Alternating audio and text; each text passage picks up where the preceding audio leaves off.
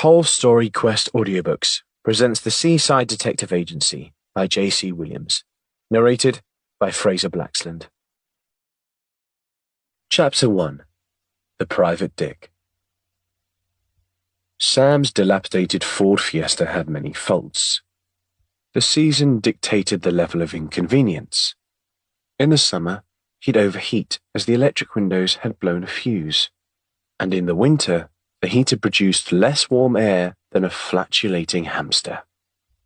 The battery was less selective of the calendar month, losing its charge at will. Sam blew furiously into his cupped hands to warm them, but it had little effect. Worse still, the icy air in his dodgy Ford had already chilled his coffee. Whoever was in charge of the naming of things at the motor company had a poor sense of humour indeed, as Fiesta was in fact the very last word that might have come to Sam's mind. Bollocks, he said, because there was little else one could say under the circumstances. He cracked the door open, tossing the tepid contents of his coffee cup unceremoniously through the gap. The outside air felt warmer than that inside Sam's car, so he held the door open ajar with his foot. He took the piece of A4 paper sat on the dashboard and looked intently at the printed-out picture of a rather striking woman wearing tight lycra running clothes. His hands trembled. He could hardly concentrate due to the throbbing pain in his frozen fingers. "Bloody chilblains," he said. He didn't actually know what chilblains was, exactly, but he'd read it in a book once and liked the sound of the word. Every time his hands got cold after that, he told himself it must be a case of the chilblains. He sat the image of the attractive, well-fit woman on the steering wheel, facing him, removed his gloves, and then plunged his hands down the front of his trousers. "Cold, cold," he said, squirming his hands now sandwiched between his inner thighs and ennui, which is what he called his Balzac. The moist heat of this intimate area produced the desired result, providing a blessed reprieve and warming his hands.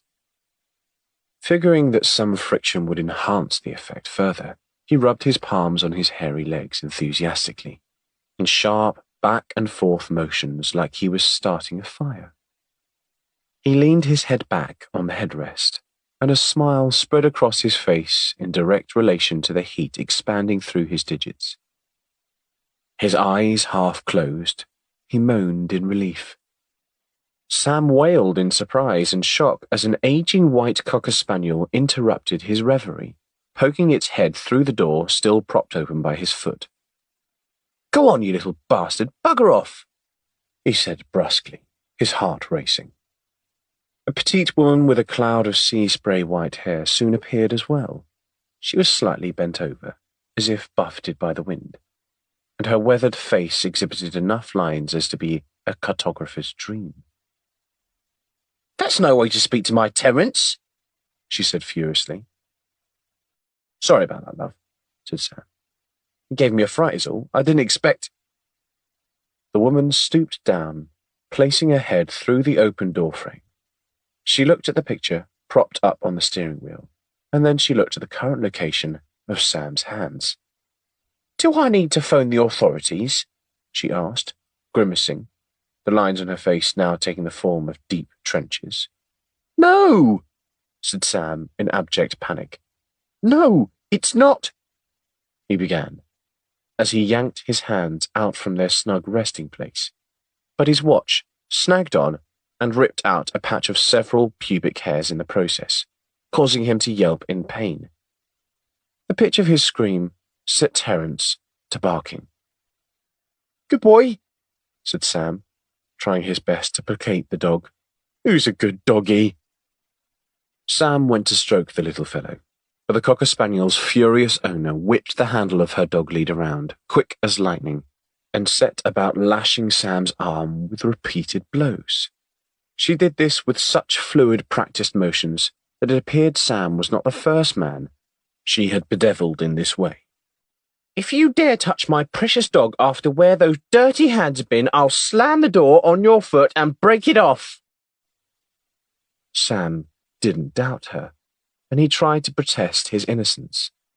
Look, I'm sorry, it's honestly not what it looks like. I've got a case of the chilblains, and I was worried I'd... It's obvious what you were worrying, she said sharply. Pervert! She scooped Terence up into her protective arms, sheltering him from the assailing indecency on display before them, and shielded the spaniel's eyes as if the mere sight of Sam would turn the dog to stone. Come on, my dear baby boy, don't look at that filthy deviant. There was no point engaging in further conversation. Unfortunately for Sam, the salty old witch didn't seem intent on phoning the police. She and her dog retreated like the tide from whence they came. With that unpleasantness behind him, Sam stepped out of the car to stretch his legs, which were on the verge of cramping. He'd been sat in his car since 10 p.m, previous evening, and he was cold, tired, hungry, and perhaps about to appear on an offender's register. Enough was enough, he decided. It was time to go home.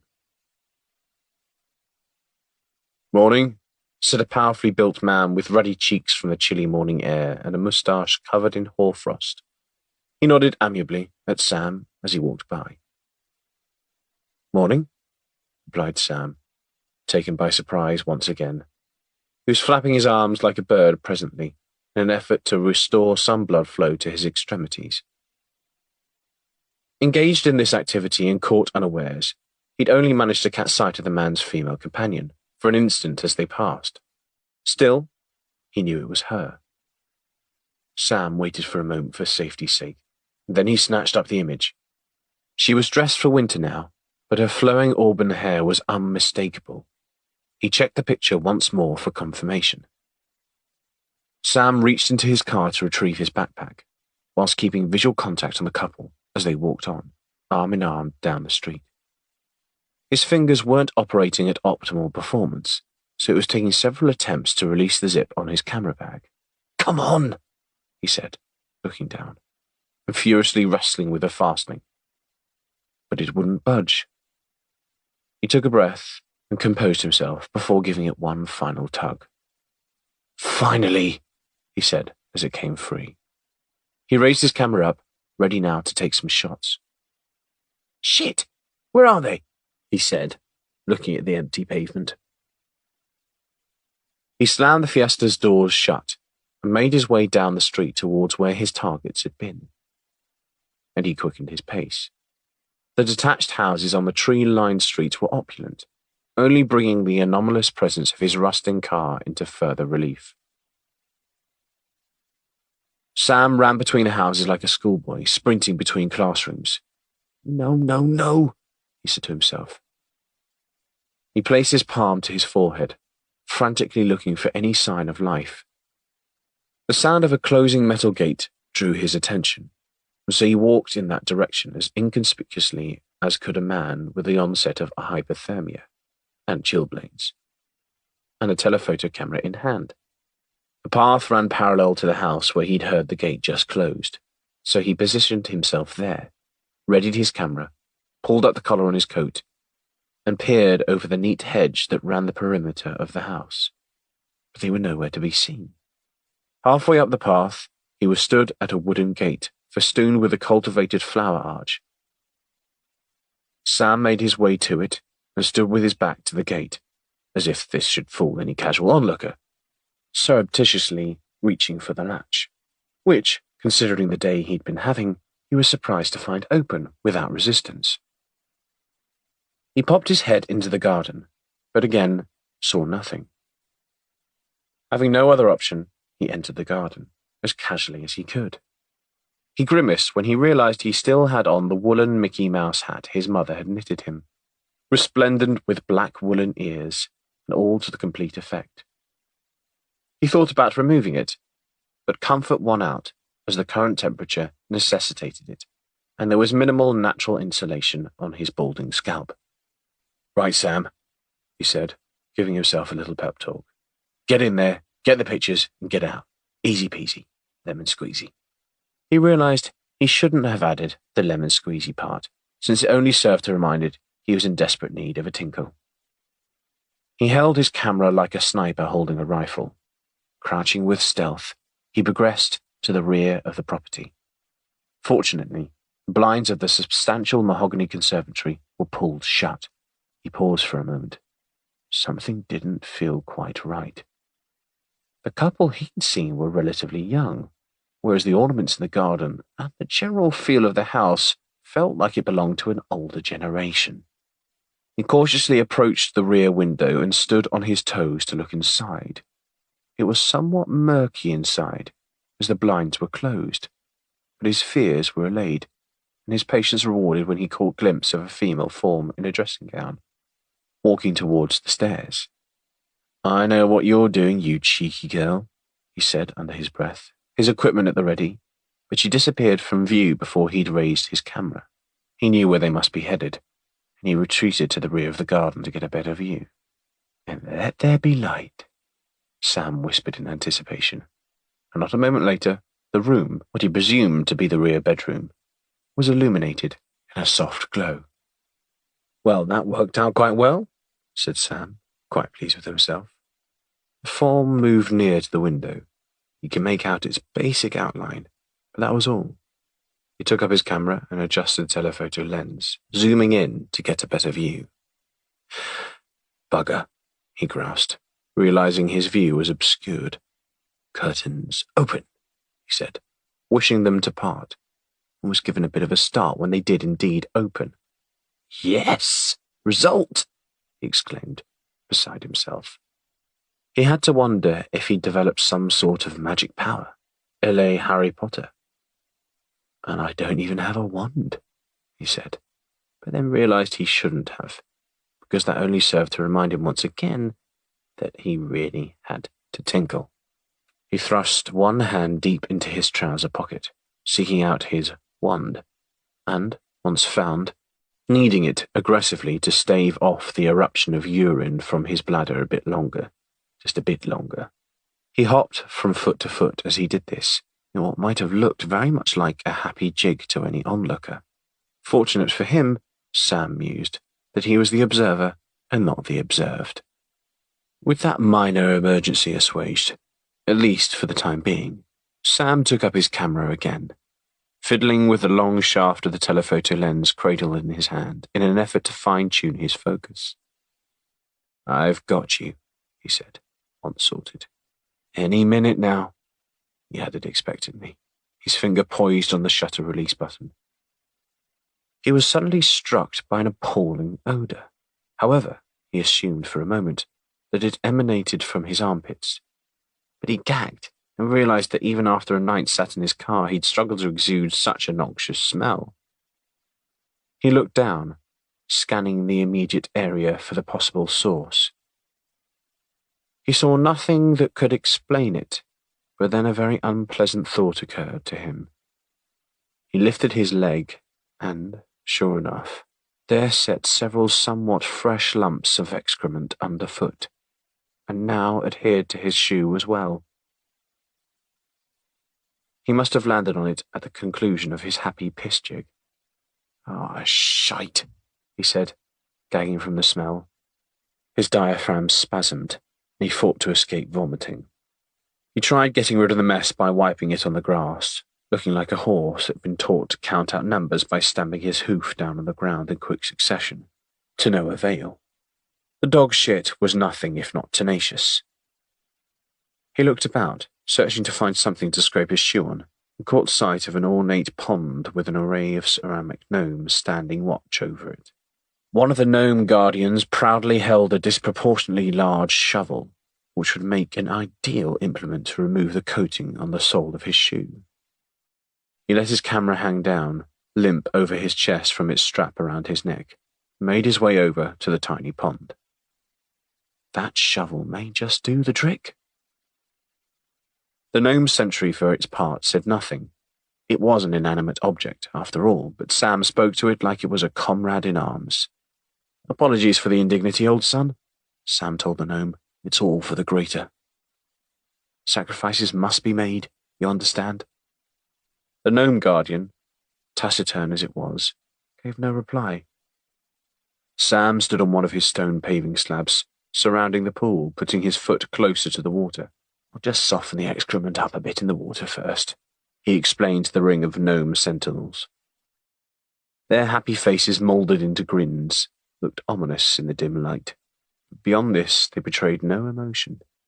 It was not their station to pass judgment one way or the other. Their job was simply to stand watch, and this is what they did. The water level was lower than Sam first thought, so he had to lean into it further, bending one knee awkwardly, with nothing to brace himself on for support. As his foot touched the surface of the water, Sam didn't realize it was frozen. His foot immediately gave way, and his momentum spun him through the air like a circus performer. He fell arse over tit onto the thin layer of ice, crashing through and ending up half submerged in the frozen water, with his head and bits of limbs protruding up through the crust of ice in the little circular fish pond, like a stargazy pie. Sam screamed in shock from the pain and cried out as the chill of the water felt like he'd been electrocuted. "Hold it right there," shouted a voice, dripping with the weight of authority, near to the house, and then, "He's by the pond, Mike." Sam tried to right himself, but the bottom of the pond must have been covered with algae, and he slipped every time he tried to adjust his position. "I said don't move," repeated the ominous voice, much closer this time, and soon 2 uniformed police officers were stood over him. "We've got the peeper," said one into his radio. "Fancy camera gear and all. The cheek of this one." "Peeper?" chirped Sam, as the icy water had altered his voice by the way of its effect on poor Honoré. "Is that a telephoto lens, or are you just happy to see us?" asked the less aggressive of the 2 officers, chuckling. Sam grabbed hold of his, fortunately waterproof equipment, offering it up for inspection, and laughed along with the officer's joke. "I'm actually not a—" he began. "I said don't move," screamed the more aggressive of the 2 policemen. "You think this is funny?" He'd obviously been watching too many American films, and, convinced Sam was both uncooperative and perhaps reaching for a weapon, quickly discharged a burst of pepper spray to Sam's face. Sam moaned in pain. "I'm not a peeper," he cried out. "I'm a private detective." "A private dick, eh?" said the less hostile officer, chuckling again. "Yes," explained Sam, using the dirty pond water to cleanse his eyes. "I've been hired to get evidence that the woman in that house is cheating on her husband." As his vision cleared, a white cocker spaniel came into focus, trying desperately to sniff Sam's soiled shoe. "Is this your property, madam?" asked the policeman to a startled woman who'd appeared from the house. Sam had immediately recognized the dog, and, as if this hadn't been enough of a wreck, more flotsam appeared in the now familiar form of a stooped-over old woman. Sam's heart sank as he realized that the woman in the dressing gown was actually the woman from earlier, and not his intended target. When she was close enough to see the spectacle in her back garden properly, she looked down in disgust. "Officer, I recognize this person. I saw this man earlier, entertaining himself in his car," she said. "He's a filthy beast." Sam was now so cold, he couldn't muster the energy to even try and defend himself any longer. The rather less sympathetic officer pulled a notepad from his pocket and flipped it open. "We had a call from a neighbour about a peeping Tom, but this, gentleman, as it were, claims he's a private investigator, hired by a man to get proof his wife's been cheating on him." "Me?" the old woman said incredulously. "I'm 74 years old. The chance would be a bloody fine thing." After a fashion, and with a phone call to his office, Sam's credentials were confirmed. With that, he shuffled to his car, soaking wet, only wearing one shoe. He had no idea which house his intended target had gone into. He was past caring, but he was getting out there, while the getting was, as they say, good. Sam climbed into the driver's seat of his car and turned the key in the ignition. But there was nothing. The engine made a half-hearted attempt to turn over, but the sound of combustion was replaced with the all-too-familiar click-click-clicking noise, and then a pathetic whimper from the engine. Sam placed his head on the steering wheel, and only his frozen tear ducts prevented him from crying. The only good news was that he no longer had to pee. He must have done it already in the fish pond, either from the shock of the cold water or the fright. "I need a new car and a new job," he moaned. Abby used her pen to twirl the errant strands of her hair that ran down the side of her face, like spaghetti around a fork, as she pressed the tip of the pen to her pursed lips as she stared intently at Sam. She was jiggling in her chair like a blancmange and trying her damnedest to stifle a laugh. It didn't appear that she'd be able to hold out much longer. "What?" asked Sam. Abby raised her eyebrows. "Nothing," she insisted. "Well, stop bloody staring at me then," said Sam. Her barrier of self-control finally broke, and her laughter, along with a tumble of words, burst forth in one continuous wave. "On your ass in a fish pond covered in shit. Oh my word, I wish I was there to see that."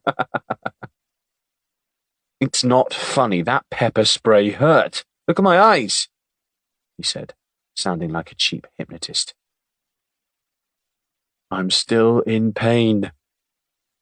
Abby was convulsing with laughter now. "Ow, ow, stop it, my side hurts," she said. "You're killing me." Sam could see the humorous side of it all, in retrospectacle, but the skin around his eyes cracked every time he smiled. He leaned back in his chair and sighed. "Abby, I came to work here because I genuinely wanted to be a private investigator. I knew my early aspirations were mostly romantic notions like uncovering a global terrorist cell or reuniting the local Earl with his stolen treasure. But seriously, it's what? March? So far, this year, I've been a glorified debt collector, found a stolen classic car that wasn't stolen in the first place, and now I'm rolling in dog shite, trying to get photographs of some randy old tart that's cheating on her husband. It's not how I imagined private investigating would be." Abby leaned forward, her demeanor now deadly serious. "Sam, you're not just a private investigator," she said. "You're a really bad private investigator."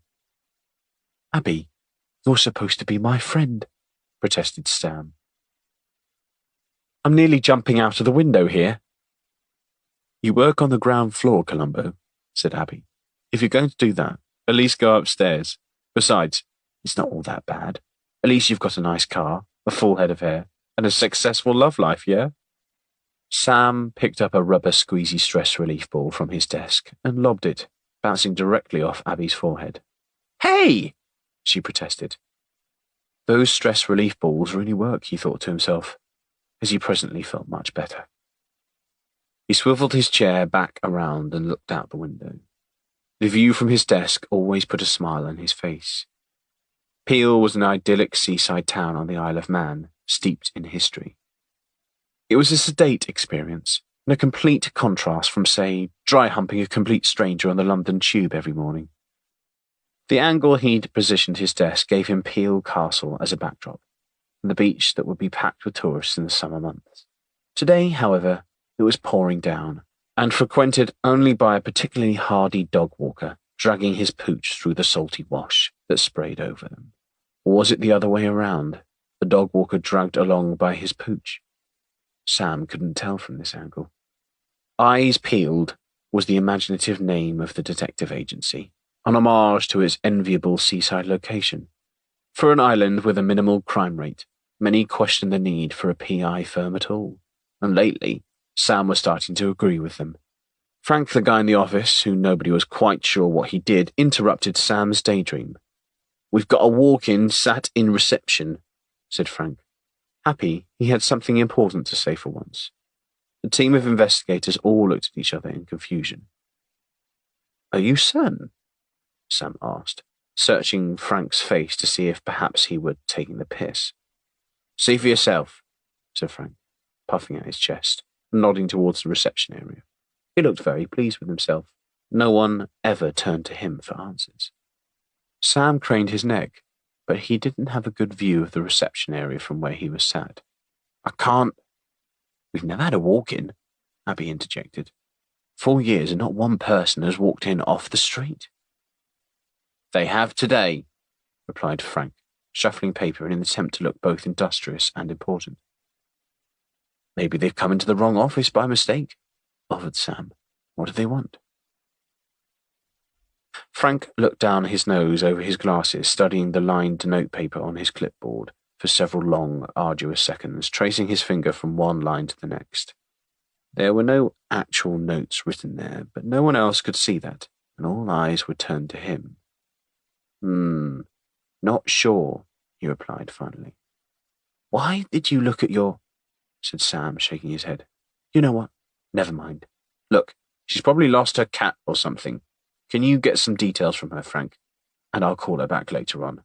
She's hot, said Frank, and you could tell he'd been waiting for just the right moment to drop the other shoe. On it, replied Sam immediately, taking a tie from his drawer. I've got this one. Sam walked down the corridor to the virtually redundant interview suite, adjusting his tie as he went. The blinds were partly opened, and Frank hadn't been wrong.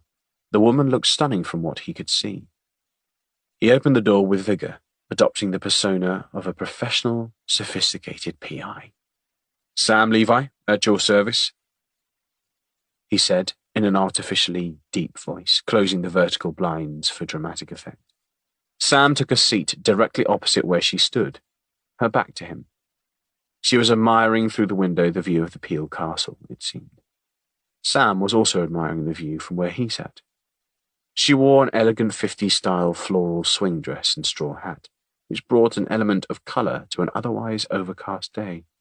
She added to the air of mystery by continuing to stare out of the window. Sam cleared his throat. How can I help? He asked. You're a private investigator, she replied. I am. How may I be of service to you? She turned and sat across from Sam, who was now taken aback by a glorious smell of perfume and her classic beauty, which was enhanced only by her immaculately applied makeup. Sam was as vacant as a feline after catnip. She took her hat off and shook her auburn hair, which brought him back to his senses like a slap in the face. He leaned back in his chair as the realization hit him. That's the bloody woman I was following. He shifted in his seat uneasily, unsure what were her motives. I'm being followed, she said softly but firmly. I've been to the police, but nothing has been done. It's been going on for weeks. I don't mean to offend Miss, Sam said, clearly poaching. I'm not married, and my name is Beth, she replied. Beth? What makes you think you're being followed, Beth? Continued Sam after an awkward silence. I've seen several people follow me. I just know. Someone was following me just yesterday, and he wasn't the first. Sam started to sweat. And, where was this? He asked. Near to the house I'm staying at, but this one looked scruffy, like a vagrant. Also, he smelled awful when I walked past him. He was probably in stakeout clothes, which he'd usually leave in his car, hence the smell, offered Sam weakly. What? She said, cocking her head slightly. Sam swerved it. Do you know why anyone should want to follow you? He asked, regaining his deep-voiced yes I am a professional PI affectation. She stared at him with her intense brown eyes. People have their reasons, she said cryptically. You don't need to concern yourself with the why. I just want you to find out who it is that's following me. If I know who it is, I can figure out the rest. Sam eventually returned from the meeting with his tie half undone and impressive sweat patches under his arms. She must have been nice, said Abby in reference to the dark, damp patches on his shirt. Are you okay? She asked when there was no response. Sam struggled on his answer. I'm not sure. I've just been given a job that I'm pretty sure even I can't muck up. Oh, and what would that be? Asked Abby. I've just been hired to find myself, he said. You mean spiritually? Frank asked, expecting a laugh. He was met only with stern looks. However, as his moment was now clearly over, he looked down at his desk and shuffled some papers, pretending to busy himself. Sam elaborated on the meeting, checking through the notes he'd taken. Sam, said Abby in an assured tone, once he was done. Surely you have to tell her there is a conflict of interest. Of course I will. But technically, due to me being useless, I didn't technically find her. I just happened to be in the vicinity. Plus, she didn't recognize me. You need to tell her. I will, Sam insisted. But there's something going on here. She said she's being followed by several persons, plural. So it's not just me.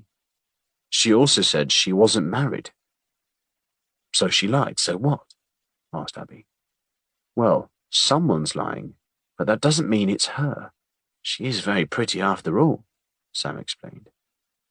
What does her being pretty have to do with whether she's lying or not? Said an exasperated Abby. Whoever hired us to follow her insisted she was his wife. That's clearly a lie, Sam replied, ignoring Abby's objection.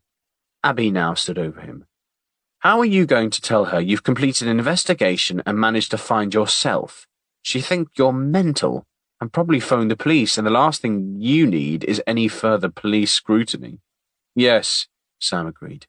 But the thing is, she's clearly nervous and unsure who's following her. I know, I'm one of them. But if there are several others who've also been following her, who were they? And more importantly, why were they following her? So, how do you see this one panning out? Asked Abby. Well, the person who's paying me must also be paying the others, I imagine, Sam mused. But he's your client, not her, Abby protested. Yes, Abby, but he's lying by saying she was his wife, Sam explained patiently. And what do we actually know about this guy? Job came in over the phone, and we've never met him, see? So I'm actually helping her by taking her money to look for myself. At least this way I can figure out what exactly is going on, and importantly, for her, who else has been following her? And then, she needs me, Abby. Sam was proud of himself. He strutted back to his desk like a resplendent peacock. This is all going to end in tears, declared Abby. She tapped his pen on his desk. There's something going on here. I don't know what it is, but it's big. I've got a feeling about this. And when Sam Levy has a feeling, But Sam had lost his intended audience as Abby, bored, had gotten up and left the room. Undeterred, he took the picture of the woman he had out from his desk drawer and sat back in his chair, gazing at it and stroking his chin thoughtfully. You're hiding something, Beth, he said aloud to no one but himself. And Sam Levy is going to find out what that is. Chapter 2. The Little Explorer. There was something captivating for an inquisitive child visiting the Isle of Man. With glens to explore, hills to climb, and countless beaches to forage for discarded treasure. As a boy, Sam couldn't understand his friends who'd want to sit on a plane for hours to sit, in the end, bored next to a swimming pool, dripping with sweat. In the weeks leading up to his summer holidays, Sam would pester his grandparents, who lived on the island, with thoughts on where they should visit, often to previous locations where he hadn't completed his exploration. 6 weeks, 2 with his own parents to keep them company, simply wasn't enough.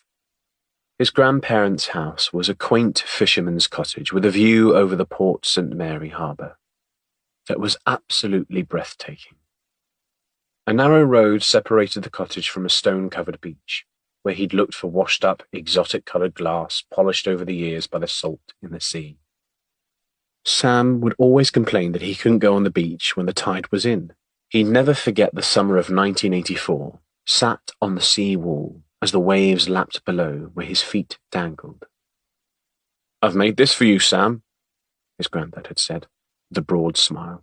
It's a coracle, A small wooden boat for you to paddle around the harbour when the tide's in.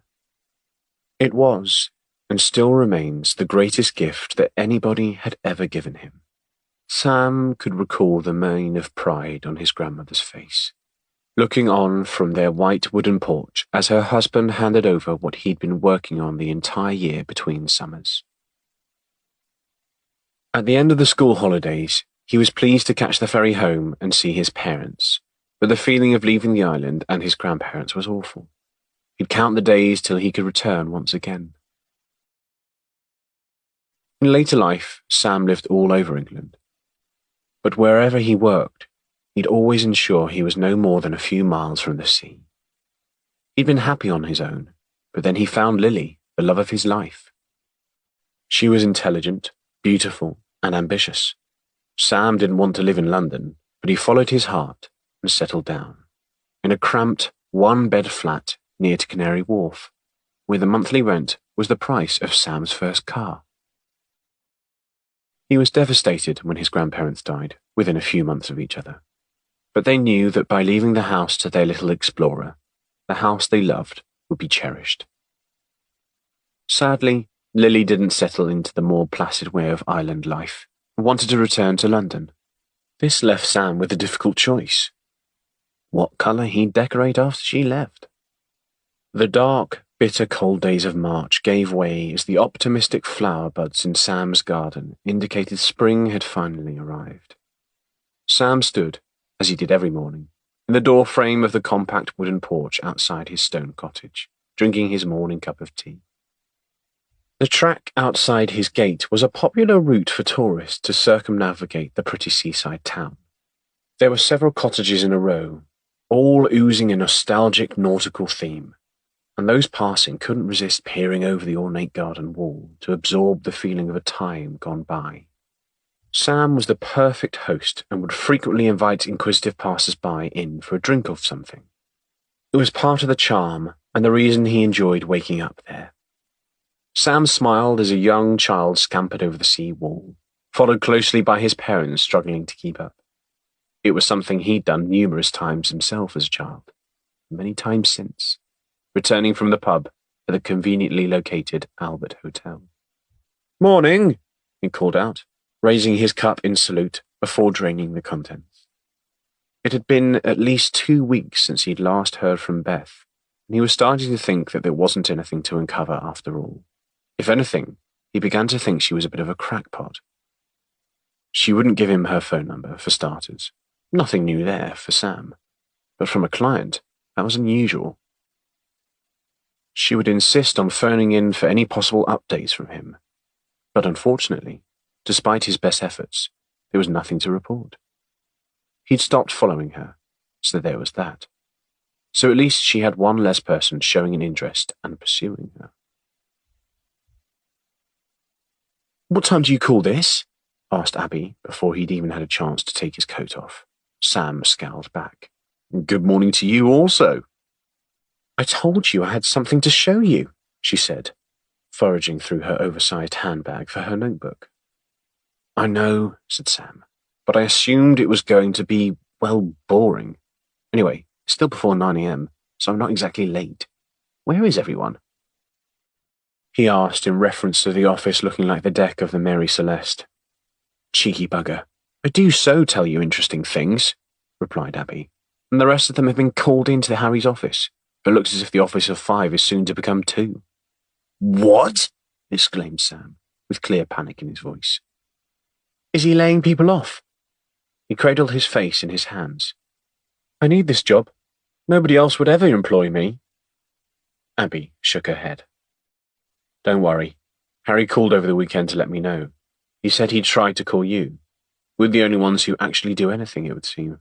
And being honest, knowing how little the two of us have done lately, it really shows how much the others have been doing. Or haven't been doing, rather." "Bloody hell, Abby. I don't think I realised how much I liked my job until I thought I was about to lose it. I'm really going to step up my game and bring new business in the door. I'm going to take this more seriously and be more professional." Abby rolled her eyes. "Sam, you do realise that you've got 2 different shoes on. Anyway, look what I found out," she said, typing on her keyboard. She sat back, and pointed at the screen. Sam looked decidedly underwhelmed. It's an article about the most powerful woman in the art world? Yes, said Abby, waiting for the penny to drop. And? And what? Said Sam, staring blankly at the screen.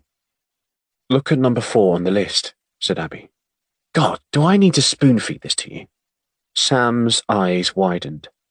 That's Beth! He read the contents of the article. She's worth over 100 million quid. Doesn't that take the biscuit? I should really have tried harder with her. Are you missing something? Prompted Abby. Anything? Sam screwed his eyes up, on the pretense of thinking really, really hard. Anything at all? Prompted Abby a second time. Sam screwed his eyes up a little harder. He was afraid if he screwed them up any more, he'd pull a muscle. Sam, said Abby flatly. What's her name? Beth, replied Sam, giving her a look. I may be an idiot, but I'm not a blithering idiot. Give me some credit, Abby. Abby nodded towards the computer, pointing at it with her whole head. Oh, wait there a moment, Sam said, finger at the screen. That's Beth, but they're calling her Emma Hopkins. Why are they calling her Emma Hopkins? Bloody hell. So she lied to me. Exactly. I'm surprised to admit this, said Abby, but your gut feeling that there was something further to this whole thing, it might actually be correct. But what use is this information to us? Asked Sam. Beth, or whoever she is, has buggered off, so there isn't any particular reason for us to get involved anymore. We could chase her up for her outstanding invoice, but I didn't really do anything to warrant getting paid. Anyway, how did you find out about this? I'd like to say it was using my brilliant powers of deduction, but in reality the bloke who employed you to follow her called up this morning. Abby replied, pausing at the end for dramatic effect. And? Asked Sam impatiently. I told him to sod off. Told him that we knew he wasn't her husband. Did he admit it? Asked Sam. He did. And it was him that directed me to this website. He said his name is Mr. Justice, but I'd be surprised if it really was. But he also admitted the real reason why he wanted us to find her, said Abby, making sure to pause yet again for dramatic effect. Stop doing that, said Sam.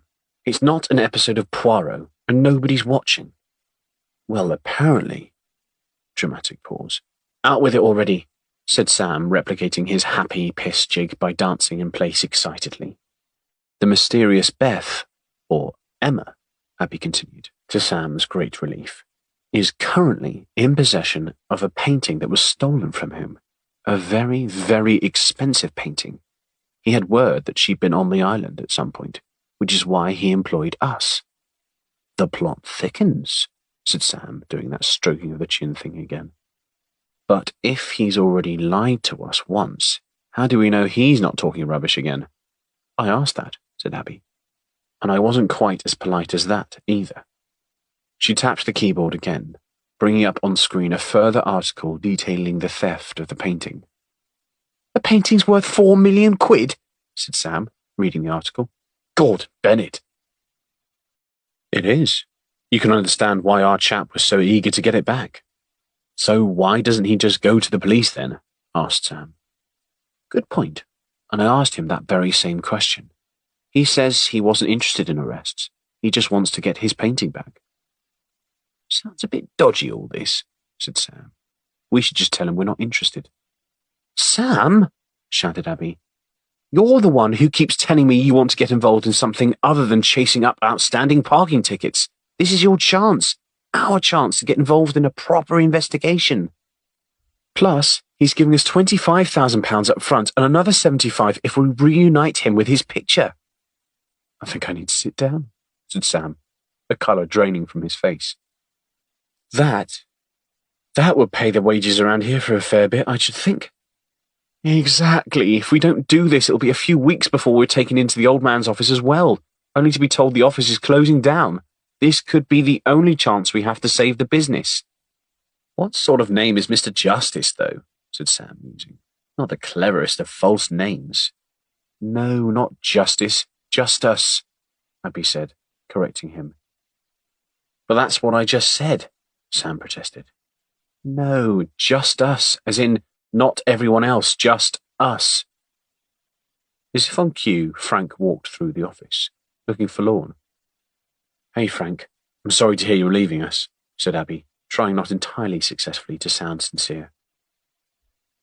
Frank packed the contents of his desk into a small cardboard box. I can't believe that he's letting me go, he said dismally. He looked over at Sam. And he's keeping a half-wit like you? You haven't even got matching shoes on. Don't let the door hit you in the arse on the way out, Frank, Sam answered. Abby moved in for a closer look at Sam's footwear once Frank was gone. You've seriously got to do something about your shoes, Sam. They're not even the same colour. Sam shrugged his shoulders. Abby, when you're this good-looking, the last thing people are going to notice are your shoes. Besides, we've got work to do. We're looking for an art thief. Chapter 3. The Irish Sea. I'm sure it was your turn to buy lunch, said Sam, placing a tray on the wobbly metal table. Don't you just love eating al fresco? Said Abby, avoiding the question. It's only a plate of sausage and chips, Abby. You really are a cheap date. I know, but look at that view, said Abby. And what's wrong with sausage and chips? I love sausage and chips. The sun glistened on an Irish sea as calm as a mill pond. Contented tourists enjoyed the walk along the promenade, clutching an ice cream as they'd done for generations. Abby smiled as she spied a toddler on the beach strike the base of a bucket and squeal with delight when the bucket pulled free, revealing a perfectly formed sandcastle. Don't you just love it when the sun shines? She said enthusiastically. The sun always shines, Sam replied. We don't always see it, is all. Abby was a couple of years younger than Sam and, unlike him, was born on the island. She'd worked in finance and qualified as an accountant. It took her 2 years to realise that sort of life was not for her. She tried every career path that would keep her out of an office, including a nursery, both children's and the flower variety, a blackjack dealer, and a vet's assistant. She had an expressive, cheery face and had a healthy glow for someone who rarely wore makeup. Are you wearing dungarees? Asked Sam, when quite plainly she was. I didn't realise they were something that people still wore. For most women, denim dungarees with a white t-shirt would look too casual, but Abby looked interesting, especially with her brown curly hair tied in bunches. Abby looked slightly offended as Sam backtracked. No, sorry, I wasn't being rude. I think it looks good. It's a good look. You look nice. It looks nice. His face turned crimson. Are you all right? Asked Abby. You suddenly look ill. No, it's just, the vapours, Sam sputtered, scrambling for an explanation. The vapours, Abby replied, not believing what she was hearing. It happens sometimes, Sam answered, committed to the lie now, despite having no actual idea what in fact the vapours even were. Maybe you should pay your GP a visit about it, Abby suggested, her eyes twinkling with mirth. It'll pass. It always does, Sam assured her. You are a very strange man, Abby opined, though not unkindly. A rude seagull with minimal table manners broke the brief silence that followed by swooping down and taking a sausage off Sam's plate. Sam jumped back in his chair. Little bugger!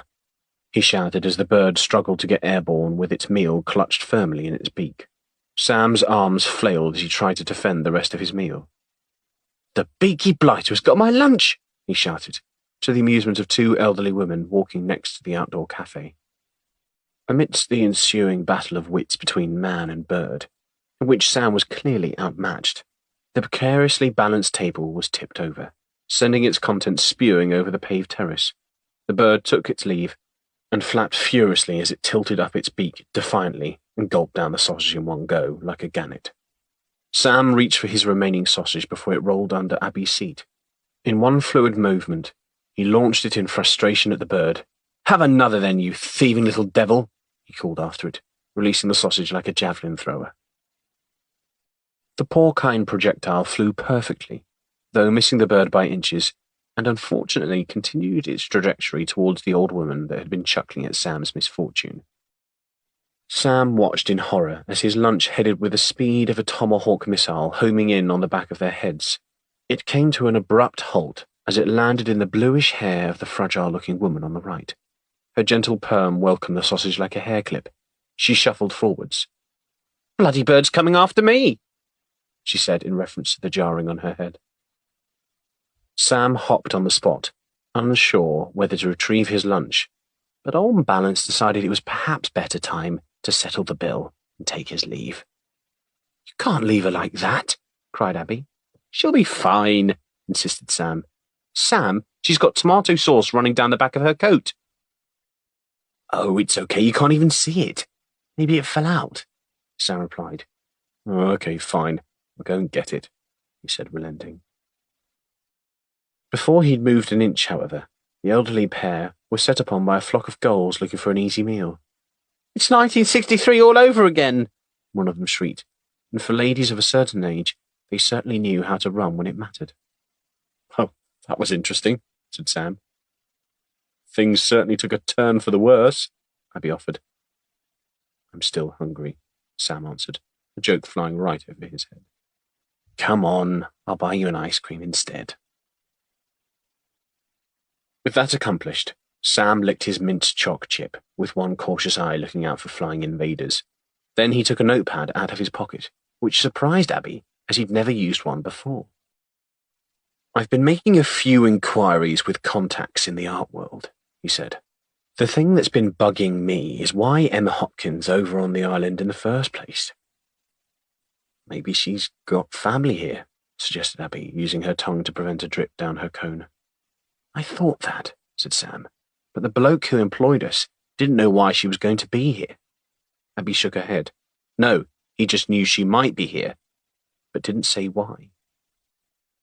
Sam took a torn-out newspaper fragment from his trouser pocket. "Seemingly, this Emma Hopkins is a serious player in the art industry. She's got galleries in Milan, New York, and London. And as well as selling art, she's apparently an accomplished artist herself. The interesting thing is that her experience extends beyond painting. She's also a collector and seller of ancient artifacts." "Oh, like Indiana Jones?" asked Abby. "Exactly. Take a look at this," said Sam, thrusting the newspaper cutting towards her. She read for a moment. "That cannot be a coincidence, can it?" Sam smiled. "An art thief on the island at the same time as one of the most important Viking artifacts comes up for sale. It does seem a little strange."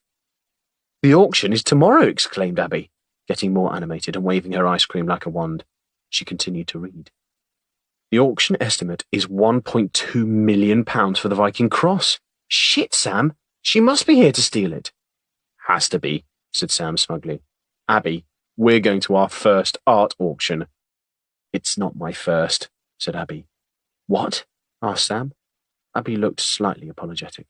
"I know you said, Abby, we're going to our first art auction for maximum impact, but I thought I should mention it, and that I've already been to one."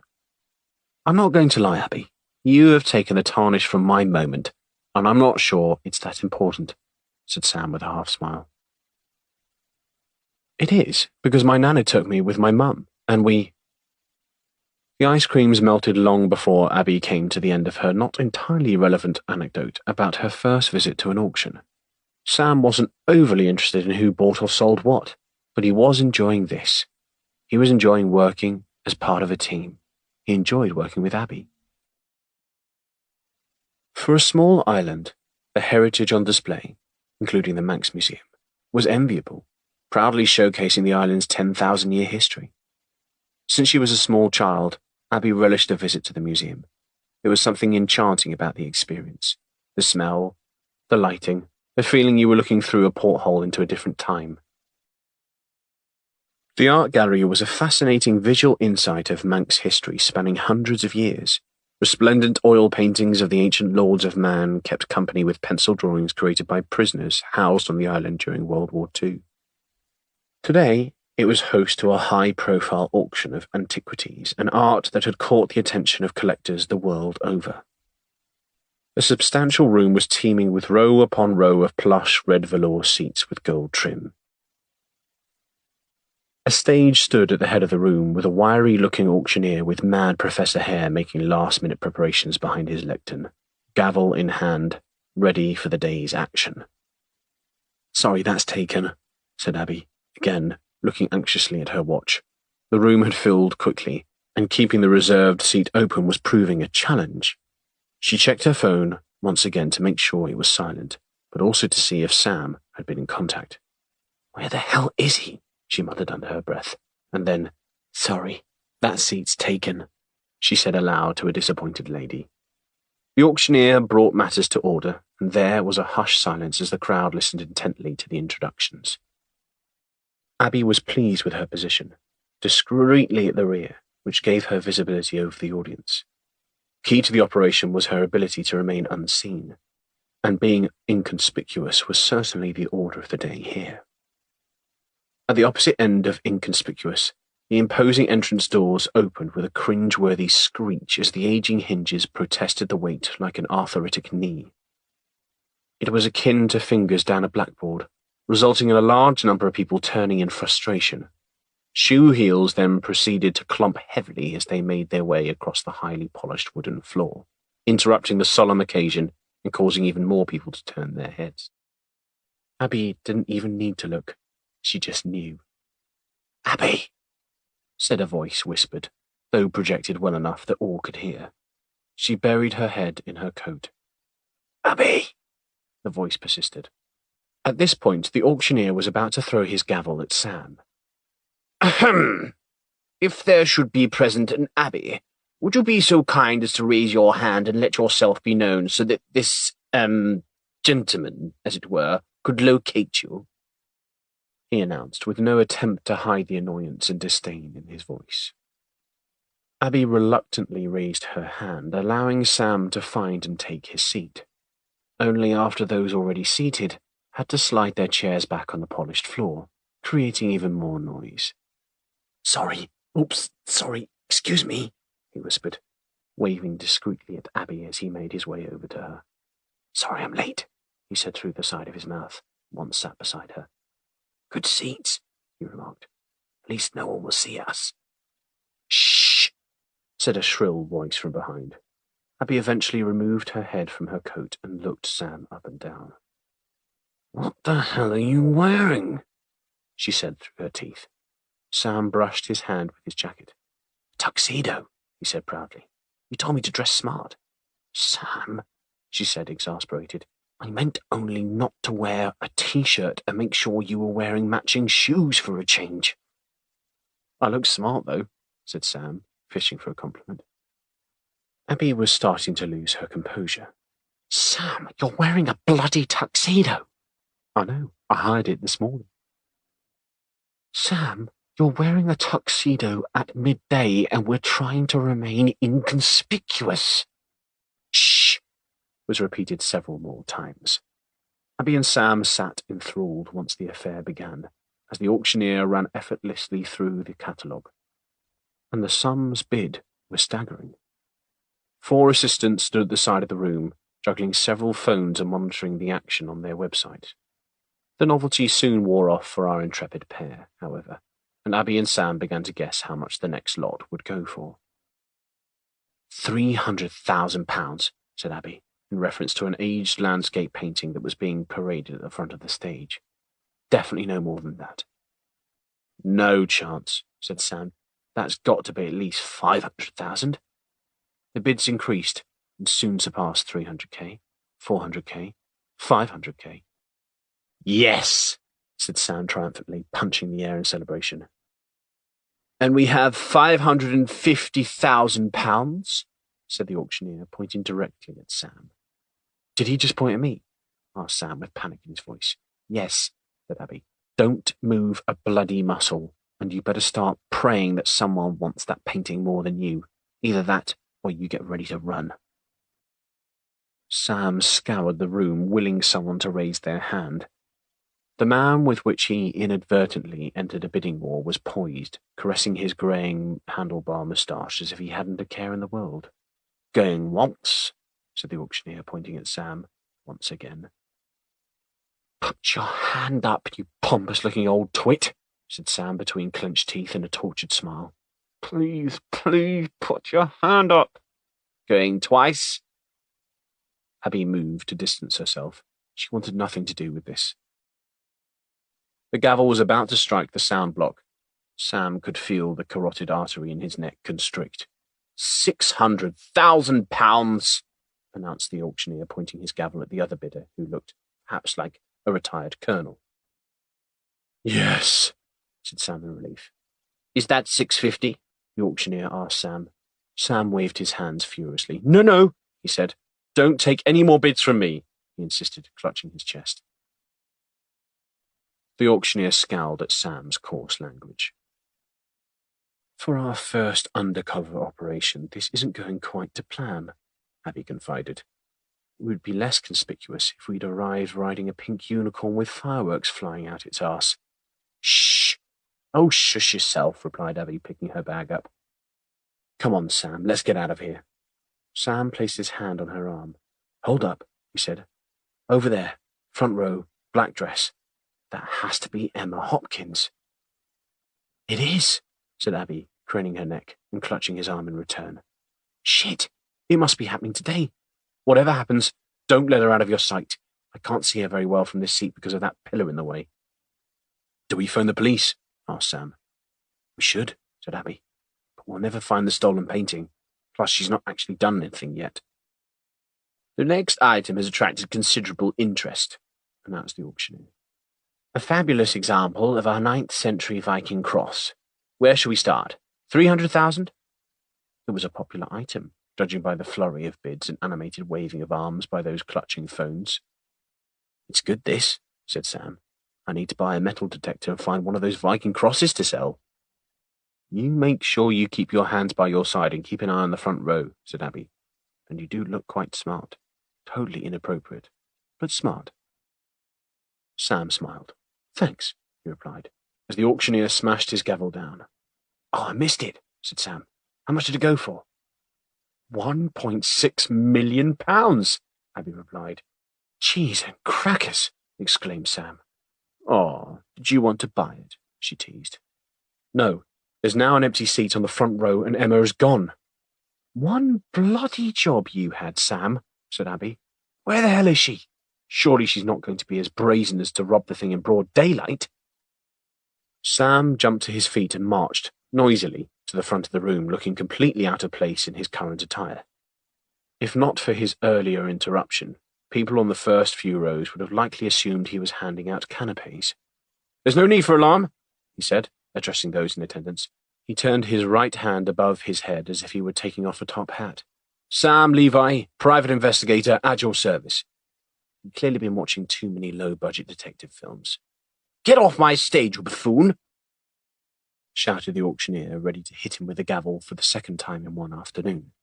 Sam pointed to the cross. My partner and I are here to prevent a very serious crime.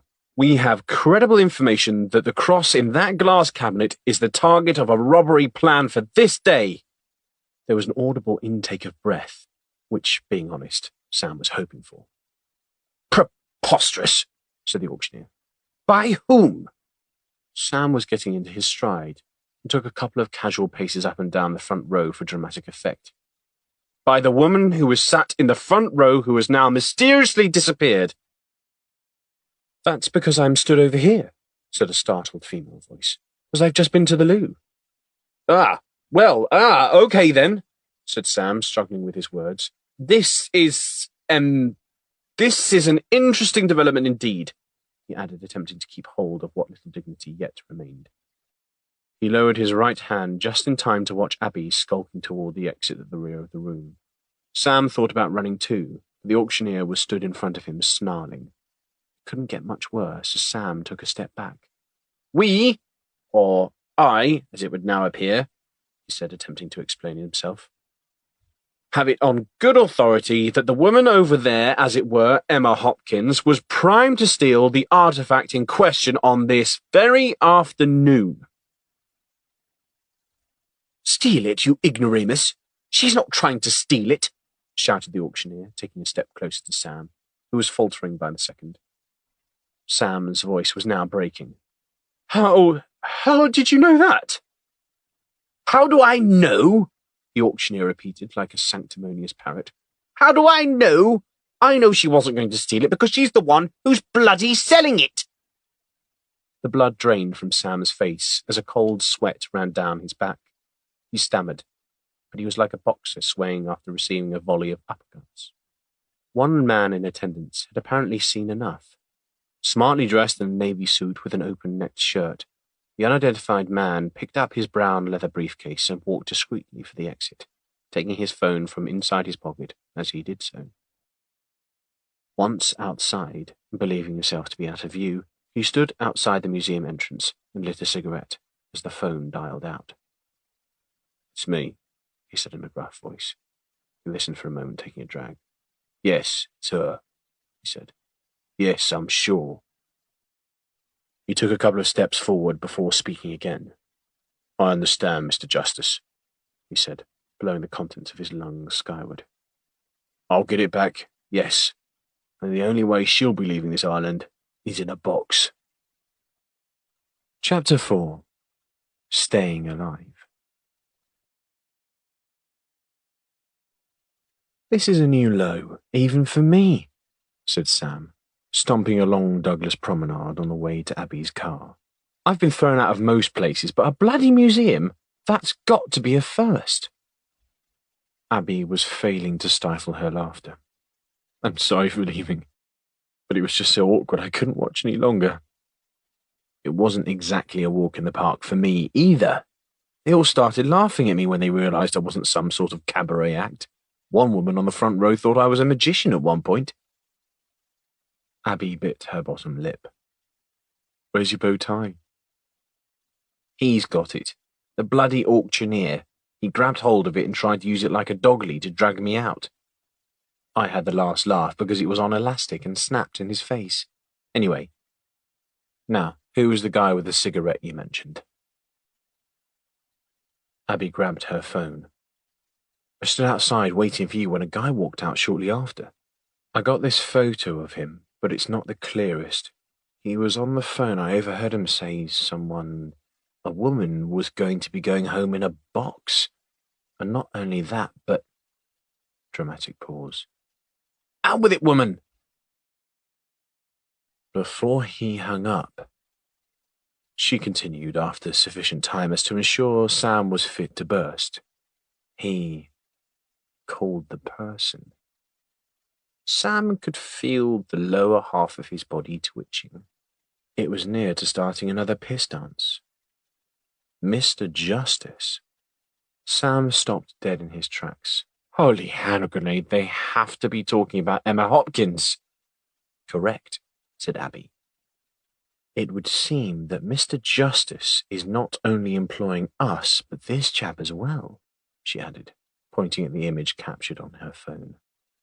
"But the only difference is, we're not trying to get her killed. We need to let her know." Sam scowled. "The last person she wants to see is me, especially as I've just stood in front of a packed room accusing her of something she didn't do." "She will," Abby said. Dramatic pause. "If she wants to stay alive." "You know, that was good," said Sam. "I do have to admit." "What was?" "That if she wants to stay alive bit.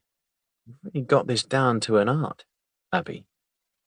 All that was missing was the dun da dun dun dun tune to finish it off." "Thanks," Abby grinned. "And how did Emma take it, by the way? The whole accusation thing, I mean." "Oh yes, she was delighted. Thrilled, in fact. She was especially receptive when I emptied the contents of her bag on the floor looking for something incriminating." "Looking for what?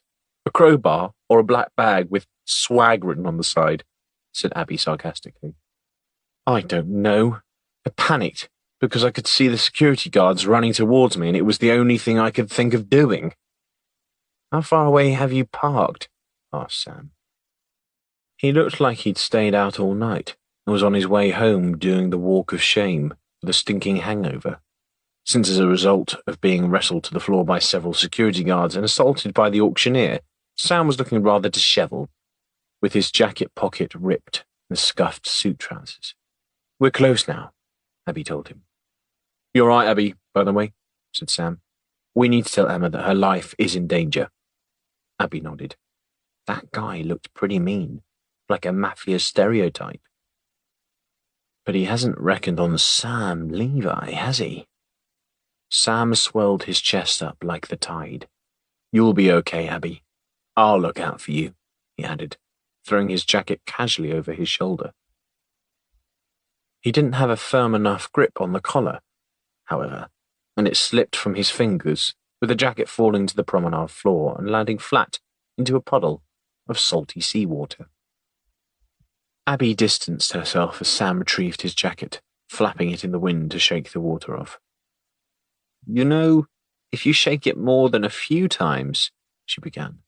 "What?" Sam asked, distracted and otherwise engaged. "Nothing," Abby replied. "I just feel so much safer, is all. Knowing you've got my back, Sam," she added.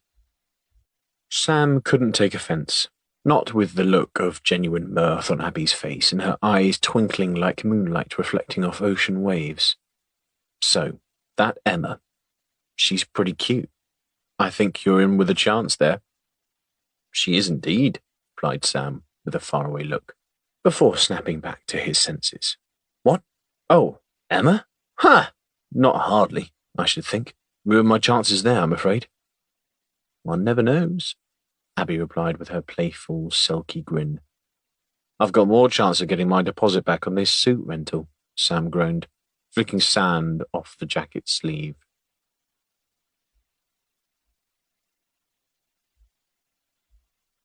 Sam sat with his shoes off, resting his feet on the corner of his desk. Abby could always tell when he was thinking because he'd rub his bald head like it was a comfort blanket. He tapped his pen on his desk. "You know what I don't understand, Abby? Nuclear fusion? Speaking Tongan? Why birds suddenly appear every time you are near? I could go on," laughed Abby. "Besides those things," Sam replied, throwing her a look. "Emma is obviously not short of cash and owns galleries all over the world. She sold a Viking relic for over $1 million yesterday. So why would she be involved in the theft of a painting? It just doesn't make any sense." "I can think of 4 million reasons," said Abby. "I know what you mean, but why would you risk your reputation, career, and possibly your life for a painting? Which is expensive, granted, but if she's already rich, what difference is that going to make? We're missing something here, Abby, but I can't place my finger on what it is." "I'll tell you what I do know," said Abby. "The old man will go mental if he knows we're spending our time on this with virtually no chance of making any income from it." She took a compact mirror from her bag, puckered her lips, and applied a layer of pink lipstick. Sam had his back to her. "Are you squirting perfume over there?" he asked, sniffing the air. "Yep, I've got a dinner date tonight," she replied. Sam nearly dislocated his shoulder the speed he spun around on his chair. "I didn't think you were seeing anybody," he said as casually as he could muster.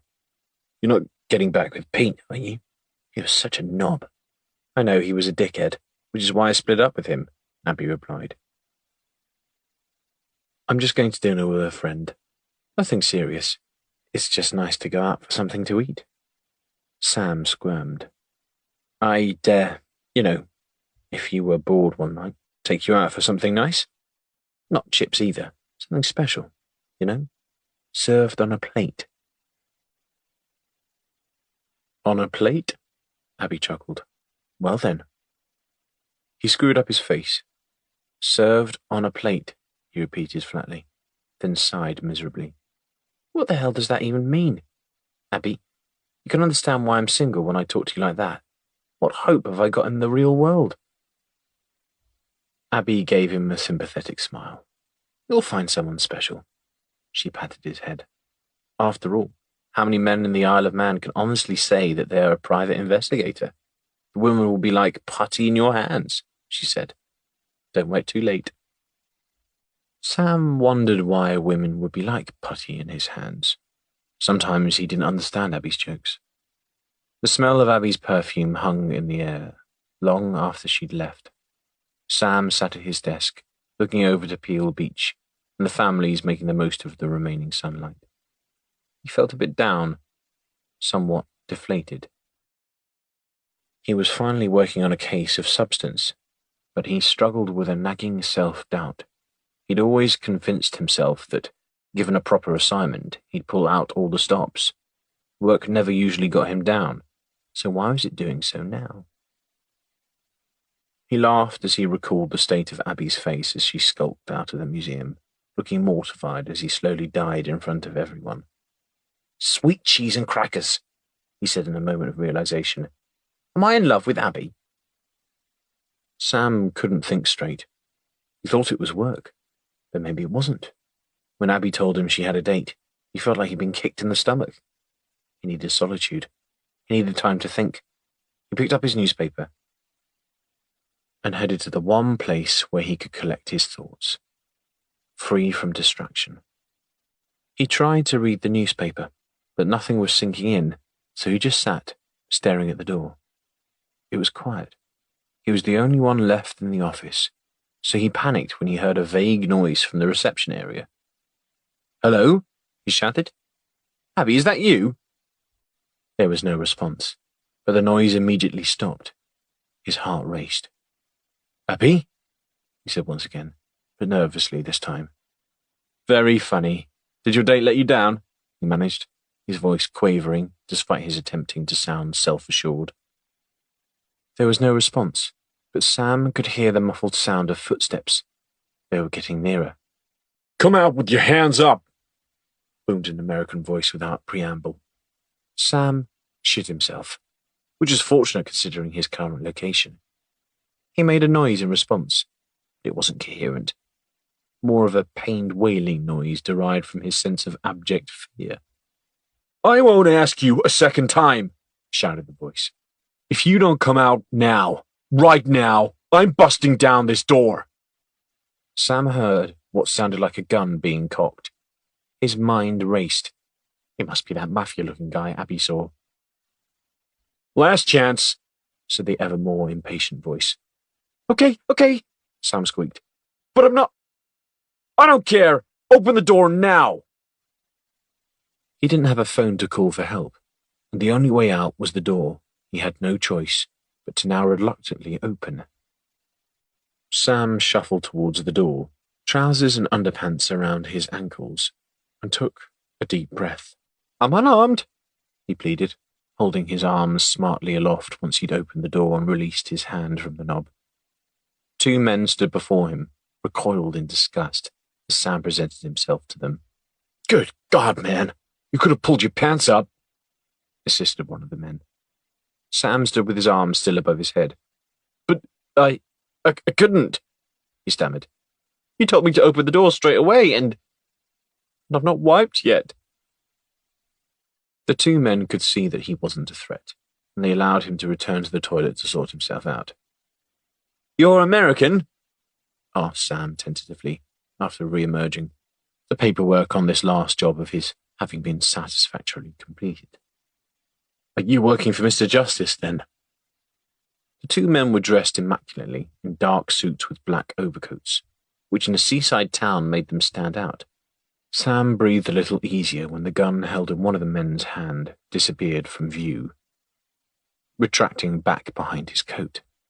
"Do me a favor," said the chiseled-looking man on the right. "Yes?" said Sam cautiously. "Can you close the bathroom door? It's not a good smell." "Of course, sorry." Sam complied with the request.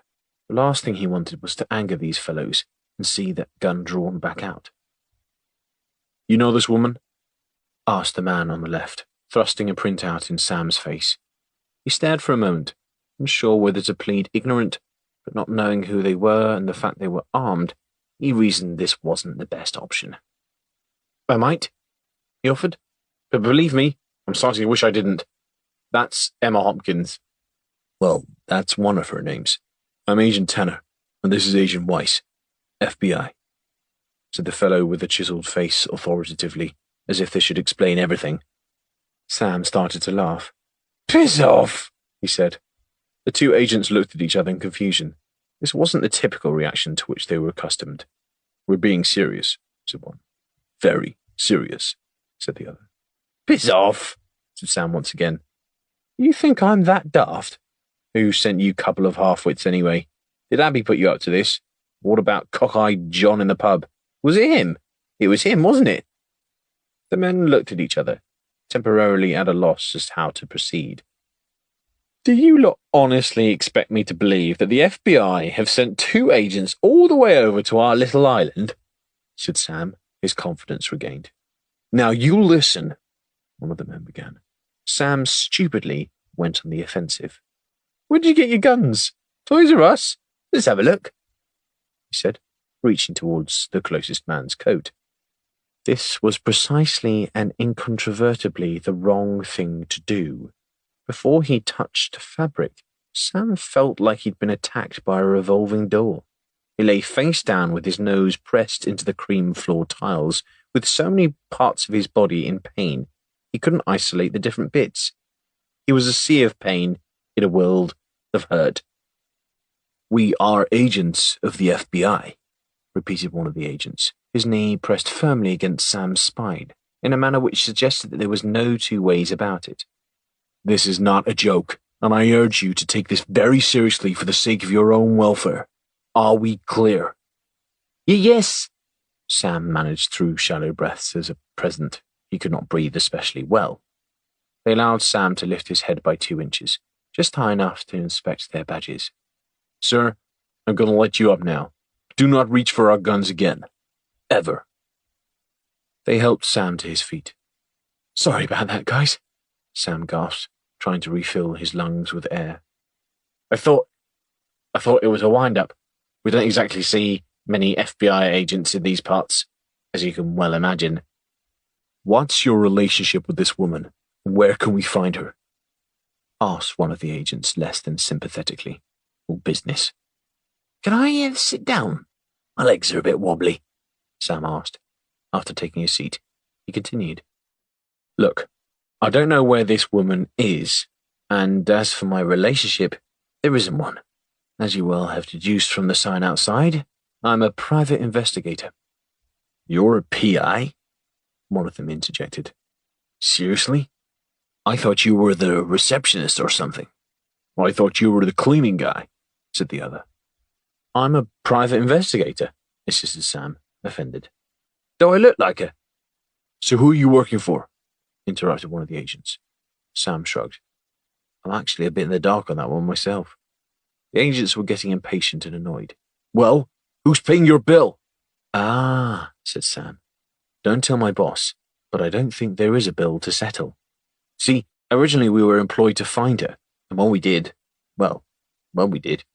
we were then employed by her to find out who'd employed us to find her. Do you follow me?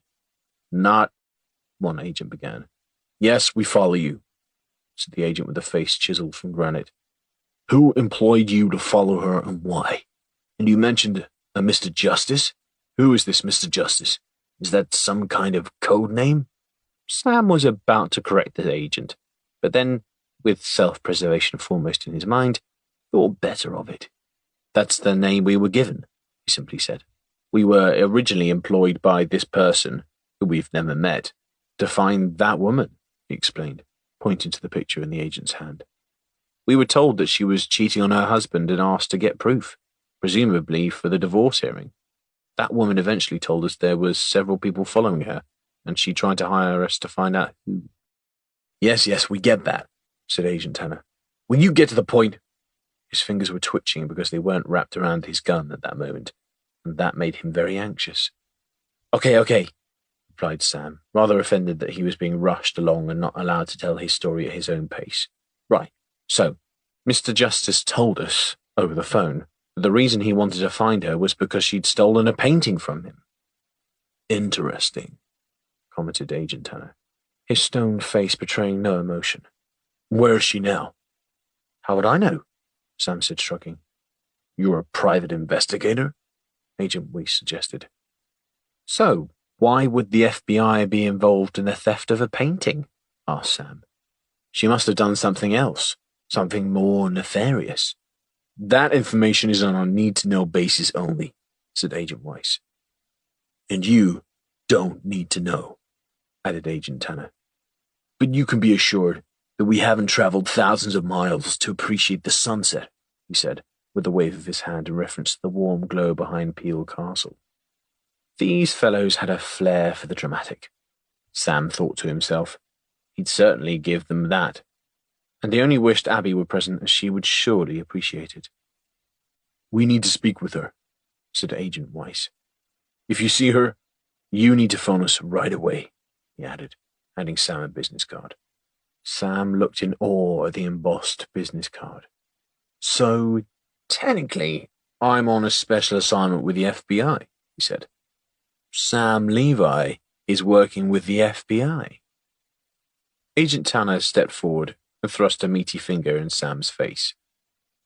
If you tell anybody we're here, you'll be visiting Davy Jones's locker. Don't forget to phone us if you know where she is. I need to tell my partner Abby, insisted Sam. You're telling nobody, came the response. But I'll have to, Sam explained. I work with her every day. She'll be on to me in seconds if I don't. The two agents huddled for a moment. Agent Weiss emerged. Okay, just her. And tell her that this remains strictly between us. Can I also tell my mum? You know, about me working for the FBI? Sam asked, emboldened by the concession. The hard look on Agent Tanner's face, now at the door, told Sam everything he needed to know. Once they were gone, he turned the key in the latch, he fell back on the door, and took several deep breaths. Sweet baby Jesus, he said, staring at the business card. Sam Levy is working with the FBI. A giddy smile crept across his face. Abby's going to be impressed with this. Chapter 5. The Del Monte Man. The arrival of an Embraer Phenom 100 jet at Ronalds Way Airport went pretty much unnoticed on an island so involved in the finance sector. It eased gracefully into the executive jet center, where an immaculate black BMW sat with its engine idling. When the ground crew gave the signal, a short, stout man with slicked-back receding hair appeared on the top step, giving a cautionary glance. He took his aviator sunglasses from his jacket pocket before taking one final look around. He nodded to his colleague, who was still on board, and they made their way to the foot of the stairs, like they were forming a guard of honor. First at a plane would be a slim brunette, dressed simply but smartly in denim jeans and a fitted white t-shirt. She was, however, not rising from her seat. She squinted as the sunlight reflected through the windows, lighting up her face. For someone travelling in such an opulent manner, she didn't appear to be too appreciative. Eventually, the woman had no choice but to make her way to the exit. The two men both extended an arm to help her down, but she didn't proceed, rather shifting furtively, as if looking for some other option. Come, my dear, said a voice behind her. Mr. Swan, are we ready to leave? She had nowhere to maneuver, reluctantly taking the hands offered to her as she walked down the steps and then towards the open door of the waiting BMW. Her polite escort smiled. So, this is the Isle of Wight? Isle of Man, Mr. Esposito, replied his corpulent assistant, cautious about offering the correction. Whatever it may be called, I do not intend to be here longer than necessary. His white linen suit was remarkably wrinkle-free, considering the long flight. As he joined them in the car, he replaced his cream fedora hat, completing an ensemble which one might assume must have been loosely inspired by the Del Monte Man. I like this, said Mr. Esposito, as the car sped from the airport. I always loved the countryside. And what about you, Marilyn? It's Madeline, the woman said in frustration. I've told you that 3 times. Why did you have to bring me with you? And I have told you, my dear, he repeated in a thick Italian-American accent. You are my insurance policy. If I have you with me, then your little sister will not be inclined to do anything, shall we say, foolish. She shifted impatiently on the plush leather seat. Honestly, I'd rather you cut my fingers off and posted them to her, like any self-respecting kidnapper would have done. At least then I wouldn't have had to put up with you lot for the last 2 days. Trust me, beautiful, said Mr. Swan, sat next to her. If your sister doesn't play ball, it won't be your fingers will be cutting off. Madeline groaned like a child had been told to clean their room. Please, can you start with my ears? Then at least I won't have to listen to you any longer, you odious cretin. Mr. Esposito laughed. I think she is quite fond of you, Mr. Swan. Tell me, Mr. Swan, he continued. Has our man on the ground made contact with Miss Hopkins, or is she still remaining elusive? No sign, Mr. Esposito. The set of the Viking Cross went through. We've got people monitoring the airport and the ferry terminal. We know she's on the island, and there's no way she's going to get off it without our knowledge. Very good, said Mr. Esposito. We can then enjoy the charms of this enchanting island until we meet up with her. And the sale of the cross? When is it expected? £1.6 million, Mr. Esposito. Excellent news, Mr. Swan. Can we double our efforts to find Miss Hopkins? It would be a shame if we were to come all this way with her sister and not be able to arrange a family reunion. Madeline, you would not be appreciative of a family reunion, would you not? Asked Mr. Esposito, getting her name right this time and pronouncing the last syllable of it with a long vowel sound like brine. Madeline tried to free her arm, which was being gripped tightly. Drop dead, arsehole, she said with venom. Say the word, Mr. Esposito, and I'll throw out the car. Mr. Esposito raised his hand. No need, Mr. Swan, but thank you. You see, Madeline, Mr. Swan is what I consider to be a loyal employee, someone I would trust with my life, and often have. If my employees are good with me, then I am exceptionally good with them. Would you agree, Mr. Swan? I agree, Mr. Esposito. Exceptionally good. Good God, said Madeline. I think I just threw up a little in my mouth. Why don't you two get a room? No need, Mr. Swan. Thank you, Mr. Esposito said, raising his hand once more. Madeline, I do not take betrayal too kindly. One of my problems, and I do have them, is that people see the cheerful face. He motioned towards his face with a flourish of his hand. Polite speech and friendly disposition, and they mistake this for weakness. Do you think I am a weak person, Madeline? Someone who is easily taken advantage of? She was brave, but she wasn't stupid, choosing this time to remain silent. Good, said Mr. Esposito. If you thought I was weak, that would have made me very sad. What I find particularly upsetting is when employees betray me. You can imagine how distressed I was when I heard that you and your lovely sister, who I see as partners, mind you, rather than employees, had developed, unexpectedly, a moral compass and had attempted to betray me. You can understand why I would find such a thing especially disappointing. Can you not, Madeline? Again she thought discretion was the better part of valor and kept her mouth shut. The car came to a halt at a level crossing, allowing a steam train to cross the road in front of them. Madeline gave the door handle a furtive glance and considered her chances at making a bolt for it. The grip on her arm had been relaxed, and the occupants of the car captivated by the steam train.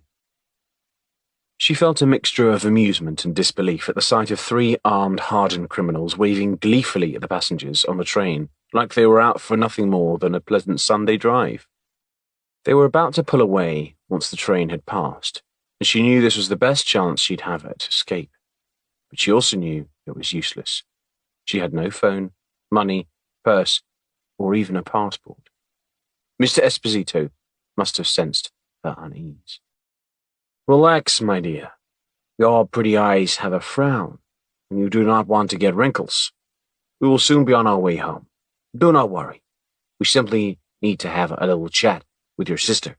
See if we can talk a bit of sense into her. This is all. D'accordo? Sam was into work early, very early. He hadn't been able to sleep, and his second coffee of the morning had done little apart from prompting a bowel movement. His knuckles pushed into his cheekbones, supporting his head as he looked vacantly at the energetic joggers taking advantage of the empty promenade.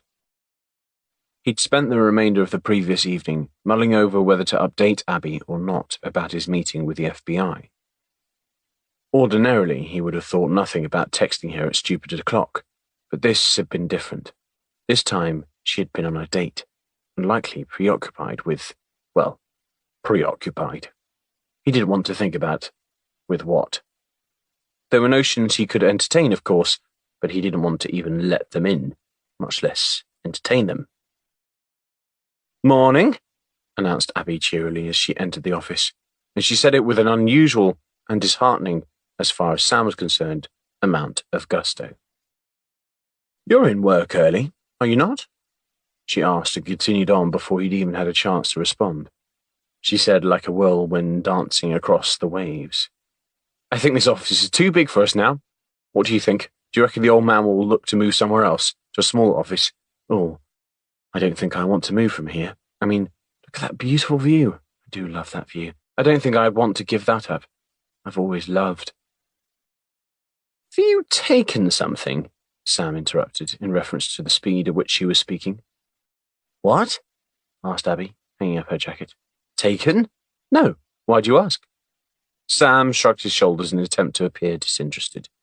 "You just seem weird, is all." "Oh, are you on your second coffee already?" she asked, swirling around at the pot Sam had made what little remained, without waiting for his answer. "Today, young Samuel, I am in a really fine mood. The sun is shining, the gulls are calling, and we're working on an interesting case." "Which may not pay us," said Sam, his words like a cold fog. "Which may not pay us, correct, but is, at least, interesting," Abby chimed in, undaunted. She had her hair in bunches. She always looked cute with her hair that way, Sam thought wistfully. He tried to act as nonchalantly as possible. "Did you have a nice evening?" he asked. Her face lit up. "Wonderful," she beamed. "We went to that new little Italian. The food was fantastic. You really must go." Sam collapsed deeper into his chair. "Oh, yes. I forgot you were on a date last night," he said, lying. He was desperate to find out who she was with, of course, though without saying it outright. "Did he, dress nice?" he asked, somewhat less than cleverly. "What? Did he dress nice? Since when were you the fashion police? You're just fishing to see who I was with." "Pardon?" said Sam casually, if unconvincingly so. "Sorry, I wasn't listening, and I wasn't fishing," he protested. "See, you were listening." "I just don't want to see you making stupid mistakes again," said Sam, more to the truth, if leaving out one important consideration most pertinent to him. "Your choice in men has historically been, let's just say, questionable." Abby screwed up her left eye. "They've not all been awful," she said. Sam spun round on his chair in one fluid motion while using his fingers to count on. "Your last 3 boyfriends have been complete tossers. The first of them, was it Richie? That Neanderthal forgot your 30th birthday. And the second, all men forget things," Abby said, stopping him short. "Not all," said Sam, countering. "For instance, you're not my girlfriend, and yet I still know what your favourite film is. Chitty Chitty Bang Bang. No judgment here. You love Belinda Carlisle's songs. Oh, and you love Dirty Dancing. The film, that is, not the action.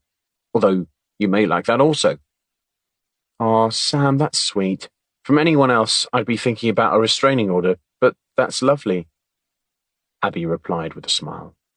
"Maybe it's the 2 of us that should be going out together," she added with a laugh.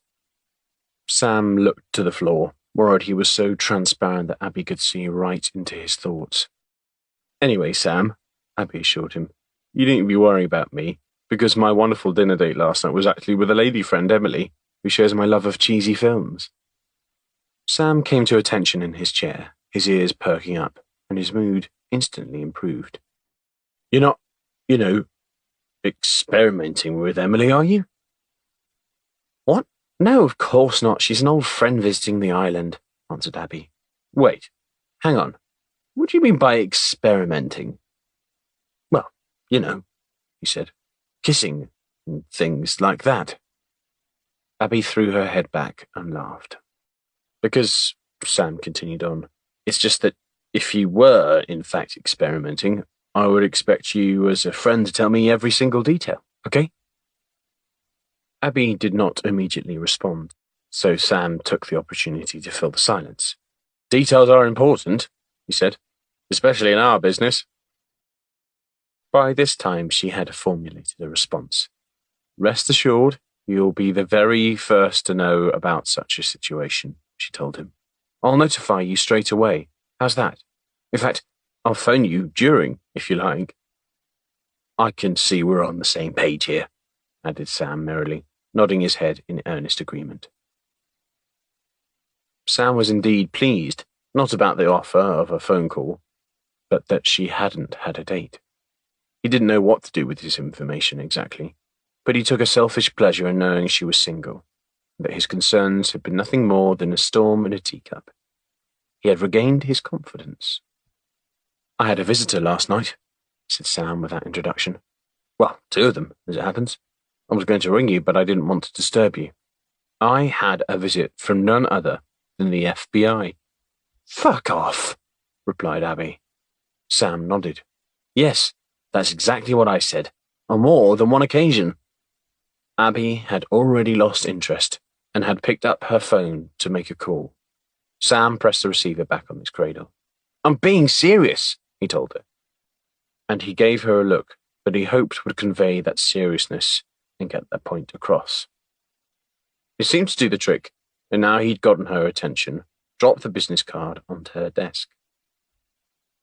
These two came to see me, he said, tapping the card. And trust me, they saw more of me than they wanted.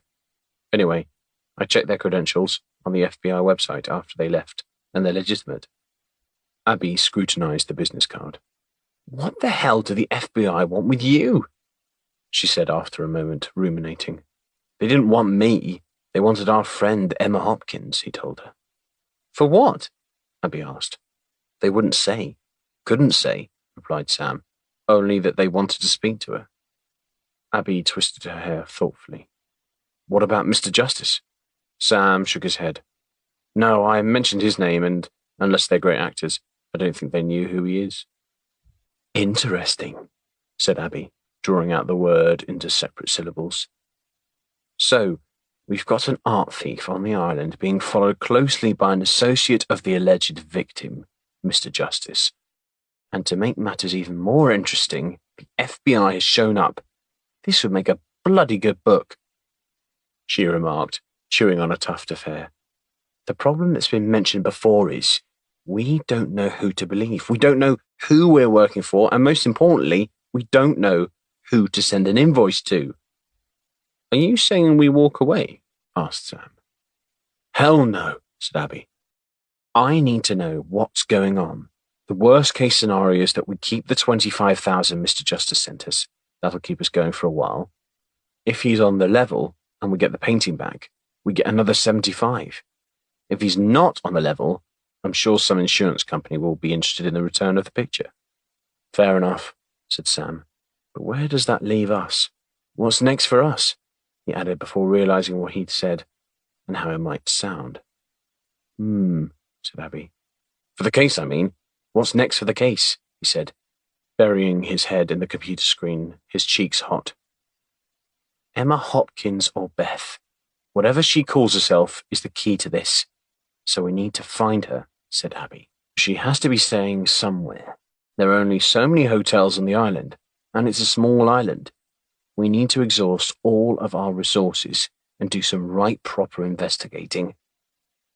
She's not going to have the stolen painting with her, though, surely. And it's not like we can lock her up, said Sam. And if we find her, who takes priority, Mr. Justice or the FBI? Who's paying us? Said Abby. Sam thought for a moment. Good point. Okay, how about we concentrate on finding Emma Hopkins?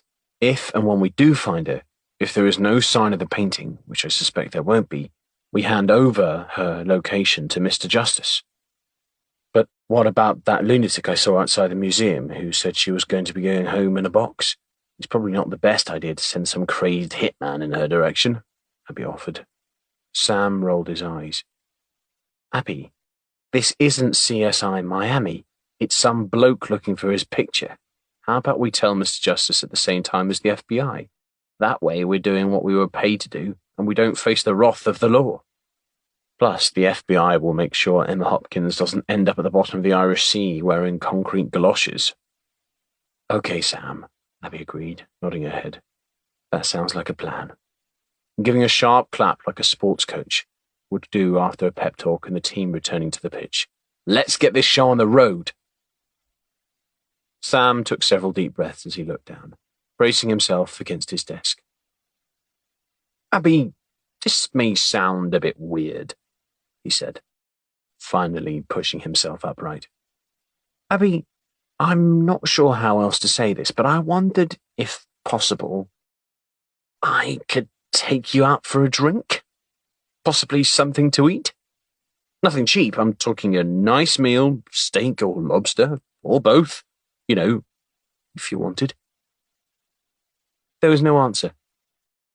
I could even catch the lobster, he said, fumbling now. He gave a nervous laugh. Abby, I'd really like it if I could take you out on a date. There was still no response, and he was filled with dread, thinking he'd overstepped the mark. He spun about, but she was gone. He heard the beep of a horn, and there she was, waving enthusiastically from the front seat of her car. She gave him another quick toot for extra effect. Sam lifted his right hand and waved to her through the office window, with only the tips of his fingers. I'd catch a lobster, he said softly. For you, I'd catch a lobster myself. Chapter 6. Catching the Ferry. The third and final boarding call for the 8 a.m. sailing to Heysham echoed through the substantial waiting room, packed with those on the first leg of their holiday, and also returning tourists who'd sported a more dejected demeanour. The Irish Sea could often be cruel, but the favourable weather ensured a pleasant crossing would be the order of the day. A polite queue formed which snaked from the entrance door to scanners where security staff worked furiously to process the passengers. Far from the crowd in the darkest recess of the hall stood a man and a woman, giving the appearance of two lovers preparing for an emotional separation. She pressed her back to the considerable glass windows which gave a view of the commercial containers being driven onto the ship. In spite of the considerable heel on her shoes, she had to stand on tiptoe to look longingly into her male companion's eyes. Her hair was hidden by a cream headscarf which revealed the slightest wisp of a black fringe. Her eyes were obscured by oversized tortoise-shell sunglasses, which completed a styling that Audrey Hepburn carried so well. It would be apparent to a keen observer, however, that, as she darted her head furtively, her attention was not on her lover, but rather the crowd of people behind him. She arched her neck and scoured every inch of the room. Henry, I think we're good to go, she whispered to her companion. After a final glance, satisfied, she let her heels drop back down to the floor, adjusted the collar of her coat to conceal her face, and eased out from her position of seclusion. Her companion grasped her arm suddenly. Emma, stop! He warned her in a quiet but urgent voice, as an overweight man in a cheap, ill-fitting suit approached them, a look of solemn intent over his face. His gut, most unfortunately, flowed over his belt and the bottom button on his shirt. It's a battle with the man's prodigious girth lost, was splayed open, allowing the unwelcome view of a hairy stomach. As the intruder drew near, Henry curled his hands into tight fists. The man reached into a leather briefcase as Emma instinctively stepped back. Not here, Not with all these people, she thought.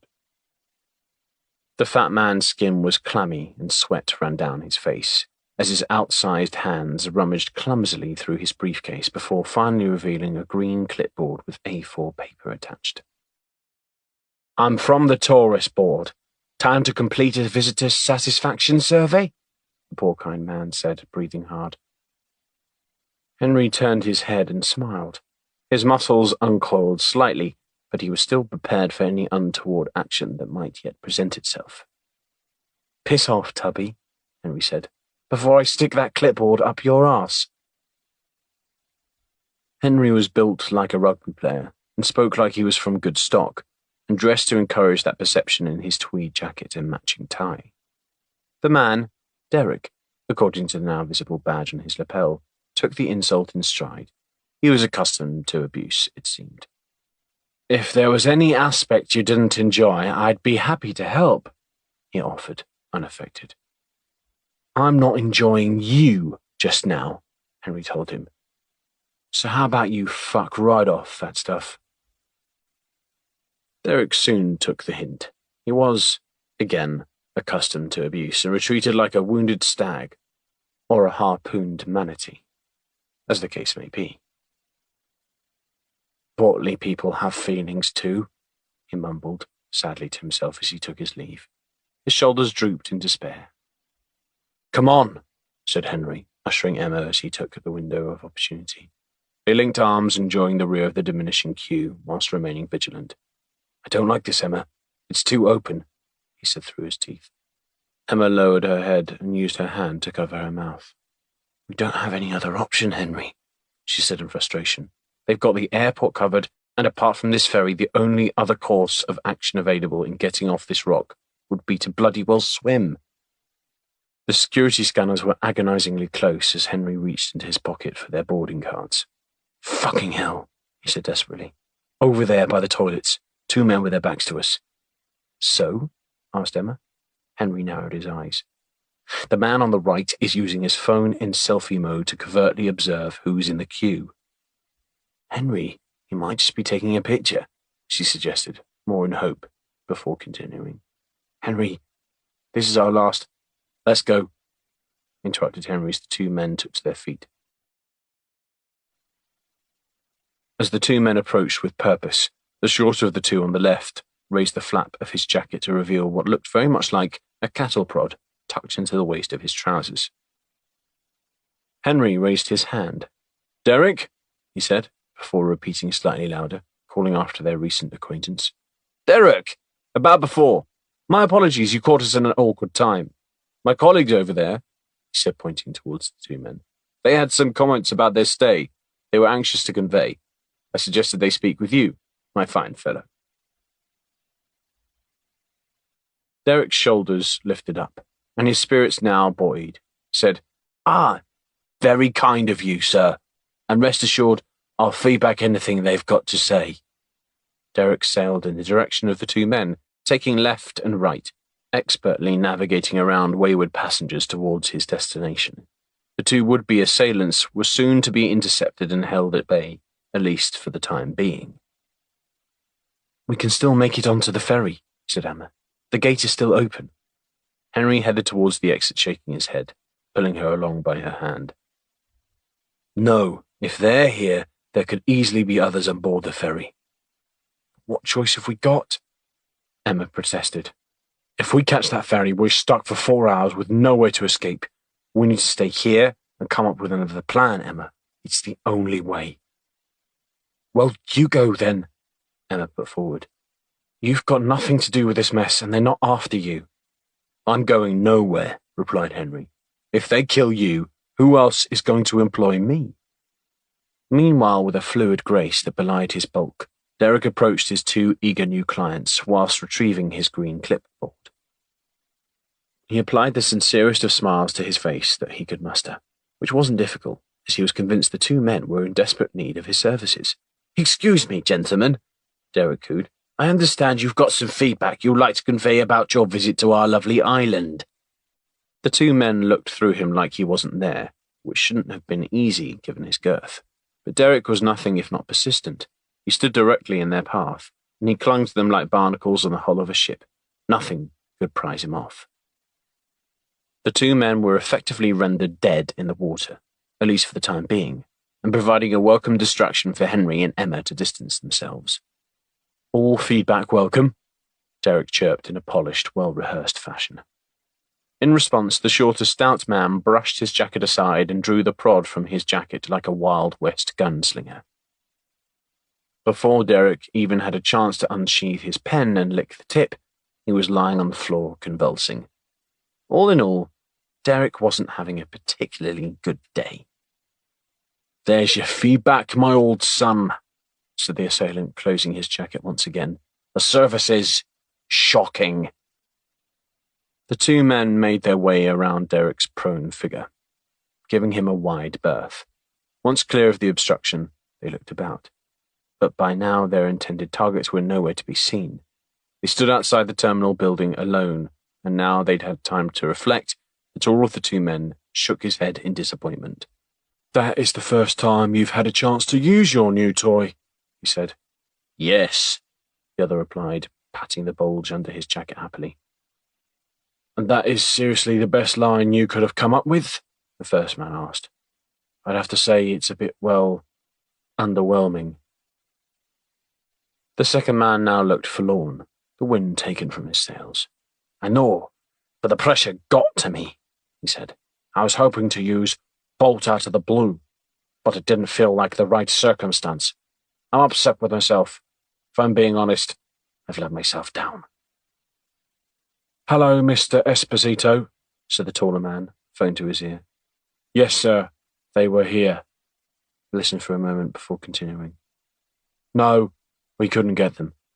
There were too many people, too many witnesses, but the good news is that they're still on the island, and we'll find them soon. We're about to get them when, unfortunately, we had a bolt out of the blue." The two men walked towards their car, parked opposite the terminal building. "That was my bloody line," said the shorter man, now disconsolate. "Oh, don't blow a fuse," said the taller man. "Damn it, that one is even better," admitted the other, climbing into the car. "I should have just used that one. I might go back in and electrocute him again, just so I can use that line," he said. "Oh, too late," he added in reference to the ambulance, blue lights flashing, approaching at speed to attend to Derek, who never did manage to fill his daily quota. Chapter 7. Call Me Lloyd. Abby drew her car up against the curb. "This is definitely the street?" she asked again. "You're sure?" "Of course I'm bloody sure. You tend to remember the places where you've nearly been arrested," Sam replied, pointing very cautiously to the house where the elderly woman lived with her dog, as if he were afraid the mere act of pointing might alert the leather-faced old woman to his presence. "That's the house I thought they went into, so I can say for certainty that we should avoid that one, because it turned out I was wrong." Sam was staring at the house, unable to turn away, as one might do with a terrible car crash on the side of the road, so did not see Abby shake with silent giggles. She spared him any cutting remarks, unwilling to put salt in his wound, as he suddenly looked very vulnerable. "In fact, am I even allowed to be on this street?" Sam wondered aloud. "Did you get a restraining order against you?" asked Abby, a question she didn't expect to be posing. "No," replied Sam in a frightened whisper. "Well then, you're fine," Abby assured him. "Just don't go near the old woman's house this time." "No danger of that," Sam replied, flinching as something akin to a pea shiver ran through him. "Nice houses," Abby said cheerily, looking up and down the street. "I could definitely see me living in this neighborhood." Sam's thoughts drifted off into a more pleasant direction, as he imagined carrying Abby on their wedding day over the threshold of their opulent, newly purchased house. "Sam, are you with me?" asked Abby. "Yes, definitely," Sam answered dreamily. "Hang on, what? Yes? Who? What are we?" he continued, after snapping out of his reverie. "Ah, of course. I'm right here with you, ready for action. At your service. What did I say then? Asked Abby in reply, in the sort of tone all mothers and most school teachers had perfected to an art. Sam lowered his head. I wasn't listening. Sorry, he said timidly. Abby issued forth an exaggerated sigh before carrying on. Which way was Emma Hopkins heading? She asked in the exasperated manner of one might speak to a slow-witted child that was nevertheless well-loved. When you saw them walking down the street? Sam pointed, indicating the general direction he'd seen Emma Hopkins going. But just make sure we don't go near that house just there. That's the old sea witch's house, he added. Oh, there's no we here. You're staying in the car, informed Abby. We need to find out where they'd been staying, and the last thing we need is to be arrested in the process. That's fine, said Sam, pulling something from his jacket pocket. Abby's attention was elsewhere as she tried to figure out which house she should approach first. She tapped her fingers on the steering wheel in quick succession, with a chorus of light thumps sounding like rain on the roof. I think I'll knock on that door, she said finally. I'll make out like I'm due to meet my new work colleague, but I've forgotten which house they're in. I'll describe Emma, and hopefully someone must know where they were. Abby looked to Sam for approval, and nearly smashed her head off the driver's side window as she did a double take. What the fucking fuck are you wearing? She asked, half in shock and half with uncontrollable laughter. Oh my God, where's my camera? Sam's lower lip drooped, along with his pride. I thought it'd help me, with surveillance and all that. Bloody wig! What on earth possessed you to go and buy a wig? Oh, I can't get out of the car now, said Abby, who by now had a flood of tears running down her face. I can't breathe, she said, snot bubbling at the bottom of her nose. My stomach, she said, gasping. You bastard! I'm in pain. I can't look at you.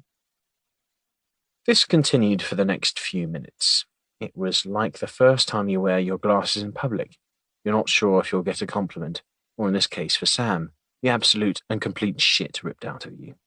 My jaw hurts. Oh, my jaw hurts, continued Abby, wiping tears from her cheek, and still in uncontrollable spasms of mirth. What the hell? It doesn't even fit. And the fringe. You look like Lloyd from Dumb and Dumber. She screamed. That's it. I'm going to call you Lloyd from now on. Several more minutes once again passed by for Sam, as Abby now had her head buried into the steering wheel with her shoulders heaving. Look, said Sam by way of explanation, when you've not, got a lot of grass on the pitch, a baldish head can stand out in a crowd. That's not very good if you're trying to be discreet, as we are now. Trust me, said Abby, the tears at last subsiding. You're not looking discreet wearing that. If you're seen in public wearing that, you'll end up on some sort of register. I'm not entirely sure which. In fact, I may have to start a new one just for you. It was impossible for Sam to get angry at Abby, and so he accepted the constructive feedback, or sustained assault, and moved to remove the offending article. It was quite nice, at least, having her covering on top once again, if only for a bit, Sam confided. But then... Cheese and crackers! It won't budge! We'll sort it out, Abby assured him. I need to go knock on a few doors, stay in the car, and try to keep out of sight. Sam bobbed his head up and down as he continued to struggle in his efforts to remove the wig, which Abby took to mean a nodding of agreement. She chuckled as she stepped out and closed the door behind her, shaking her head in dismay. Lloyd, she said to herself.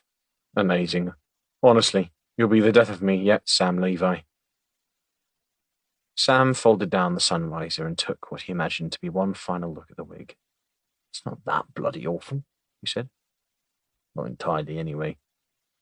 He pulled at the wig once again, trying his darndest to tug it off. But it didn't budge. He wondered if he was gripping it correctly. He looked in the mirror once again and repeated the process. Damn, he said, as his head jerked each time he yanked, but the wig refused to come off. He took a firm hold and braced his neck as he yanked it once again, but there was no give. He was now in a pitched battle with his own head, rather like a dog waging war against its own tail, and unfortunately for Sam, his head appeared to have the upper ground. He rocked back and forth like a madman, his hands held to the side of his head like he was in abject turmoil. "Yes!" he said, as the wig finally gave way. Sam had 2 clumps of hair in his hands, but, to his horror, discovered that the wig was still in situ, albeit now with a patch of hair missing from it.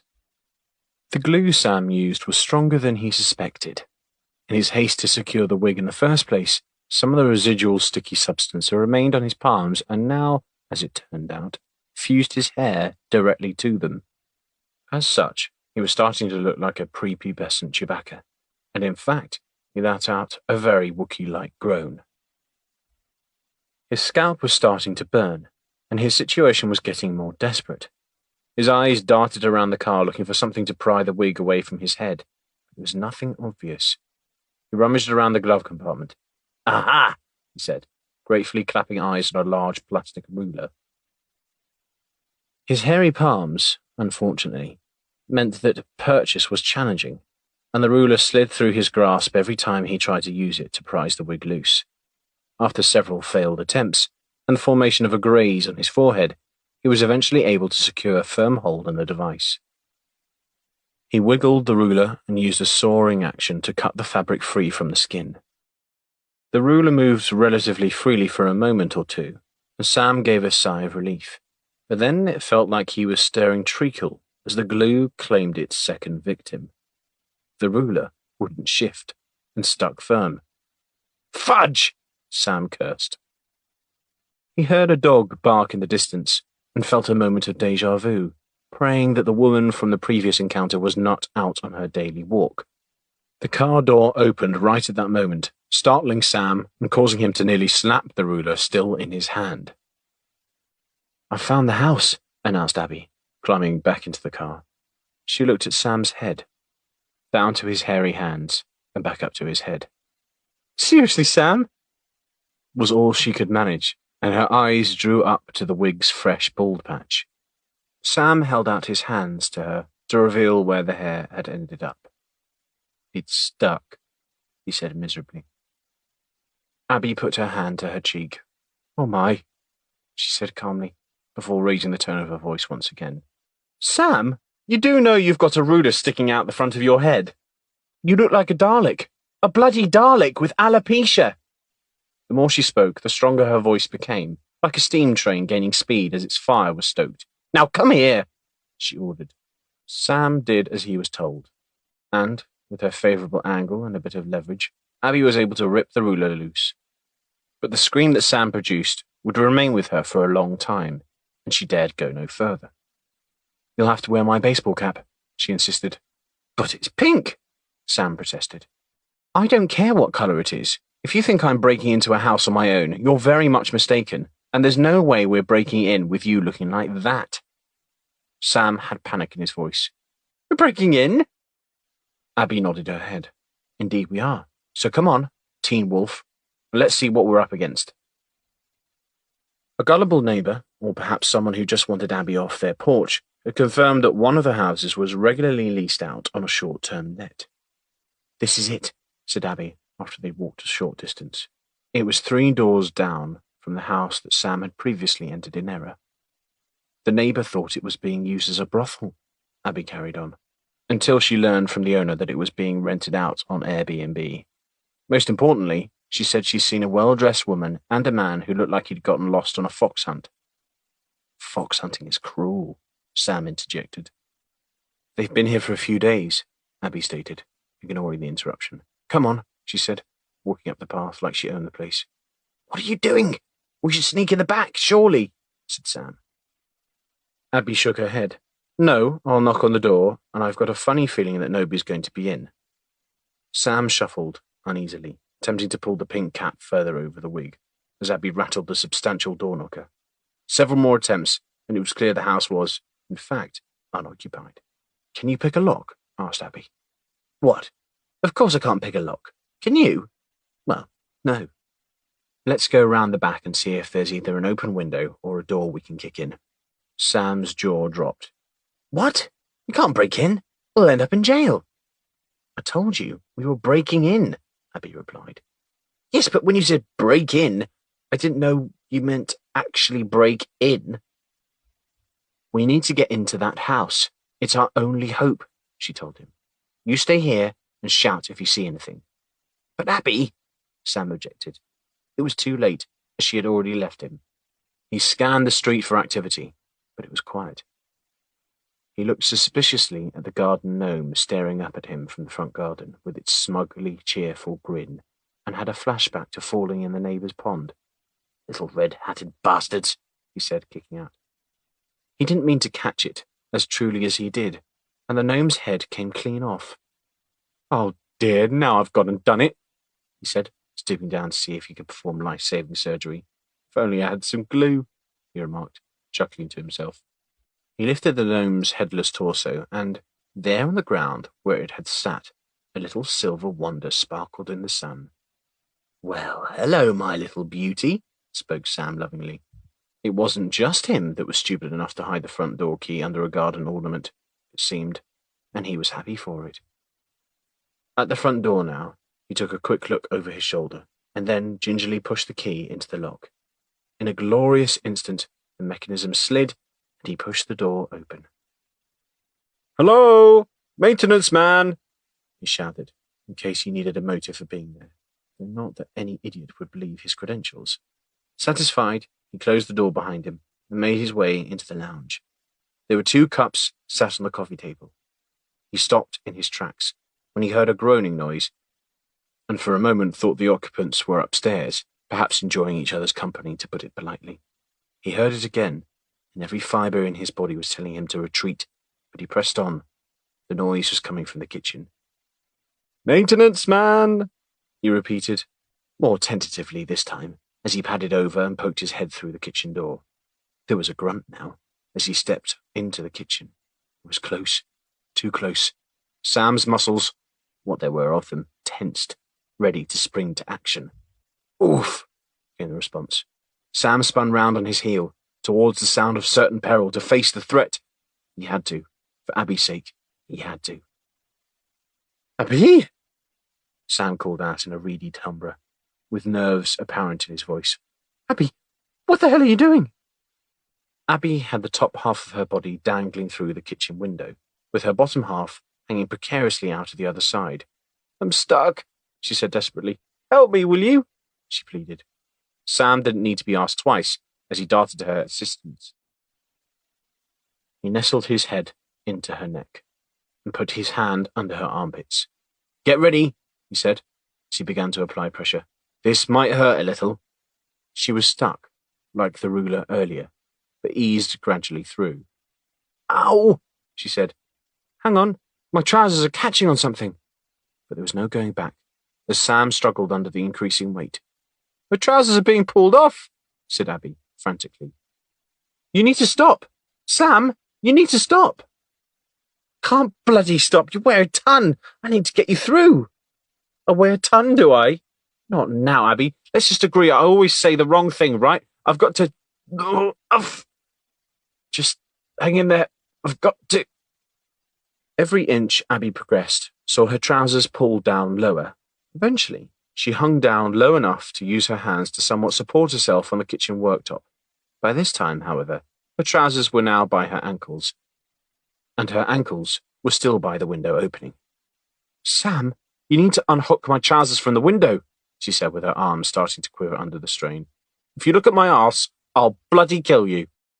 Sam stepped up, and he wrestled with her trousers, which finally came free after a bit of fussing, as it was just a matter of attacking them from the proper position. Sam helped her into the kitchen, and once standing, she immediately reached down to pull her trousers back up. Once she'd gotten herself back together, she pointed a finger at Sam. Were you faffing about just so you could get a look at my bum? She demanded. No, of course not, Sam protested. Or maybe a little, he thought to himself. Abby continued to adjust herself, pulling on the waist of her trousers while wiggling her hips. This'll never feel right again, damn it, she said. Wait, hang on a second, she added. abandoning the battle with her trousers. How the hell is it that you're in the kitchen? Sam smiled. There was a key hidden under the gnome. What? People actually do that? She answered, before going quiet for a moment. Sam shifted nervously from foot to foot. He didn't like it when Abby wasn't talking. In his experience, if a woman suddenly went quiet, it meant he was likely to be shouted at shortly after. So why didn't you come and tell me before I tried to get through the window? She shouted at him. Sam didn't respond. He was trying to think of a response that wouldn't make her angry. He was trying to think, but nothing was happening. Are you still thinking about my knickers? Demanded Abby. It was as if she could read minds. A little bit, yes, Sam admitted, casting his eyes down to the floor. I mean, only a little, I promise. There's 2 cups in the lounge, he said, deftly changing the subject. And from the look of this kitchen, the people who left had every intention of returning. Let's split up. You take upstairs, and I'll do down. Sam felt every inch the intrepid investigator as he diligently lifted items with his pen so as to preserve any forensic details intact. He had no plan what to do with those items afterwards, but he knew Abby would be impressed if she saw him doing it. He worked methodically through the kitchen, lounge, and the downstairs toilet, although the latter was rather out of necessity. Once he determined that the downstairs loo was in full working order, for scientific purposes of course, he was about to shout to Abby to see if there was anything of interest upstairs when he remembered he'd seen a garage earlier and thought it best to check it out. The garage door was concealed at the rear of the utility room. Sam listened to the door for a moment. It felt like the right thing to do before easing the door open. It was dark as he fumbled around, unsuccessfully, for a light switch. The only illumination came from that penetrating the frame of the larger garage door. He could just make out a table and chair in the middle of the floor as he reached for his phone to light the way. Where's the bloody light switch? He called into the darkness, getting frustrated. Ah, he said, satisfied, in reference to the murky outline of a dangling object on the wall, certain it was a light fixture. He reached for it and tugged on it, fully expecting to be bathed in luminosity. But it was attached to a solid item. Further up, rather than a light bulb, it crashed to the floor. It was heavy and made quite a commotion as it hit the concrete surface, resulting in the flapping of wings from outside as nearby birds took flight in distress, as well as the cry of a bird very near, apparently trapped inside the garage. Underpants! Sam screamed at the noise.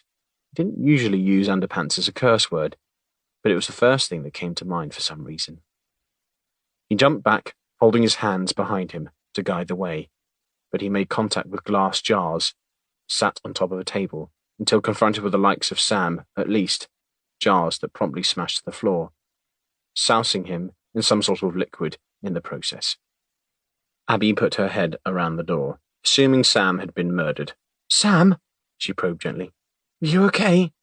I'm fine, I think, but for the life of me, I cannot find a... In a split second, Abby had located the light switch.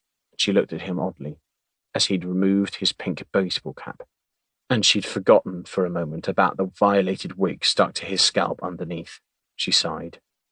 You're covered in paint, she said, matter-of-factly, as if nothing he did could surprise her anymore. And your trousers look like a Jackson Pollock composition. Sam examined himself. I meant to do this, he offered hopelessly. Bollocks, he said. And these were my good jeans as well.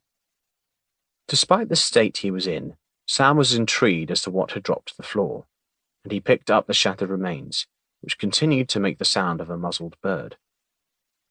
It's a cuckoo clock, he said, baffled. Why would a cuckoo clock be attached to the wall of a virtually empty garage? Abby's attention was focused on the table. Well, it must be Emma Hopkins that stayed here, or is staying here. These are art samples. She must have been using this for an art studio. It's a bit pants, though, isn't it? Asked Sam. An international art dealer and artist using a crappy garage like this for a studio. It hardly makes sense.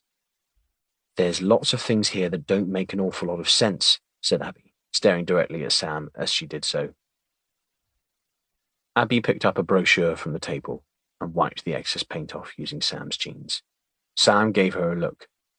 Abby gave him a look right back, which won out over Sam's look. "Oh, they're covered in paint already," she scolded him.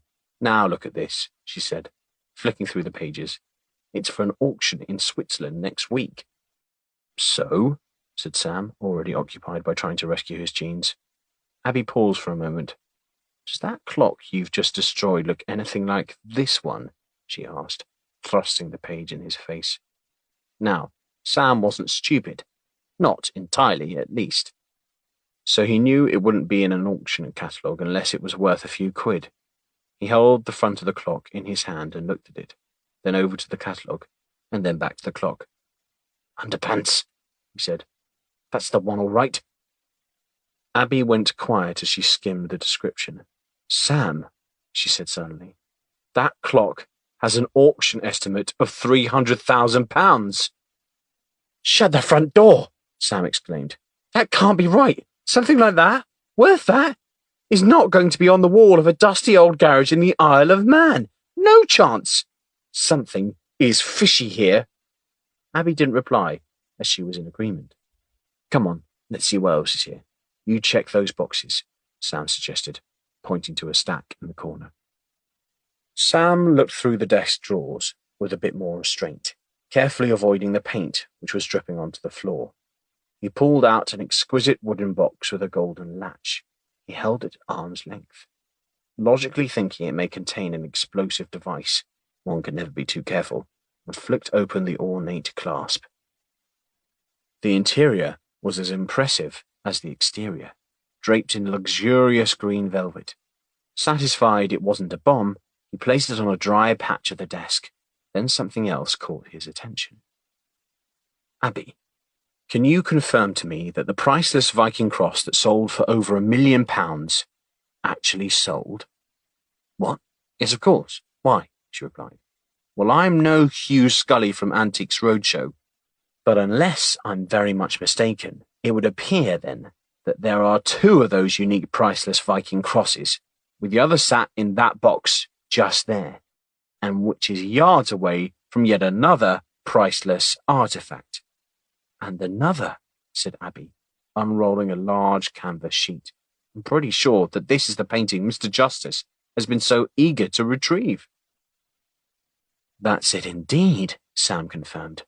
"Bloody hell, Abby, that's worth 75,000 to us." "Would," said Abby, rather deflated. "But I don't think Mr. Justice is going to be overly ecstatic when he realizes that his priceless painting is not alone." "How do you mean?" asked Sam. Abby unrolled another canvas. "Well, his priceless painting has a twin brother." "That's exactly the same as the other one," said Sam. "No wonder Emma is so rich if she's managed to get her hands on all these priceless works of art." Abby rolled her eyes. "Sam, I don't think Emma Hopkins acquired these items.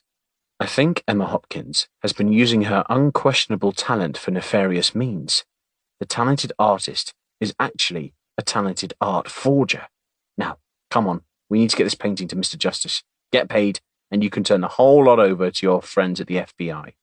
I don't think Mr. Justice is going to pay us when he sees the other painting exactly the same." "What other painting?" asked Abby. "The one we've just—" "Ah, okay," replied Sam, getting the picture. "Wait, but how do we know which to give him? Which one is the original?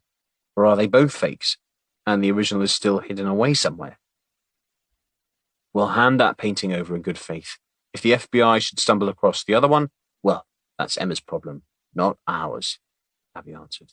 "Hang on, but which one do we give him? You haven't answered my question," Sam protested. "That's your purview, since you're the art expert. Leastways, as far as abstract expressionism is concerned," replied Abby, glancing again at his trousers. "Now, grab something to set down on my car seat so you don't create another masterpiece on my upholstery." Sam re-engaged his master disguise, which was actually 2 disguises in one: a pink hat, which in turn covered up the wig, and now incorporating a 3rd disguise as well in the form of a house painter, by virtue of his paint-splattered trousers, as they jumped back in the car and drove away with a £4 million priceless artwork, or not, rolled up on the back seat. When they were nearly at the end of the road, A head rose from behind the steering wheel of a black Range Rover, which had been parked a ways up the street inconspicuously. The driver put a phone to the side of his face. "I found her friends, Mr. Esposito. I'm following them now," he said. There was a pause, and then, "Right, gotcha." The black Range Rover pulled away from the curb, and had begun a leisurely pursuit. Chapter 8. Justice Served. "Stop picking the skin or you'll end up with a scar," said Abby. "But it's sore," replied Sam, sat at his desk with Abby stood over him. "I can see that," said Abby, giggling as she looked down on a perfectly red patch on his scalp that looked like a massive sunburn. "Now, hold still. The moisturizer is quite cold," she said, applying a liberal application. "Ah," moaned Sam. "That feels good." "I'm going to miss working with Lloyd," she told him. "You really are dead from the neck up at times. You do make me laugh." "I'm gratified to know I'm of some use to you," replied Sam. "And perhaps, when you're done with my head, you give my hands a haircut." "I enjoyed working on this case, Sam. I'm kind of sad it's over. I mean, when are we going to get involved in something like this again?" "The money came in?" Sam inquired. "Sure did. 75,000 smackers are currently warming the company bank account." "The old man is delighted. This keeps me and you in a job for the next year at least." "Excellent. I think I'll leave it a few more hours before I phone the FBI," Sam answered. "I wonder if Mr. Justice will leave it at that, now he's got his painting back." 4 million quid for a fake painting. Imagine how angry he'd be if he found out. "You didn't give him the real one?" Abby asked. "Your guess is as good as mine," said Sam. "I only know abstract expressionism." Abby nodded as she continued to massage his scalp. "Ooh, we need to make up a case name when we finish one. What do you reckon?" And she stopped for a moment as she pondered this. "How do you mean? Please, carry on. Don't stop now," he asked, and then implored. "Are you enjoying this maybe a little more than you should be?" Abby asked, her suspicions, among other things, aroused. "What?" asked Sam, looking up, and then following her eye line down to his trousers. "No, I'm enjoying it just the right amount. Precisely the right amount," he coughed. "And that's just my phone in my pocket." "You're not that good," he assured her. But she was, and the phone was actually stored safely on the other side. He adjusted his seating position. "You were saying?" "Yes, like Sherlock Holmes in the case of the whatever. We should do one. Abby and Sam in the case of the—" "Why Abby and Sam?" asked Sam. "What else would it be?" Sam shrugged his shoulders. "Well, it could be Sam and Abby, for instance." "Abby and Sam rolls off the tongue better," she said, correcting him. "But anyway, it's a cool idea, right? We could put it on our website under the Cases Solved section." "It'd be pretty lonely," Sam remarked. "What would?" "The Cases Solved section. There'd only be just the one." "I know," said Abby, "but we had a good result with this one. With a bit of advertising, we can get some more juicy cases to get our teeth into." "Yes, but I've got a feeling this case isn't over," said Sam, self-possessed. "Not quite yet." "What?"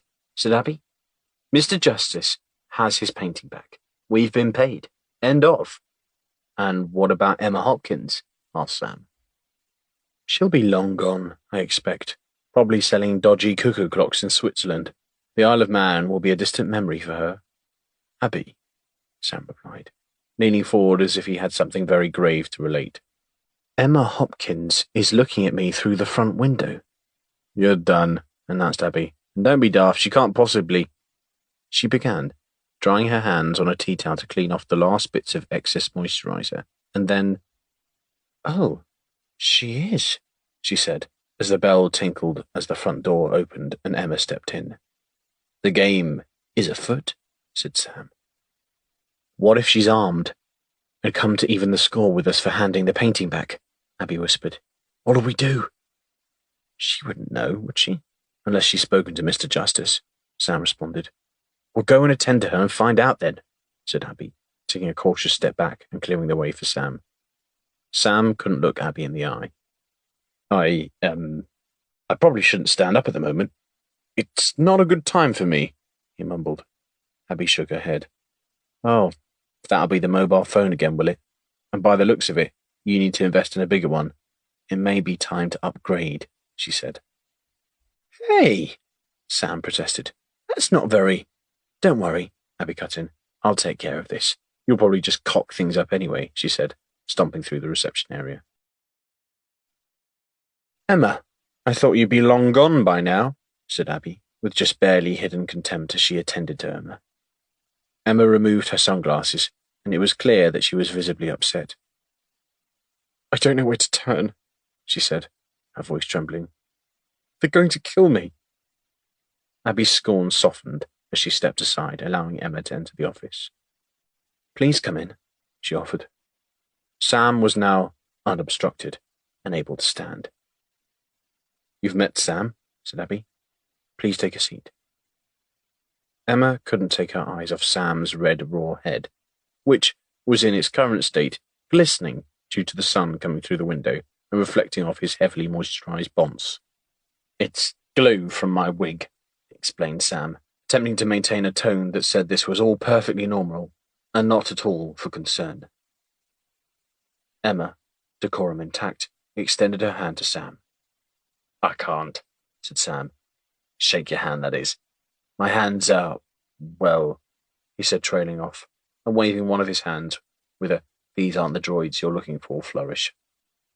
Emma's nerves were not being settled by her introduction to Sam. From the expression on her face, it appeared as if she was uncertain she'd come to the right place seeking help. She looked at Abby for assurance, like you'd do with a dog owner to make sure their very questionable-looking pet was of a safe enough disposition to approach. Also from the wig, explained Sam, again as if this were not at all unusual. Anyway, said Abby, I must admit that we're a little surprised to see you here.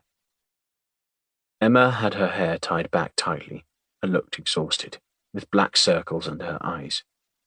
I need your help to get off this island, she said, drained. We're not exactly travel agents, said Sam, not unsympathetically. I know, replied Emma, but I don't know what else to do. Could you not, say, forge a plane ticket? Asked Abby with slightly less sympathy than Sam. Emma's head dropped. Ah, know about that, then? Yes, Sam confirmed. We had the pleasure of seeing your temporary art studio. Fuck, you were at the house I was renting? She asked. Sam nodded, startled at the sudden vulgarity. Yes, we saw your handiwork. Emma pressed her hand against her forehead. Mr. Esposito has had someone watching the house. If they saw you, and I'm sure they must have, then I'm afraid the both of you are in danger now also. Okay, responded Abby flatly, unsure she believed Emma to be telling the truth. Don't you mean Mr. Justice? No, Mr. Esposito. Mr. Justice is a nasty piece of work, but compared to Mr. Esposito, he's like a kitten. Mr. Justice is gone, at least, explained Sam. All he wanted was his painting, so he's out of the picture now. Please tell me you didn't give him the painting, asked Emma, panicked. Sam looked at Abby and then back to Emma. Yes, he said. It was his after all. Emma stood. Did you see there were two paintings almost exactly the same? Which one did you give him? She asked desperately, darting her eyes back and forth between the two of them. Sam? Abby deferred. Sam tried to think. They were the same. I don't know. Emma slapped her hand on the desk, hard, startling Sam out of his wits. Did you give him the one that was in the crate or the one near the table? She demanded. Sam pulled his thoughts together. The one to the left in the crate. Why? Fuck! Cursed Emma again. What? Sam asked, confused. Was that the real one? No, she explained. The original one of that painting is somewhere in Japan in a private collection. We chose to copy that one because we knew it was unlikely to ever be seen publicly, but I made a mistake when I was copying it. We'd already taken his money when I realized that one of the shades I'd used wasn't exactly right. I couldn't hand it over, so I had to go into hiding until I had a chance to fix it, or make another one. Wait, so they were both fakes? Asked Sam, trying to work it all out. And I gave him the wrong fake? Yes, and because I went into hiding, he had already thought I'd stolen his money, but now... Well, you have, technically, interrupted Sam. Stolen his money, I mean. Any way you look at it, right? I mean, you've sold him a painting that's worth, what, £50? Either way. For over $4 million. That's not a bad day's work. You must have made an absolute fortune from ripping people off. We know you sell counterfeit paintings and Viking crosses. What else is there? Don't forget the cuckoo clocks, said Abby. Oh, yes, the clocks, said Sam. Oh, by the way, I think I broke your clock. Sorry. I suppose you can just make another one. Emma's eyes glazed over, and her bottom lip trembled like jelly a millisecond before the waterworks arrived. I didn't mean to get into this mess, she said sporadically between emotional gasps of air. I wanted out. Sam's right eyebrow took flight. You wanted out? He said. That's exactly what I said to Abby, didn't I, Abby? I said, whilst I was walking around your temporary art gallery. This looks like someone who's retiring from the forgery business. Emma's shoulders convulsed as the tears flowed freely, and Sam knew from the look he just received from Abby that it was time to let up. Take a seat, offered Abby. Can I get you a drink of water? She offered, relaxing the mood of the room. She gave Emma a moment to compose herself before continuing. Emma, you can understand why sympathy is a bit thin on the ground. How do you mean you wanted out? She asked. Emma gave Sam a half smile as she took a sip from the plastic cup of water he handed her. I wanted out, she said. But unfortunately, Mr. Esposito had other ideas. Sam exhaled in frustration. You're going to have to help us out here, Emma. Who exactly is he? And who is Mr. Justice? Also, since when did people think it was acceptable to call themselves Mr. Such and Such? If I all of a sudden announced my name as Mr. Levy, everyone would take the piss. Abby, you take the piss? He asked. Absolutely, replied Abby. You can call yourself Mr., replied Emma, when you're a sadistic psychopath. Sam screwed up his eyes as if considering this to be an option. Carry on, he requested. Mr. Esposito is a gangster, explained Emma. If you meet him in the street, you might think he was harmless, but trust me, he isn't. He's involved in organized crime all over the world. Including forgery? Asked Sam. Including forgery, said Emma, taking a further sip of water. You only have to look at the money for that Viking cross, or the painting from Mr. Justice. It's easy to see why Mr. Esposito is involved, and why he was so upset when I told him I wanted out. I said I'd complete the last few jobs for him, and he gave me the impression that I was retiring with his blessing. That is, until I received word that he might not be as pleased to see the back of me as I'd hoped. So, do we know who Mr. Justice is yet? Asked Sam, glancing towards Abby, and then back to Emma. How's he involved in this? Innocent victim? Good God, no, replied Emma. Mr. Justice is just stupid and very, very greedy. He's been buying artwork off Mr. Esposito for years, only with this one, as I said, I made a mistake. A mistake he'd have picked up on in an instant. He's not stupid in that respect. Sam nodded, but he still didn't have a clue. Why the hell has he been buying fake paintings for years? He doesn't exactly know they're fake, Emma replied.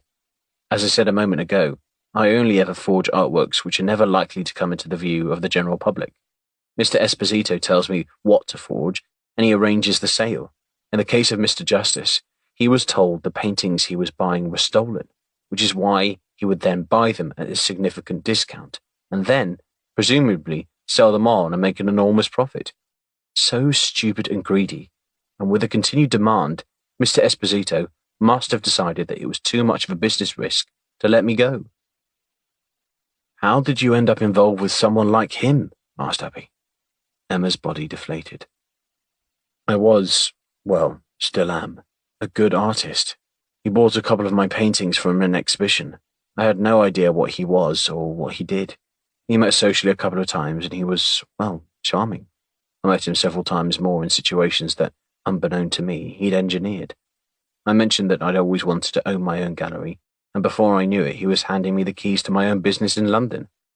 He asked me to copy a picture for him, which I did, and another, and another. I suppose I was naive or turned a blind eye. Either way, the business expanded into other galleries all over the world. Before long, I was in too deep. And as if this situation couldn't get much worse, Mr. Justice will now know that the painting he's in possession of is a fake, and it won't take a genius to figure out he's been buying fakes for years. Emma looked at them solemnly. They will kill me if they catch me, and I don't mean to drop you guys in the shit, but if the house has been watched, then, well, you're kind of now in this mess with me. Sam's cheeks flushed. You cheeky bit... Sam, Abby admonished, holding her index finger aloft. What? Sam protested. I was going to say biscuit. Anyway, she's got a point, Abby told him. Neither of these two, Mr. Men, I think we're going to start calling them. That could get confusing, interrupted Sam, knocking Abby off her stride. What could? She asked, slightly put out. The Mr. Men. What about Mr. J and Mr. E? But that's not funny, said Abby. Whereas Mr. Men is funny because it's a book. No, but think, Sam replied. Mr. E, mystery. Ah, it's good, right? Right, replied Abby, though unconvinced. Emma, she asked, which one do you like, Mr. Men or Mr. J and Mr. E? Emma looked pained. I've got two psychopaths trying to kill me, and you think I care about what I should call them? She stared at Sam and Abby like a parent chastising a child that had been caught shoplifting. I thought Mum was clever, Sam moaned, looking down at the floor. Emma realized that these two, Sam and Abby, were pretty much her only hope at this point. She inhaled deeply. Abby's, she let out as she exhaled. Let's go with Mr. Men, I suppose. I don't know the book, but it's easier to say.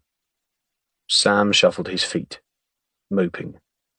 Abby flicked her head in victory, giving Sam a smug look, her eyes half closed like a sniper taking aim. Abby turned back to Emma.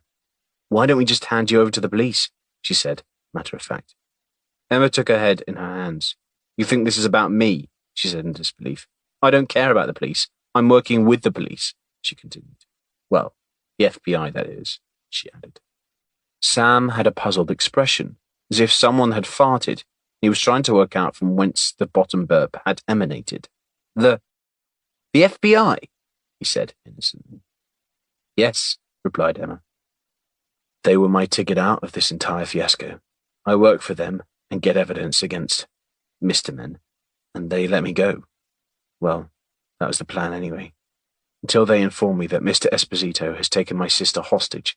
If I go back to the FBI, he'd think of nothing of hurting my sister. Sam continued his pose of sniffing the air. The FBI, he repeated. The FBI, you say? What do you want from us? Asked Abby. We can't get you off the island, and we're certainly not going up against the bleeding mafia on your behalf. I just need a bit of time. I need to think. I need to sleep. Once I've got a clear head, I'll figure out what to do. I can sleep here on the floor, she said, pointing as if they didn't know where the floor was. Abby looked at Sam. Sam, the old man's holiday home. Have you still got the key? Yes, replied Sam with great uncertainty. But that's only in case of emergency. He'll go nuts if we... This would qualify as an emergency, she said, once again cutting him off with a swipe of the index finger. Emma, you can stay there, Abby asserted. I know it's empty at the moment. It's in the middle of nowhere. You'll be safe for a few days. Emma's eyes were red and puffy from crying.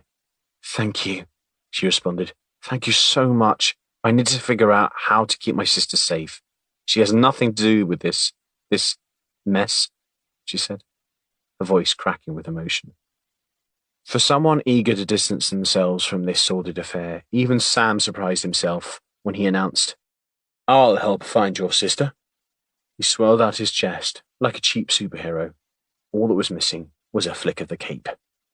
It was now Abby's turn to take on the role of the fart sniffer and snarled at Sam. We will help find her. That's right, Abby. and positions reversed, Sam was now the one to flick his index finger, and then continued on, like Gotham's finest, fists clenched, back arched, and with his chin proudly elevated. Never fear, Emma. My associate and I shall indeed come to your aid. And turning back to his associate, he said, Abby, you wanted another case to put on the website? Well, we'll soon be able to put on the case of the missing sister. That's a shit name, said Abby, dousing Sam's flames of vigor. Promise me one thing, she asked. Anything, said Sam. Promise me you'll get another wig. I really enjoyed working with Lloyd, she said, smiling broadly. Chapter 9. Watching You, Watching Me. Laxey in the Isle of Man was stunning. A tranquil village in the east of the island, which boasted a considerable heritage in the island's former mining industry. It is also home to the world's largest working water wheel, as well as a main hub on the electric railway. With a glorious beach and spectacular views, it remains a destination of choice for tourists trying to recapture a sense of nostalgia, and perhaps an ice cream while absorbing the glorious Manx countryside. It was an obvious destination to own a holiday home to cater for the enthusiastic tourist trade, but today, a chocolate box cottage tucked away in this pretty little village was host to one of the most prolific and successful art forges currently in operation. With Emma safely dispatched, for now, at the holiday cottage in Laxey, Abby drove up the narrow roads clearly designed for a time where the motorcar was a distant and unforeseen consideration. She pulled to a gentle stop as crossing lights flashed red, and a moment later, an electric tram passed in front of them. Abby smiled as she spied a small child on the tram, her face pressed to the glass, waving at the waiting traffic. Aw, I used to always do that, Abby said warmly, waving back and using two hands for full effect, until another child, likely the little girl's brother, pushed his way into view and extended his middle finger in Abby's direction. Little tosser, said Sam, sticking his head out of the window, closely followed by his extended arm, with a backwards victory sign held firmly aloft. Sam, said Abby, trying to stifle laughter. I've never seen you like this. What's gotten into you? You can't do that. Can and did, Sam replied, chin held up and unrepentant. I bet you were just like that little boy when you were small. You know, doing what he just did. Rubbish, Sam insisted. I came into this world fully grown. Abby shook her head laughing as the tram passed in front of them on its coastal journey towards Douglas. Once clear, she shifted into gear and re-engaged their own journey. Something's on your mind, Abby said, serious now once they'd been on their way for a bit, looking over at Sam. What? No, Sam answered. There is. I can tell by the way you breathe, she told him. By the way I breathe? Scoffed Sam. There's only one way to breathe, I'll have you know, and that's in and out. Even I can manage that most times. When you're thinking really hard, you slow your breathing, like you've forgotten how, and then taken a really big lungful, so I can tell you've got something on your mind. According to you, Sam replied, defiant, like a little boy got caught dead to rights, picking his nose but denying it anyway. I know you, Sam, Abby continued. You do it when you're doing something mentally taxing. For you, like a crossword or, say, tying your shoelaces. That shoelace knot is tricky. It's not my fault, Sam replied, and they both had a laugh. After a quiet pause, however, Sam confided softly. It's true, though. Look, I think I made a bit of a mistake, he said, his head bowed. You mean about the shorts you're wearing? Abby replied. I kind of agree. They're a bit neat. Sam looked wounded. No, not my shorts. That's the fashion, he insisted. Abby, I'm being serious now. As I said, I think I might have made a little mistake. Do I need to guess? Because I'm a good guesser, Abby came back. Sam was only half paying attention to her teasing, and so misheard guesser as kisser. It took him a moment to realize his mistake before carrying on. Right. So, said Sam in a drawn-out manner before getting to the point. You know when I said to Emma that the painting I gave to Mr. Justice's people? Yes. Abby replied expectantly. Well, I may have said it was the one from the crate. Yes, Abby replied expectantly again. Then she abruptly switched off the car radio. Wait, she said. You mean that's not the one you actually gave her? That's more than a little mistake, Sam, she shouted. Sam, for his part, recoiled like the head of a startled tortoise. Are you going to tell me that you gave the correct one and that poor woman thinks a crazed lunatic is trying to kill her because you made a little mistake? No, he offered, unconvincingly.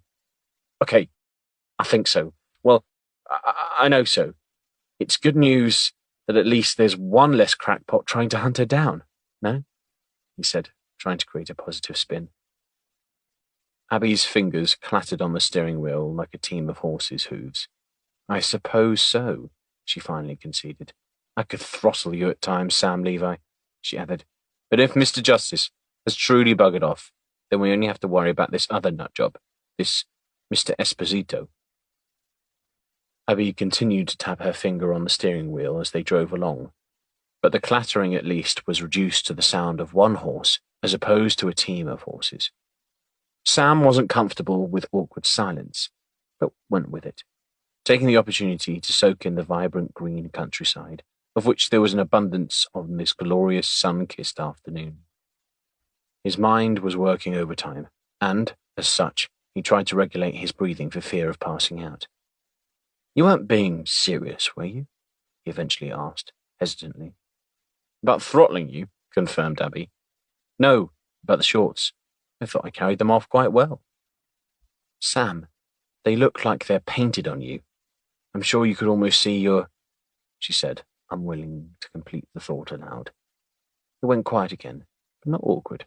Well, at least not on Sam's part. He was just biding his time. So you were looking at what the big dog has got tucked away down there, were you? Abby had predicted the protracted response was coming, but she couldn't prevent a tinge of rouge caressing her cheeks nevertheless. It was hard to miss, was her reply. Sam nodded happily, pleased as punch. Thanks, he said, fit to burst. That wasn't a compliment, countered Abby, deflating Sam's pride. Rather a reflection on how tight your shorts are. Sam held his gaze for a moment longer than usual, and he looked at her carefully. Abby was a little too short for the driving position, he observed. When she pressed the clutch, it was as if she needed blocks on the end of her shoes. Her nose was all but pressed against the windscreen. He was a PI, after all. He noticed things. I can see you watching me, said Abby, out of the corner of my eye. Are you going to say something about the way I drive? Sam smiled.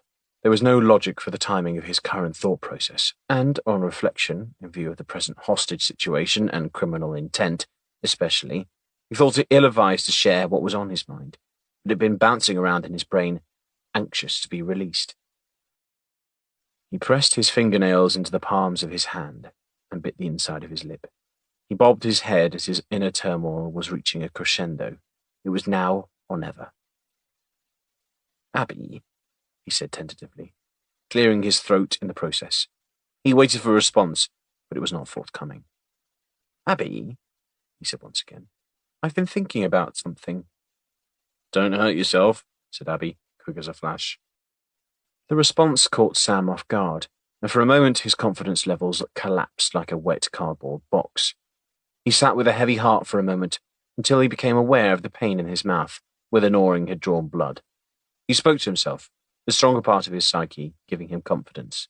It was a pep talk occurring in his head, like a prize-winning fighter about to enter the ring. Abby, he ventured once again, but there was no response. Abby, for her part, wasn't being rude, at least not intentionally. Sam was whimpering like a petrified vole, and she was simply concentrating on driving. And reaching the pedals. Sam carried on. You know how I said I'd take you out to dinner one time? Well, you probably don't, but I did. Abby's eyes shifted furtively as Sam continued. Well, if it'd be okay with you, I mean, he said, fumbling with his hands, absently searching for the remaining hairs. I just wondered if you'd like to, you know, go out for something to eat. Together, I mean. Abby sat bolt upright. You've got to be fucking kidding me, she said harshly, her voice tinged with anger. I do not need this shit right now. Sam's confidence level had not been terribly high to begin with, despite his internal pep talk. If he'd been a prize fighter before, he was now sat in the corner on a small stool, beaten and bruised, a wet towel draped over his head, and Burge Meredith shouting, You're a bum! In that gravelly voice of his into Sam's ear. Sam pressed his head against the window. He was too embarrassed to even look at Abby. He gave a pitiful sigh, and his exhaled breath fogged the cold glass, obscuring his view. We're being followed, Abby announced. Sam barely stirred until she repeated it once again with even more urgency. He reluctantly turned his head round and was startled by both the appearance of a sleek black car positioned directly behind them, as well as its proximity, millimeters from their rear bumper. Maybe they're just trying to get past, offered Sam desperately. The one in the passenger seat has got a gun. They're not out for an afternoon drive, shouted Abby. Phone the police now.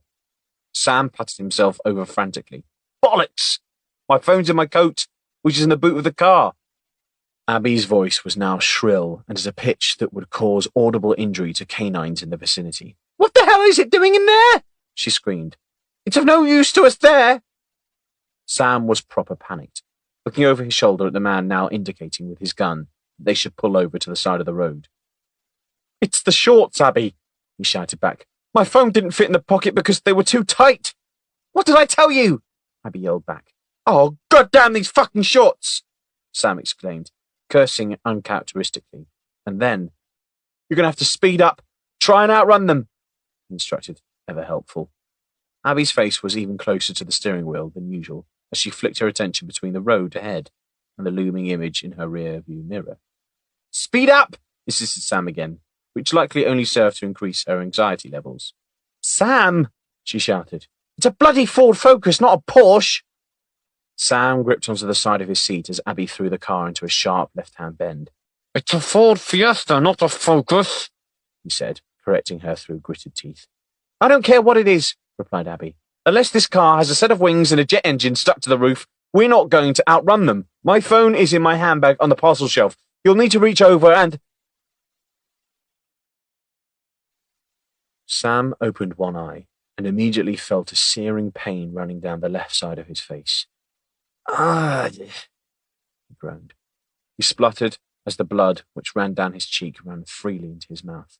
His vision was blurry, and it took a minute or two for things to sharpen back into focus.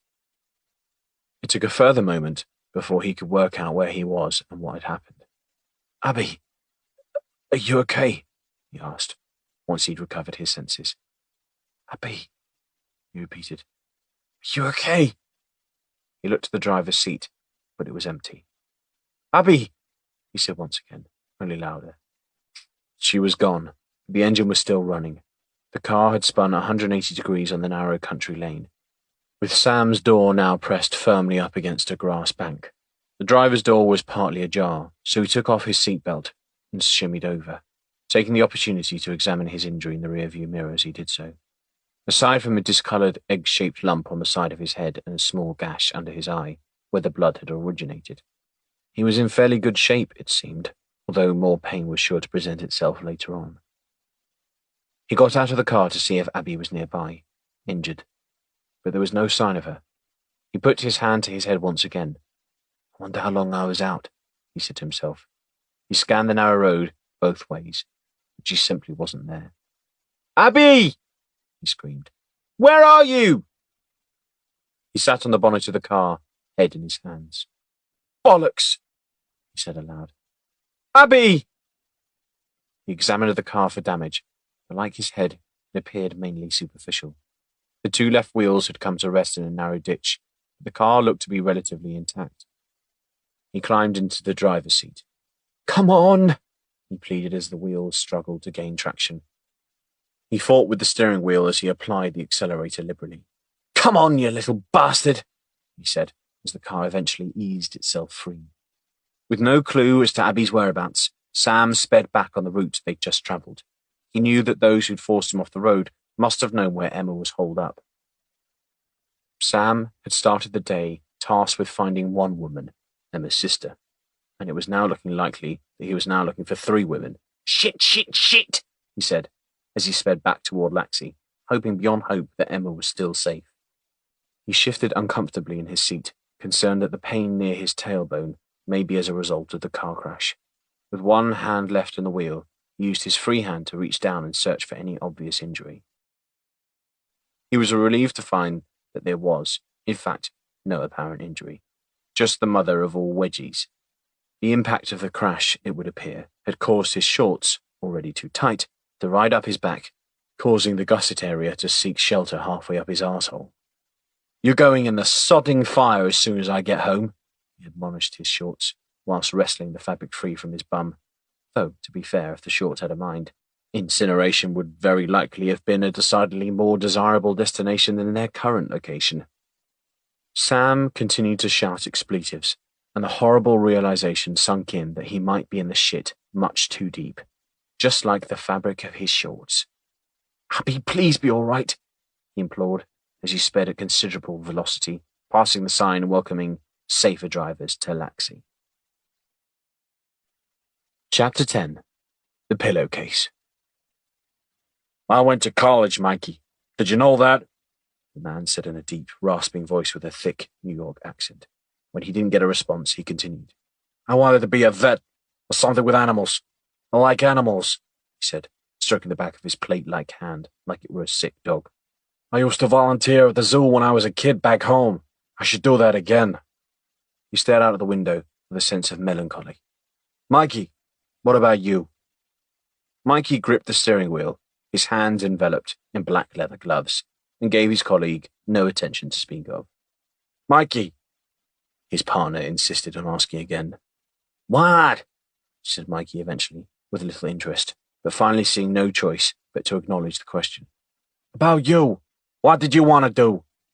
Mikey laughed in a not laugh-out-loud laugh, but rather resigned, "I've accepted my lot" kind of laugh. "Joey," he said, "I'm not the animal sort. Sure, I like to shoot them, in the field, that sort of thing." Joey was wounded by his colleague's reply, but he refrained from responding to it. He glanced at the cattle prod protruding from the waistband of his partner's trousers, and he stifled an expression of disdain by momentarily looking out the window. Joey's broad shoulders easily filled the sumptuous leather seats. His neck gathered in folds about the constricting collar of his formal white shirt. He was a hulk of a man, but he was not without feeling. "What do you tell your wife when you come away on trips like this?" Joey asked, facing his partner again. There was a vulnerability to be found there, on Joey's face, if his partner had known where to look. For a man with a face as weathered and intimidating as Joey had, however, that vulnerability was well hidden. Mikey threw him a glance. "What?" he said curtly, impatient at this line of questioning. "What the hell are you talking about now?" "Your wife. What'd you tell her?" "I'm not married," Mikey replied. "Okay, girlfriend, brother, uncle, what have you," Joey offered. "There must be someone you say goodbye to when you're going on a trip. What do you say to them?" "What?" repeated Mikey with no attempt to hide his displeasure. "I tell them I'm going away on business." "Ah," said Joey. "That's my point. What do you tell them? You can't exactly say, 'I'm a henchman. I'm going away to kidnap people and attack people with a cattle prod.'" Mikey shrugged his shoulders. "I tell them I'm going on business." "I tried that," said Joey, "but it didn't work. That just prompted more questions. I need some sort of cover story that doesn't promote more questions, and that seems plausible." "Plausible?" said Mikey. "What the hell kind of word is that for a hitman? Christ, you're just like the people on this stupid island. You speak English, but you don't speak English." "I'm sorry," Joey began. "I didn't realize." "The problem with you is you think too much," Mikey interrupted. What?" Joey wasn't sure how to even respond. "That's right, I'm telling you. Thinking about things too much is the cause of most problems. It only leads to trouble. Believe me, I've given this a lot of thought. You've given this a lot of thought, have you? Asked Joey, somewhat incredulous. Not too much thought, no, I hope. I can think smart things too, Mikey insisted, oblivious to the jab. Just because I never finished school and just because I don't read books and stuff and know big words like you do doesn't mean I can't think smart things sometimes. Okay, Joey replied, trying to placate his partner, particularly because it was Mikey who was behind the wheel. No offense meant. The drive was very quiet for the next 10 minutes or so, until, eventually, Joey spoke again. So, what did you tell him? He said. What? Asked Joey, confused. Your wife, girlfriend, whatever, Mikey replied. So what did you tell him about what you were doing? Mikey had clearly been giving this a lot of thought during the interim. Joey smiled. Girlfriend, he said. She likes animals too. Going out with you, that doesn't surprise me, chuckled Mikey. Joey let the comment pass and responded to Mikey's question. I told her that I'm doing missionary work with the poor, he explained, but I need to come up with something better. No shit, replied Mikey, but then he thought for a moment. So, she actually believed that bullshit missionary line? Sure, said Joey. She's stupid, Mikey suggested. Trusting, Joey said, correcting him. She's lovely, and she has no reason to believe I'm lying to her. Mikey pressed the indicator lever on the steering column and pulled the car off the main road, through an imposing stone entrance, and then up a winding tree-lined driveway. The house was impressive, even from the distance of their current vantage point. They were near to the island's airport, and a jet had commenced its final approach noisily above them.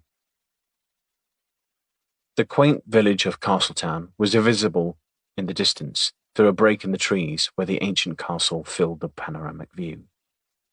I don't understand this, said Joey.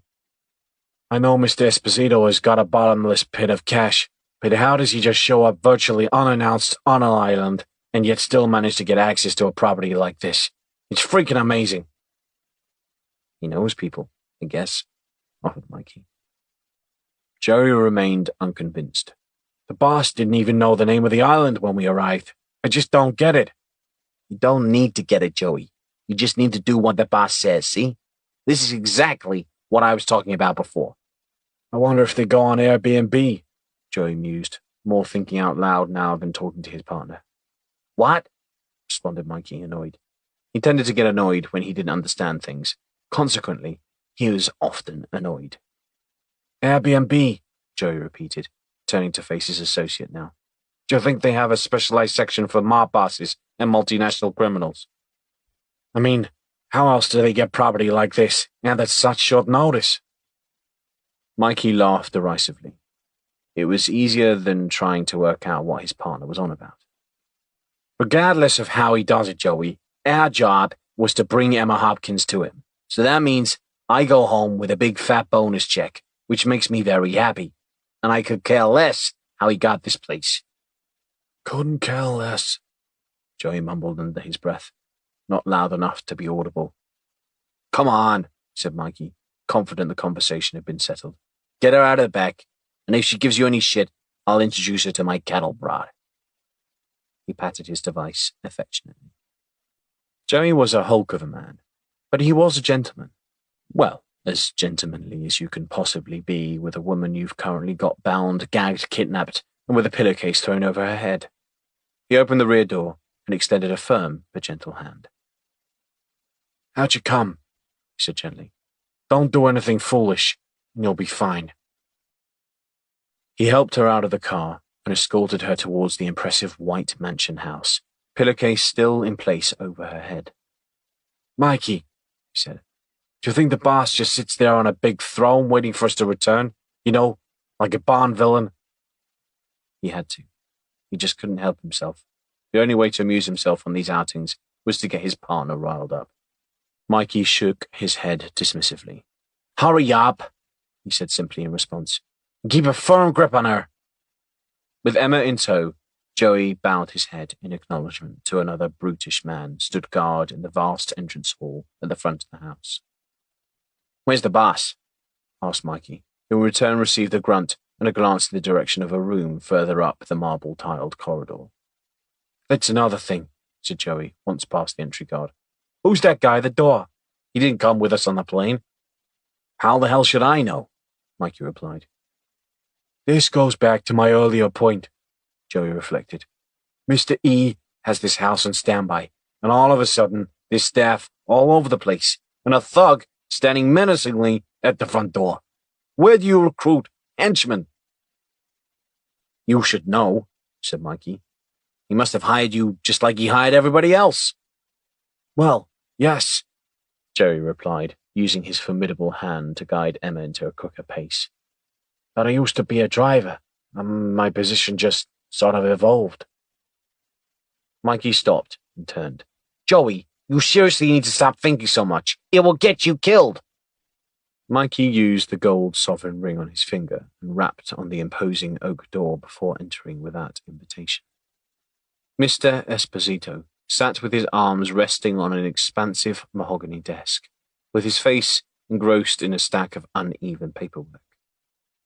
He held an antique silver teaspoon and gently stirred a cup of coffee in a delicate china cup, and the scent of Italian dark roast filled the room. Mr. Esposito didn't avert his gaze, but acknowledged those stood in front of him by slowly raising his index finger.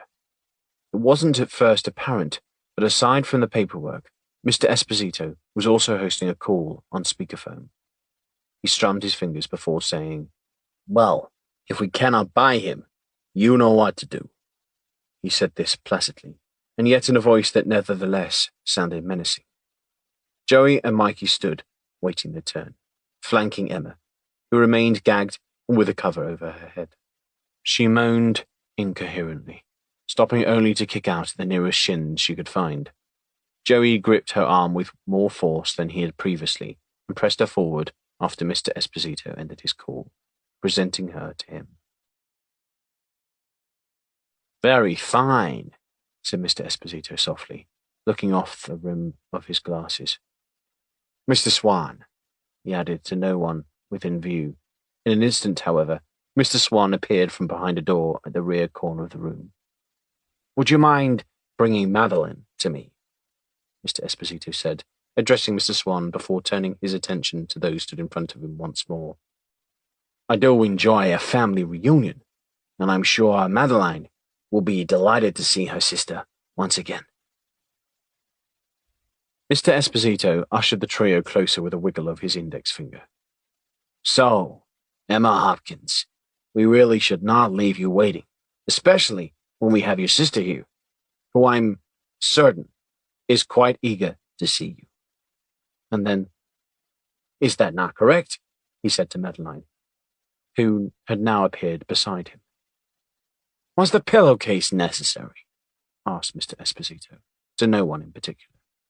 Joey stepped forward a pace. "Sir, we didn't want her to know where you were staying, sir," he said.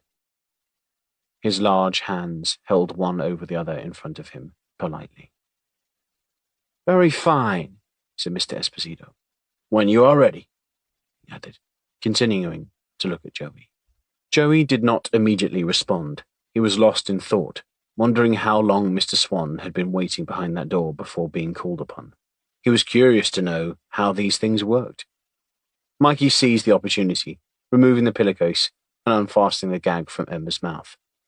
Mikey stepped forward now as well, ready to receive the plaudits. He had a dumb smile on his face, and he'd never been properly introduced to manners.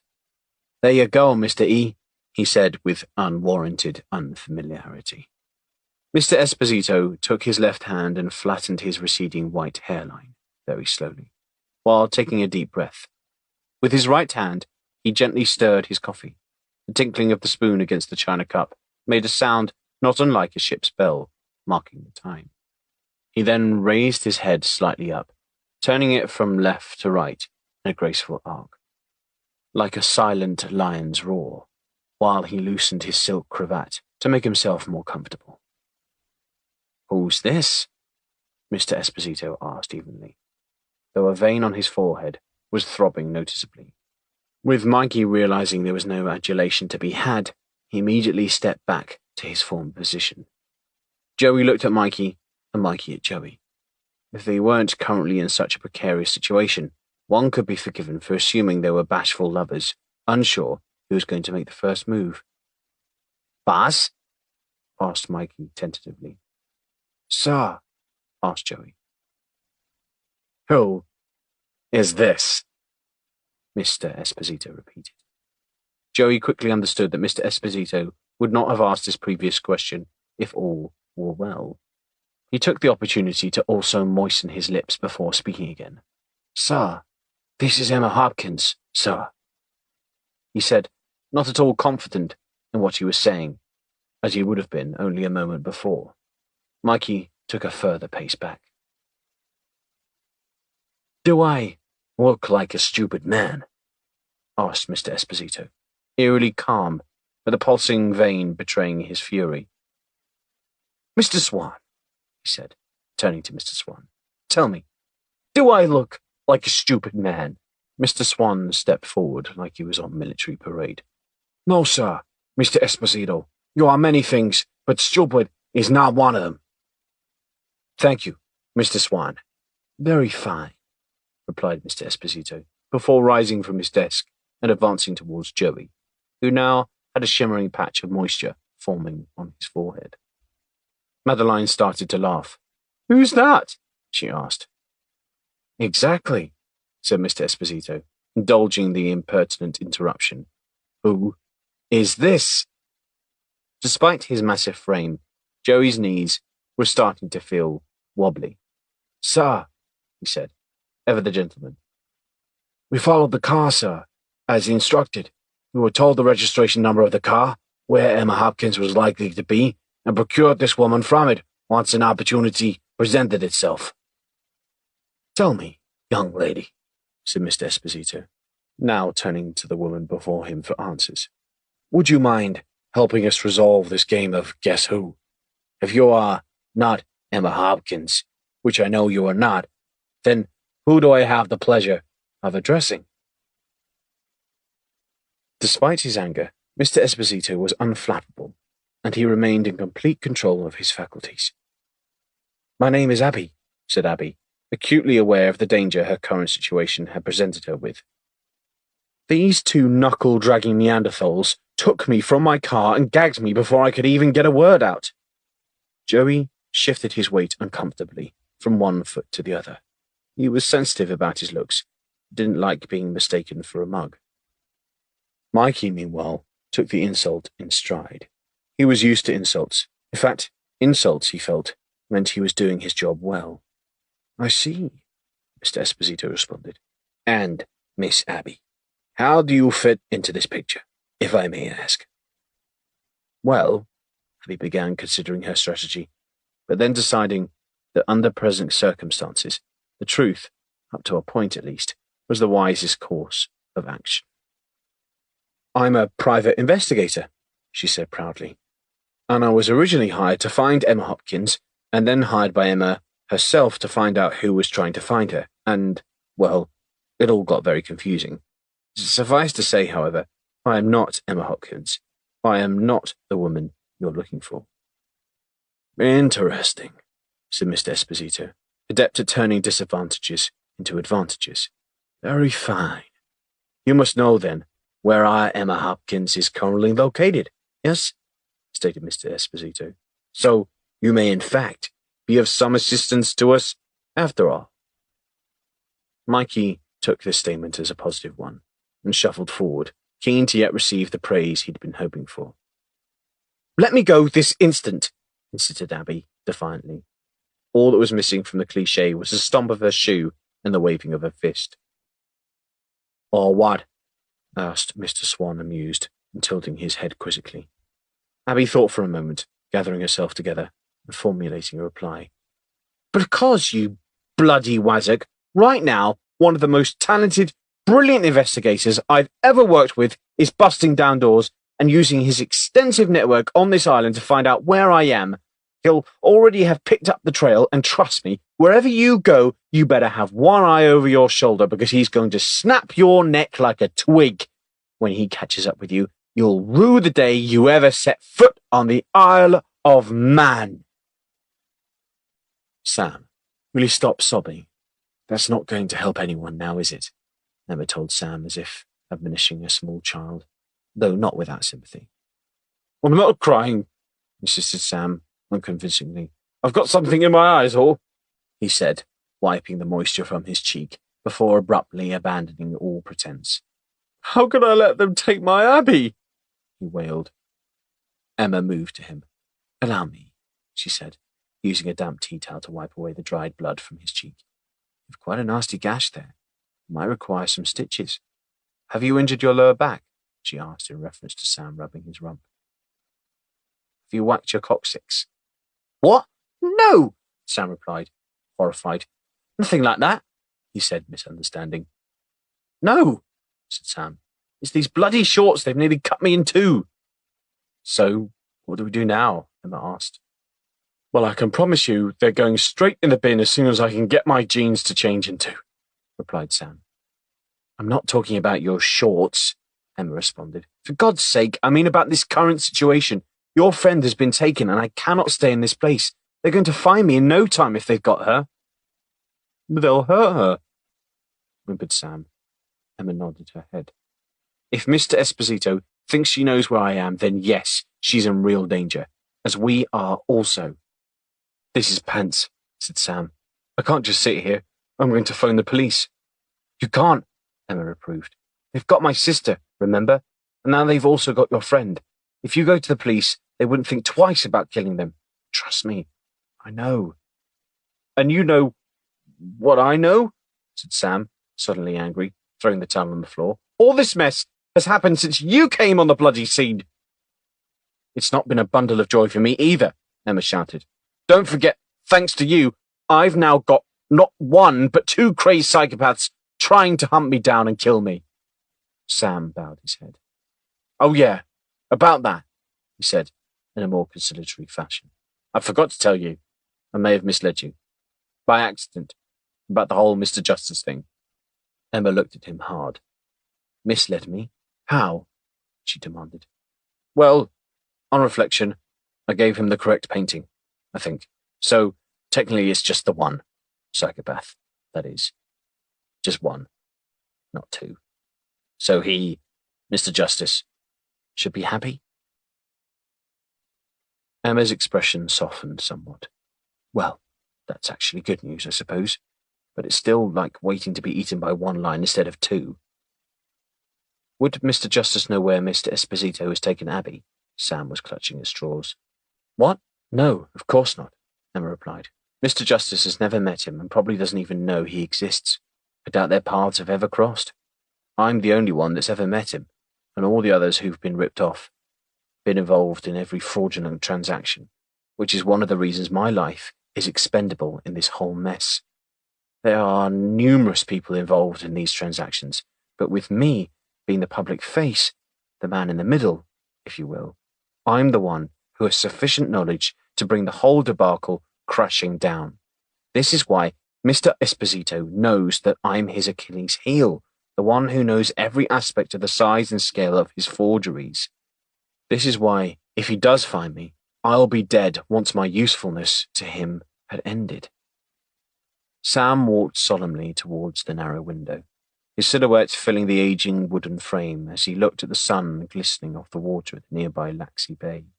He could sense Emma's eyes were trained on him, about the same time as he felt a gentle breeze caressing his right bum cheek. Have my shorts ridden up again? He asked without looking. Yes. Yes, they have, replied Emma, with a tone suggesting this was not a sight she wished very much to see. Sam gripped the fabric in frustration and yanked it out of its darkened recess, while scooping up his phone, which had been retrieved from the boot of the car, with his free hand. You're not phoning the police, are you? They'll kill my sister and your friend, said Emma with a fair bit of urgency. No, Sam assured her. We can't just sit with our thumbs up our arse waiting for them to find us. No, I'm going to do something about this, for the only people that can help us, that I know we can trust, those two fellows from the FBI.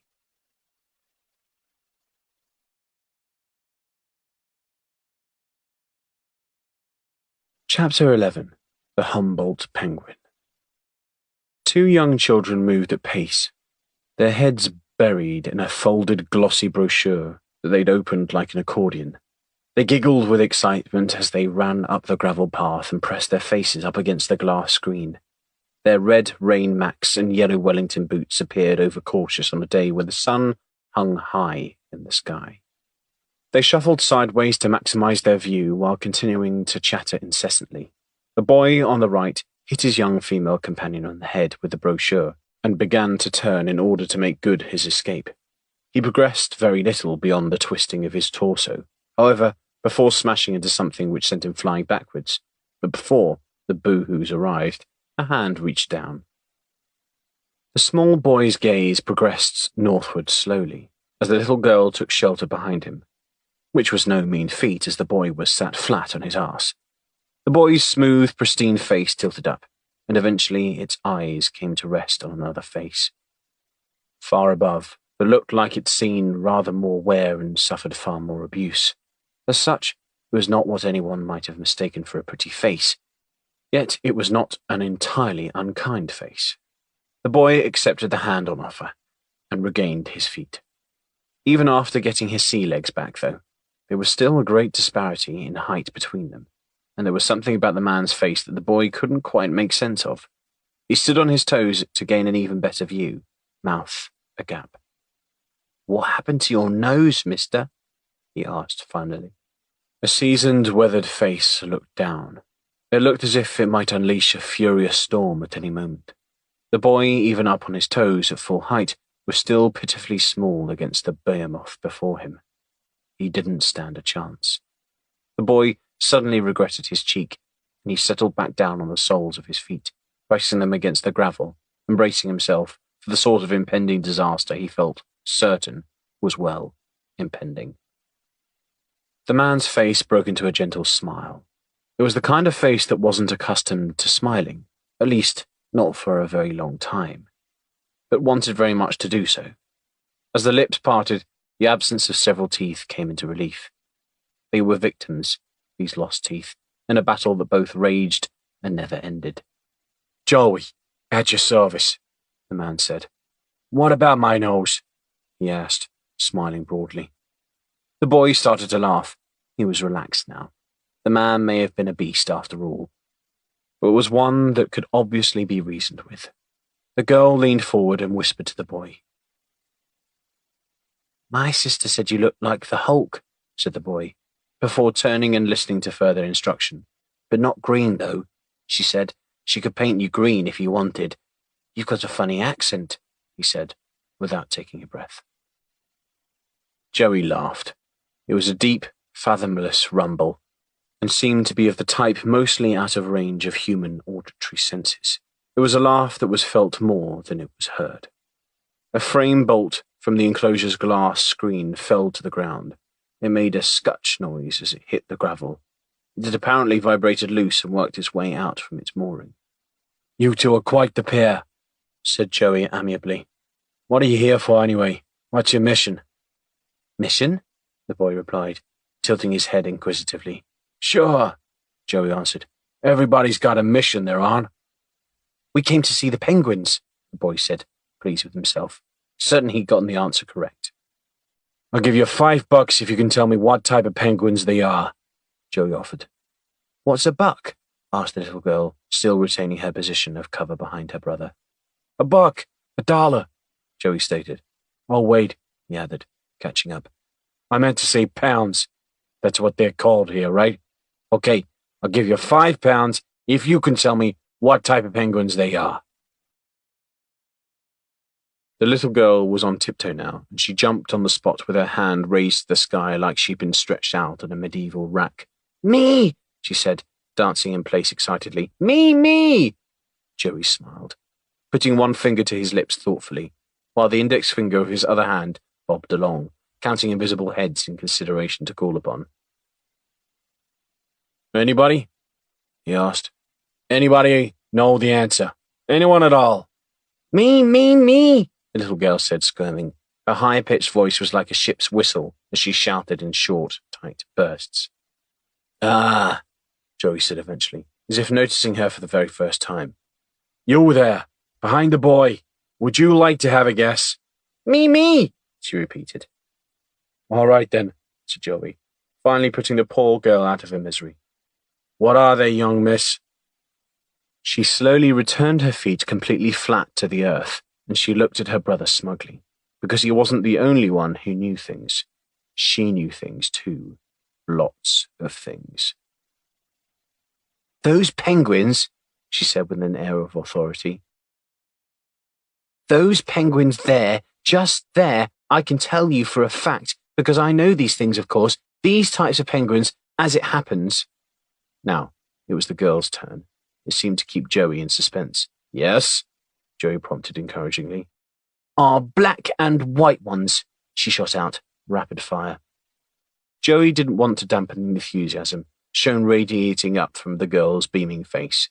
He took a £5 note and, as he agreed, handed it over to her, as technically she was correct. You are absolutely right. They are indeed of the black and white variety, said Joey, although the girl was now mesmerized by the £5 note and paying him no mind. They're also called Humboldt penguins, he continued professorially, and repeated the name for effect. Humboldt. Bless you, countered the little boy, laughing at the sound of the funny name. The lesson was then interrupted unexpectedly. Wait there, shouted a woman with rosy cheeks, trying desperately to keep control of a toddler who was using the restraints to take his mother for a ride, it being unclear who was in fact in control of who. She brought her child to a halt in front of Joey like a champion jockey. She looked at the children, to Joey, and then back to the children. I've been looking for you two everywhere, she said in between catching her breath. You mustn't run off like that. I've told you 1,000 times. The distressed mother's eyes kept flicking toward Joey, and it made him uncomfortable. Joey offered a smile. It's my fault, ma'am. We were playing a game about the penguins and... Where did you get that money? Asked the mother suddenly, snatching it from her daughter's hand. Is this yours? She said accusingly, turning to Joey. No. Well, yes, in a way, but... Joey responded before being interrupted once again. Here, she said, thrusting the note towards him. Do you work here? She said, eyes narrow, her manner abrupt. What? No, Joey replied, getting a little intimidated by a woman easily less than half his size. What do you do here, then? She asked, continuing the interrogation. Joey laughed awkwardly. He wondered if she could see the bulge under his jacket, and he played his hand over the buttons, making sure they were fastened, putting himself together. Well, I suppose I'm just here to help out, I guess you could say. Right, was the woman's terse reply.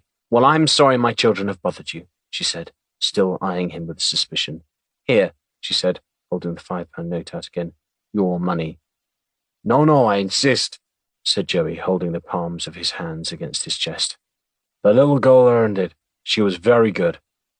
Of course, this only served to heighten the woman's apprehension, and her eyes, already narrowed, became even narrower. Shit, that didn't come out right, Joey appealed. I meant... It was no use. The woman kept hold of the toddler and herded the other two up like a sheepdog. Move, she said to them through gritted teeth. The little girl turned to smile at Joey.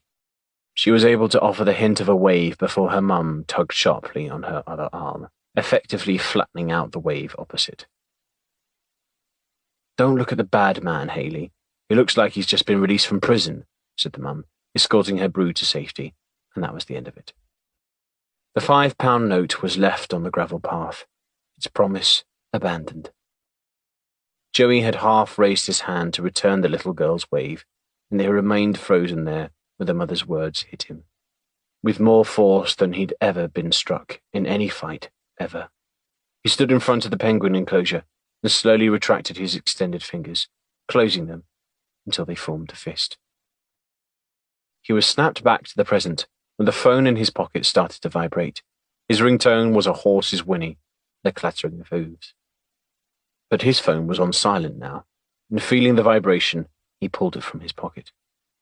Joey wasn't in the mood for pleasantries. Yes, he barked down the phone. He listened vacantly. Yes, he added, bobbing his head. which caused the ripples in his neck to wobble. The phone was almost lost against the backdrop of his enormous head. "The boss asked me to pick a few things up for him," continued Joey impatiently. "Yes, right, uh-huh." And then, "Where am I now?" he replied, echoing the caller's question. Joey stood and twirled, like Julie Andrews on a tranquil meadow, as he basked in the glory of his current location. He hesitated. "I've dropped by the gym to catch up on some bench presses. What's it to you?" The caller must have wanted him somewhere, but Joey's expression clearly said he wanted to be elsewhere. "The boss has got a special job for me? Is that right?" he said, rolling his eyes and enthusiasm waning by the second. "Bring a shovel?" he said. "What the fuck am I now, Mikey? The gardener?" He walked away from the penguin enclosure, in no hurry to leave, just as another young family was gathering there. He lowered the phone for a moment before reinstating back against his cauliflower ear. "Where am I gonna get a bag of lime?" he shouted, before lowering his voice for the benefit of the concerned-looking family nearby. "Does that even work anyway?" he said in a hushed voice. "You better be hiring a boat and weighing it back down with concrete boots. Look, I need to go. I'll be back at the house in about an hour or so." "No, I won't forget the shovel. I'm not stupid," he said. There was a pause, and then, "What? No, I don't have you. Why would I have you?" "Mikey, look, a man does not touch another man's weapon. It's just not done. It's a violation of—" Okay. Right. Exactly. Yeah, I'll see you in about an hour or so." Joey pressed his hand to his forehead. "Fuck this," he said. "Fuck this," he said once again. The appearance of a wandering flamingo had the same effect on Joey as marijuana did on a dopehead. He could feel the stress oozing out of his body, just then, but only momentarily, until the phone rumbled in his pocket once again. There was no peace for Joey. He ignored it. He doubled back on the path he walked up earlier, passing the penguins on the way. He grimaced for a moment as something poking up caught him sharply in the ribs. He shuffled his belt and his crotch to adjust it. An undernourished chap wearing a yellow high-vis jacket and pushing a wheelbarrow approached Joey at speed. As soon as he observed him, seemingly getting too friendly with himself in front of the penguin enclosure, but soon stopped when the scale of Joey became all too apparent. Joey continued to struggle. It wouldn't fit back where it should be, and he had grown tired of hiding it anyway. It was time. "Bastard," he said, and he began undoing his jacket, one button at a time in a deliberate fashion, causing the scrawny park keeper to retreat further back. Joey took the cattle prod, unsheathing it from its anchor, breathing in so as to release it from the grip of his trouser belt, and held it aloft like Excalibur. The prod, his partner's weapon of choice, had served him well on a number of occasions, despite Joey's own distaste for it. Today, he looked at it with utter contempt, not just because it chafed his genital areas through the constant rubbing whilst concealed. How did Mikey ever tolerate it? Maybe to him this was part of its charm, but because it was the very symbol of a life from which he wanted out. He held the prod in his right hand, took one final look at it, and then lobbed it over the glass barrier, like a hand grenade, into the foot-deep water of the penguin enclosure. It was liberating, but even he knew that you didn't just walk out like you would in an office job. It wasn't that simple, unfortunately. And if he was told to complete a job, he had to, without any hesitation, complete the job. Otherwise, it would be he who'd find himself on the receiving end. Joey stomped toward the park keeper. "Can I buy that off you?" he said in reference to the shovel poking out of the man's wheelbarrow. "Take it," came the reply, as the shovel was handed over with shaking hands. "It's my spare one anyway, but don't need it," the man offered nervously. "You wouldn't happen to have any lime in there by any chance, would you?" pressed Joey, peering into the mobile workplace. "Sorry," the man replied weakly, turning even paler. "Don't worry about it," Joey replied. "I'll manage." He turned to leave. Joey smiled to himself, as the symbol of a world he no longer wanted floated gently around the pool. He placed the discarded £5 note into the collection tin in the reception area on the way out. Unfortunately, for a compassionate animal lover, Joey's act of defiance had left an undesired effect. Several penguins had apparently assumed the foreign object in their pool to be some formerly unseen fishy treat. The sound of a young girl screaming carried on the wind as she watched in horror the tableau before her. The Humboldt penguins, as it turned out, lay floating on their back, with their muscles convulsing, one after another, as they each in turn attempted to consume the queerly shaped fish. But the penguins weren't dead, at least not yet. The voltage in the pool caused their flippers to flap like a hummingbird's wings, and it was entirely possible that the Isle of Man Wildlife Park would be witness to the first flight of a flightless bird. One last hurrah, perhaps, until it all came crashing down. Joey remained blissfully unaware of any of this as he pulled out of the car park with a somewhat contented look upon his face. Chapter 12. The Family Business. "So, you're in the family business also?" asked Abby with a sneer. "What?" snaps Madeline in response. "The forgery business. Does your creative talent extend to reproductive artworks?" Madeline rolled her eyes. "Oh yes, that's very clever," she said. She paced the impressively polished floor, the sort of floor a small boy's knees would be attracted to, like a magnet, as she fidgeted with one of the white wooden sash windows which flooded the room with glorious sunshine. Of course, the glorious sunshine was of no advantage to them, being, as they were, held against their will inside the room. "It's no use," said Abby. "I've tried them all. They're all locked, all sealed up as tight as a duck's arse." "There must be some way out of here," Madeline responded. "What about the fireplace?" "What about the fireplace?" said Abby. "Do I look like Santa Claus?" "You're not very jolly, that's for sure," Madeline remarked.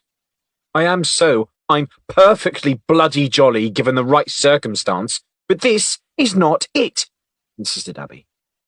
"And how are either of us meant to get up that chimney, besides?" Madeline's cheeks flushed.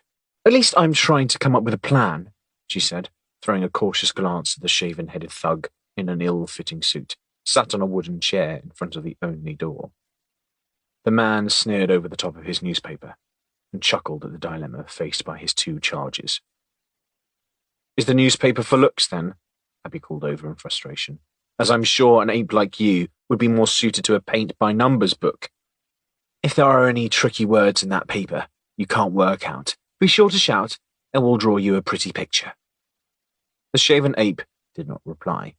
He was used to these sorts of remonstrations, and was immune to their effect. Madeline chuckled. "No, I'm not, by the way." "Not what?"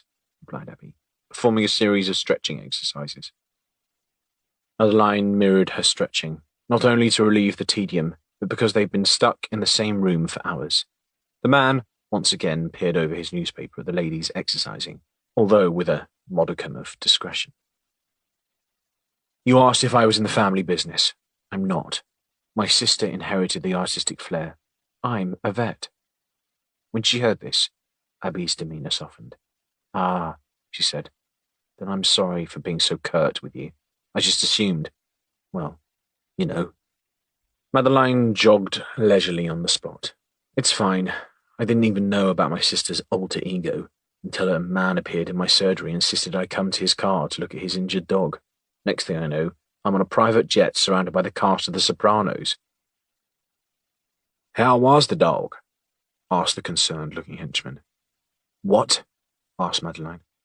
"The dog," he repeated, blowing his paper. "Was it okay?"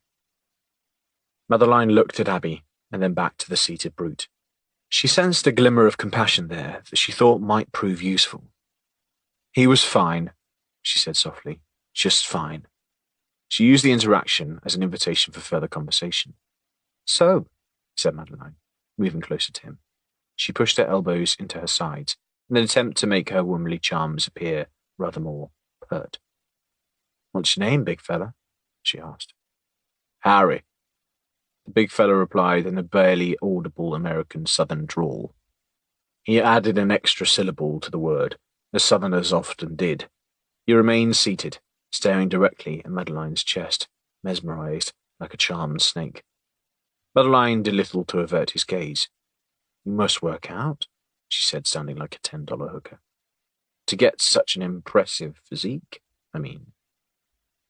"I guess," Harry, with the extra syllable, said, eyes fixed. Abby smirked as Harry lowered the newspaper further down to his crotch, as if it were now serving a purpose not originally intended. "Don't worry, Harry. I'm a lot friendlier than the one over there," Madeline said, nodding over to Abby. "A girl's got to know how to make the best of a situation, doesn't she?" she purred.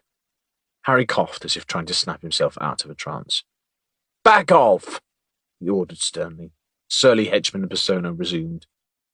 "I know what you're doing." "That's because you're an intelligent man," said Madeline, piling on the flattery, using every weapon at her disposal. "Stop it!"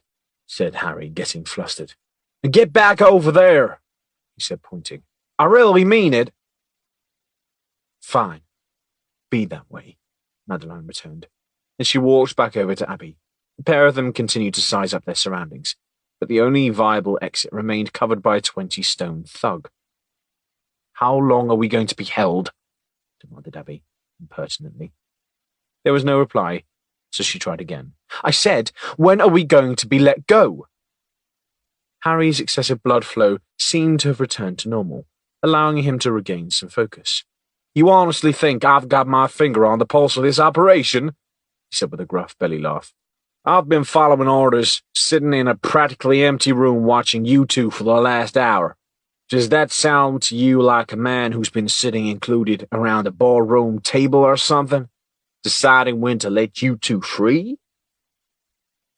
To the frustration of Abby and Madeline, the belly laugh continued. Madeline scoured the room. "Why don't we hit him with our chair?" whispered Madeline, in the absence of any other identifiable weapon. "And then what?" said Abby. "Besides, if we hit him with a chair, it'd just bounce off him. Look at the size of him. He's built like a brick shithouse." "Don't think I'm raining on your ideas, but if by some miracle we manage to knock him out, there are several more just like him on the other side of that door," she said, motioning. It was deathly still apart from the periodic noise of Harry turning pages. The silence was deafening. Abby had never been good with bodily noises, and the sound of Harry's nose whistling each time he breathed was boring into her skull, like a trepanning drill. "I've got to get out of here," she said through gritted teeth. Abby took a deep breath to compose herself and watched out over the perfectly manicured gardens. Under different circumstances, she could see herself sat under the distant oak tree on a picnic blanket, with a glass of something cold, having her feet rubbed by an attractive man in a nice suit as she absorbed the surroundings. The momentary daydream dalliance was shattered by the return of the melodic nose whistling in regular time near the door. It had stopped only momentarily, it seemed, only in preparation for the next movement. Madeline's gaze, however, remained on the oak tree. She squinted to make out details as two men shifted at pace through the gardens. She wouldn't have given them consideration, except these two were different. Rather than merely a set of muscles atop a pair of legs, these two had sleek elegance about them. She stood under the guise of continuing the stretches Abby had initiated earlier, and moved closer to the window. She dipped her head and squinted again, trying to focus on them. Madeline pressed one hand to her forehead, and the other rested on her hip, and tried to make herself visible by performing a series of sporadic hip thrusts that gave the impression she was having some sort of episode. "She all right?" asked Harry, with little genuine concern. Abby shrugged her shoulders and moved to join her by the window. "What are you doing?" she asked. "You look like my dad trying to dance at a wedding." "Down there," said Madeline, discreetly nodding. Abby leaned forward, confused. "What?" she whispered. "Those two men," Madeline replied. "I don't know what's going on, but they're different from the rest. Something's happening. Whether it's a good or bad thing, I don't know." Abby looked hard. "Holy shit," she said after a moment. "I recognize those two men from a website." "Okay. Well, that was certainly unexpected. Whatever floats your boat, I suppose," Madeline replied, backing slowly away from Abby and returning to her seat. No, said Abby, reaching out for Madeline's arm and tugging on her sleeve. You don't understand. Those two men came to see my friend Sam. He showed me their pictures on their website. Madeline was still wary. She was listening. Madeline, said Abby, those two men are from the FBI. Okay, Madeline said again.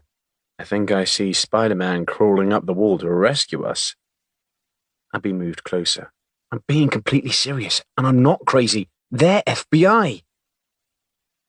Before Abby could elaborate further, a key turning in the door caused Harry to jump to his feet. Boss wants them too, said yet another meathead. Another in a seemingly endless conveyor belt supply of hired thugs. Make it snappy. Snappy is the only way I make it, Harry assured his brother-in-arms. Apparently satisfied with his response, the other brute returned from whence he came. Abby's mouth went dry as Harry advanced menacingly towards them. For Harry's part, advancing menacingly was something he'd perfected to an art. There were few things he did exceptionally well, but this was certainly one of those things. What are you going to do with us? Abby demanded defiantly, putting on a brave face. But Harry, with the extra syllable, did not respond. He was too busy doing what he did well. He was not finished with a menacing advancement. Not quite yet, at least. It was his favourite part of the job, and he didn't want it to end too quickly. Abby's heart raced, but the adrenaline rush also ensured that she was not entirely without a certain kind of courage. She wasn't going without a fight, and once within range, she took the opportunity to kick Harry forcefully in the shin. For a man of his bulk, he screamed like a young girl as he raised his right leg, rubbing it frantically. He hopped on one foot, and then every time he landed, the thud caused the expensive-looking tight fittings overhead to swing gently. Abby snatched up the newspaper and rolled it tightly before using it to poke Harry in the eye. He barked in pain, shifting his soothing hands between his two injuries. That's dirty pool, he wailed, before the tears from the jab to his eye blinded him. You're not supposed to do that!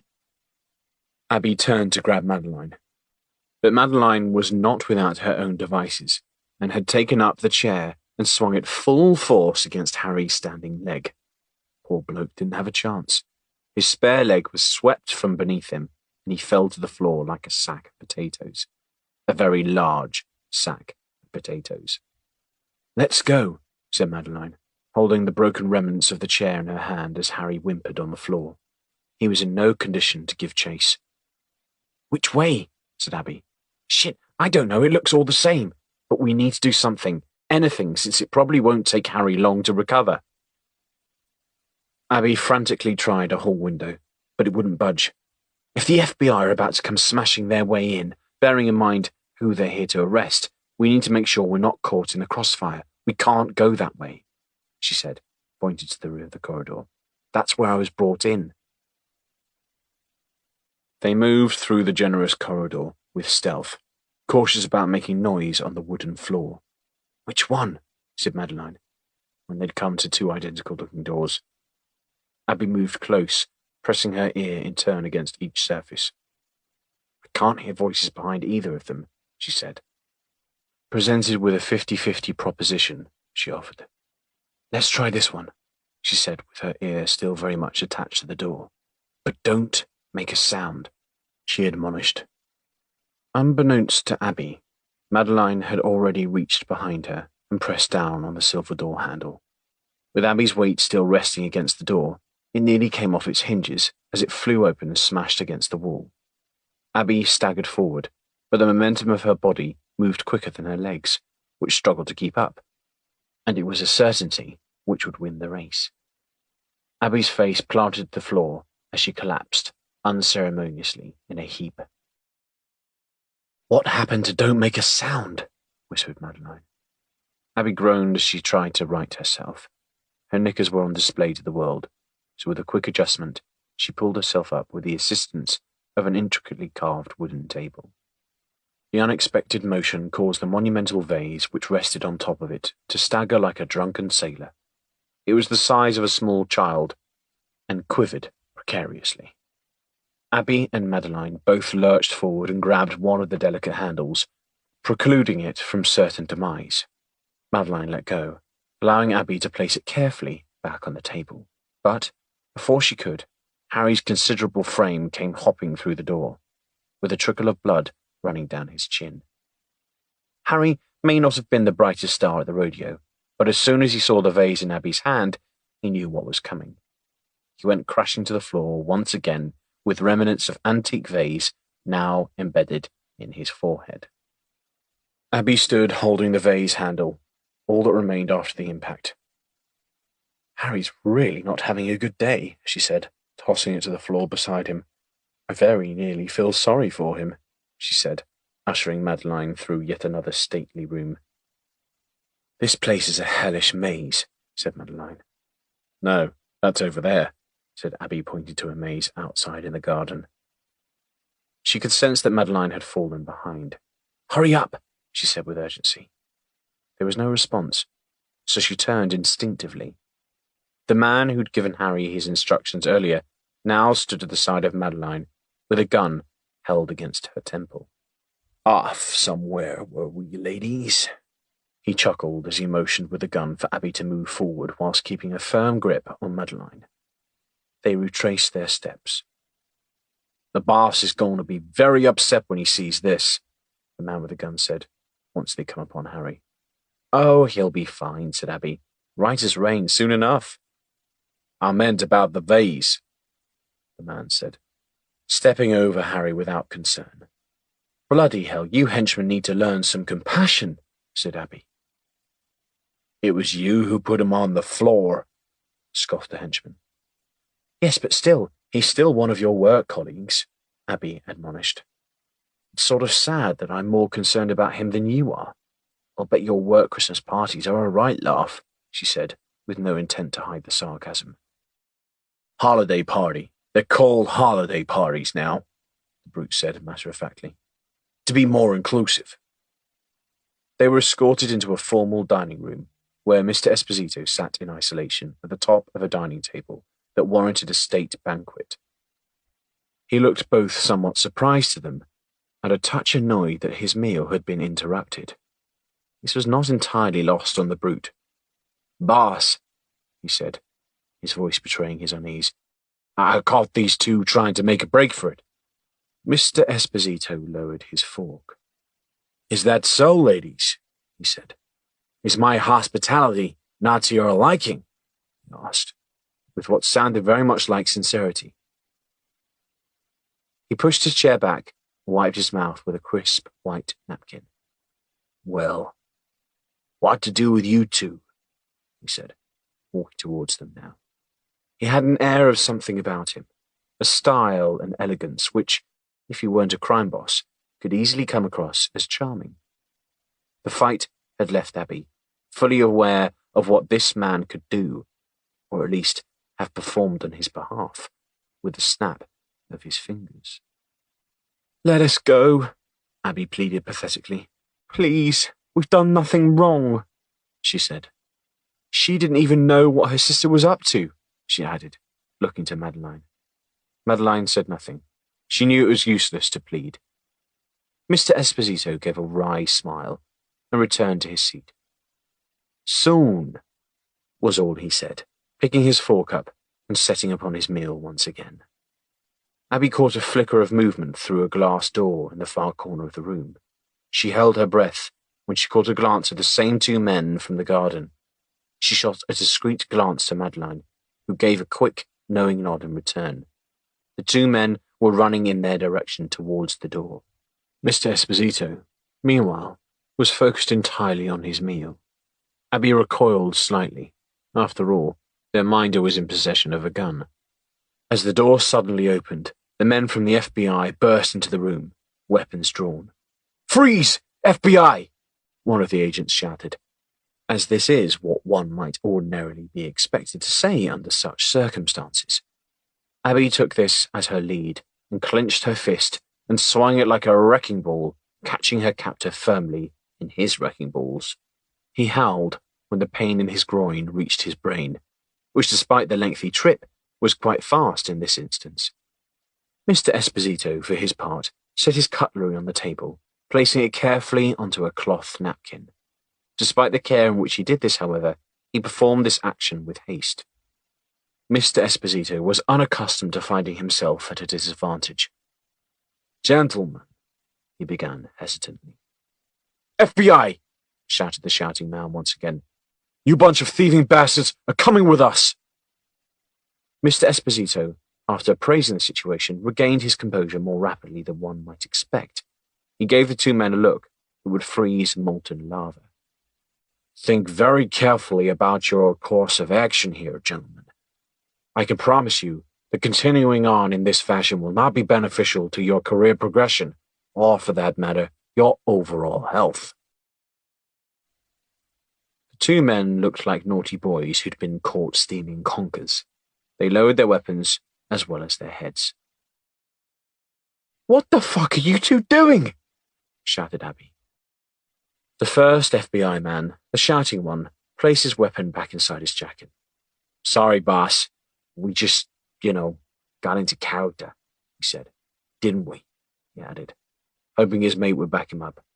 "Yes, boss," the other FBI man replied weakly, without looking up.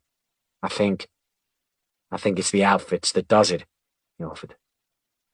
"It's definitely the outfits," the first agreed, eager to place the blame. "These black suits, they have an effect on you. You can't—" "These damn black suits," the second cut in. "Yeah," said the first. As if this were all the justification needed to explain their actions anyway. Abby looked at Madeline. "What the actual fuck?" she mouthed. Mr. Esposito continued his glare, and the two men's legs were buckling like that of a punch-drunk boxer. "And, where is our Emma Hopkins?" he asked finally, in a tone so casual as to drip menace. "We don't know yet," replied the braver of the two, the shouter, "but we made contact with some pathetic excuse for a private dick who's been—" The man stopped in full flow as the phone in his pocket rang. He held his finger aloft to Mr. Esposito. "1 second, boss. Sorry, there's only one person that knows this number," he said in expectation. He cleared his throat, effecting a change to a more professional persona. "Yes, this is Agent Weiss," he said in an authoritative manner. He listened to a voice on the other end for several moments before speaking again. "Sam who?" he asked the caller, whilst raising his thumb in delight for the watching audience. His mate was now clinging to his arm like a first date at a horror movie. "Ah," he said. "Sam. Yes, I remember now. Of course." He bobbed his head as he soaked up every word. "You're in danger?" he repeated, echoing the caller's words. The FBI man smiled. "Yes, we know you're in danger," he said, throwing Mr. Esposito a knowing glance. "We know you're in danger because you're dealing with one of the cleverest, most innovative, and most powerful criminals the world has ever seen," he elaborated, glancing again to his boss for approval, hoping the shameless fawning would please him. Abby didn't want to believe what she was seeing. She moved a pace forward. "Sam!" she screamed. "They're not what you—" Her minder grabbed her in a headlock and used his spare hand to cover her mouth. Mr. Esposito waved his hand like swatting a fly, resulting in Abby being dragged from the room. The FBI man continued his phone conversation. That was nothing. The television. I thought it was on. Yes? Now, we can't help you unless we have Emma Hopkins," he said. "Aha," he said. "Aha. Okay, so you're with Emma Hopkins now. Excellent, this is good news. Yes, of course, we'll meet you. When and where?" He put the phone back in his pocket and delayed his response for maximum impact. "Well?" asked Mr. Esposito. "Well, boss, we're due to meet Emma Hopkins," he said, looking at his watch. "In about 2 hours' time. In 2 hours, Mr. Esposito, I've got a funny feeling that the actual FBI star witness is going to be reluctant to do any more talking." "You said you weren't going to hurt her," cried Madeline. "Just let her go with me. We'll disappear. You'll never hear from us again," she pleaded. Despite her earlier resolution that pleading was, at this point, useless. What else was there to do? Mr. Esposito reflected for a moment before responding. I said I would not hurt her? Interesting, because that does not sound like something I would say at all, he said. No matter, Madeline, he continued. What I can promise you is that you, your sister, and our other guest will most certainly disappear. And I am reasonably confident that I will absolutely never hear from any of you again. What is more, and of equal importance, is that the FBI will also not be hearing from any of you again. Now, where are we meeting them? He said to Agent Weiss. We can handle this for you, boss, Agent Weiss replied. I will be accompanying you, Mr. Esposito said. I have got entirely too much at stake here. I need to make certain that there are no further distractions. Before we go, please can you make arrangements with your associates, Mr. Montgomery and Mr. Schmidt, to take our two guests for a dive on this beautiful island.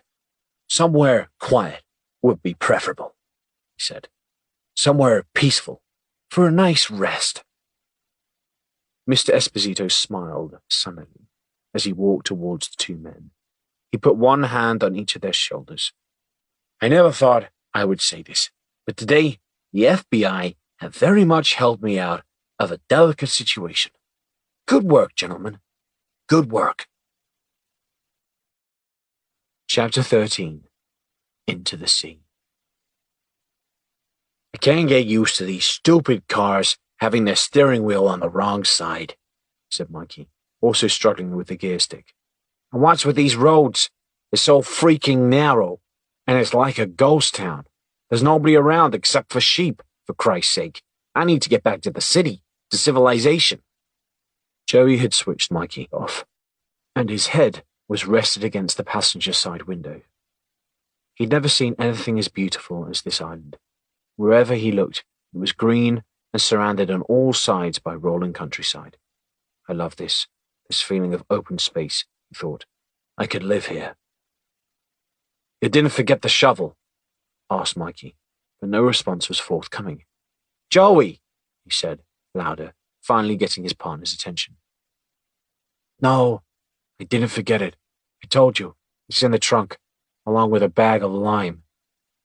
Joey replied, then returned his attention to the scenery flashing by as they sped through yet another winding country lane. The countryside here is amazing, he said absently. You got that right, said Mikey. He was in agreement as to the many acres of unspoilt land, though for an entirely different reason. That's the one good thing about this godforsaken backwater. You don't have to drive too far to find somewhere to bury a stiff. Speaking of which, he looked in the rear-view mirror and chuckled at the two pillowcase-covered figures staring back. What do you think, ladies? He said. You two should be grateful this car has tinted windows. Otherwise, you'd be in the trunk with the shovel and the lime. Frantic, muffled noises issued forth from the pillowcases. Neither Abby nor Madeline were able to move, given the generous application of duct tape to their ankles and wrists. Duct tape truly was a miracle invention. You definitely brought the shovel, Mikey asked again. Why would I forget the shovel? Joey was letting his irritation show. What is with you and the shovel? You're going to have to do the digging, Joey, Mikey told him. Just so you know, since I've had this sciatica, I'd be in bed for days if I overexert myself. What? You think I'm digging 2 holes myself? That's not happening. Why don't we just throw them in the sea? There was sea near Laxey. What's a Laxey? Anyway, there's sea everywhere, replied Mikey. Don't be dim, said Joey. It can't be everywhere. There was a twinkle in Mikey's eye. He was trying to be clever now, which was a dangerous thing. Joey, you do realize what an island is, don't you? Of course I know what an island is, replied Joey flatly. Well, prompted Mikey. Joey didn't take the bait. He was not in the mood. Mikey continued to chuckle. He was very pleased with himself. Joey, he said, an island is something that's surrounded by water. There was nothing worse than an idiot who truly believes he is clever. I'll be throwing you in the water, Joey assured him. So for real though, why don't we throw them in the water? Mikey thought for a moment. Well, we haven't got a boat. Just throw them in, replied Joey. The tide will carry them out. Mikey shook his head. No, we need to take them out at least a good 500 meters. We don't want these two washing back up to shore. At least, not until we're thousands of miles away from this shithole. You can at least dig one of the ditches then, Joey responded. Sciatica or no, fair is fair. Joey, you only need to dig one ditch. One big ditch, Mikey explained. Besides, we've only got the one shovel. What am I supposed to do? Dig a hole with my paws like a dog? See, my logic is perfect. You can't escape it. So where am I gonna dig this hole? Joey asked, resigned to his fate. We can't just keep driving around aimlessly. We should ask for directions. Are you freaking kidding me? Said Mikey.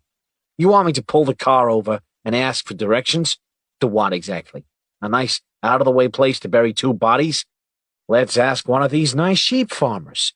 Maybe they'll even help us dig the hole. Joey sank into his seat.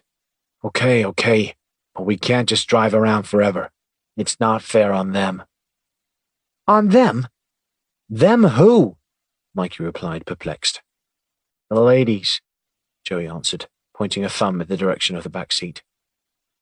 Not fair on them? What does fair have to do with anything? Trust me, this does not have a happy ending for them, any way you slice it. So this driving around is the least of their worries. Over there, said Mikey, as he fought with a gear stick once again. He slowed the car and turned into an even narrower country lane. Judging by the hammering the suspension was currently being subjected to, this was clearly a lane more suitable for agricultural traffic. Where are we going? Asked Joey. Who's doing the driving? Replied Mikey. I'm doing the driving, he said, answering his own rhetorical question. He motioned with his head. Up there, he said. That old building will be perfect. There are plenty of trees for cover. And, from the looks of the place, nobody is going to bother you while you're digging. The lane stretched up, following the contour of the steep incline. It was a gateway into the beauty of the island. From their elevated position, Joey looked down on the glorious valley where the sun radiated off a reservoir in the distance. They turned off the path halfway up the hill, which was fortunate, as the track was all but impassable. Trees peppered the field, with some looking like they'd survived this landscape for hundreds of years. Many of them were distorted, as if pushed over, likely from the ardent winds that had whipped up from the valley and battered them over the decades. A dilapidated stone building had the privilege of this vista all to itself. Its footprint was small, probably only big enough to provide the former occupant a room to sleep and room to light a fire. The area was exposed, and in a harsh winter this idyllic spot would have been open to the elements. The stone walls were built to last, over 2 feet thick, and they'd survived longer than the doors and roof, which has long since succumbed to the elements. I could live here, said Joey, taking a lungful of the bracing Manx air. Is there anywhere you wouldn't live, here on this crummy island? Said Mikey. I'd live anywhere at all. Anywhere you weren't, Joey replied. Mikey wasn't listening. Get the shovel out of the car, and we can dig here, he said, kicking out of the softer soil. You get digging, and I'll wait in the car, keep an eye on these two.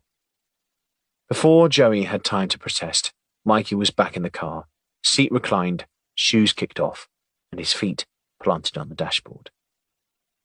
Douchebag, announced Joey, loud enough to be heard as he pressed his foot down to remove the first sod from the ground. The earth was pleasingly forgiving. He'd had to complete this task previously, in cold weather, and frost on the ground was a nightmare for causing blisters. It wasn't all bad for Joey, he supposed. He was getting some exercise, and as far as views from the office went, today's was perfectly palatable. In no time at all, he was knee-high in the ditch, with its former contents sat neatly in a pile and ready to be thrown back in when required. He saw a shimmer of silver and crouched down to pluck an object from the dirt. His heart skipped as he spat on his thumb and used a sizable digit to wipe away the excess soil. It was a coin. Joey was delighted, holding the coin up to the sunlight to get a clearer view. He wasn't familiar with the local currency, so he was unable to discern if he'd found a relic cast aside hundreds of years ago, or merely some child's pocket money. No matter. Joey placed it in his pocket for later inspection. He looked at his watch and became conscious of how long their guests had been sitting in the back of the car. Joey never liked to keep a lady waiting. It was bad manners. "Hello, friend," said a perky voice.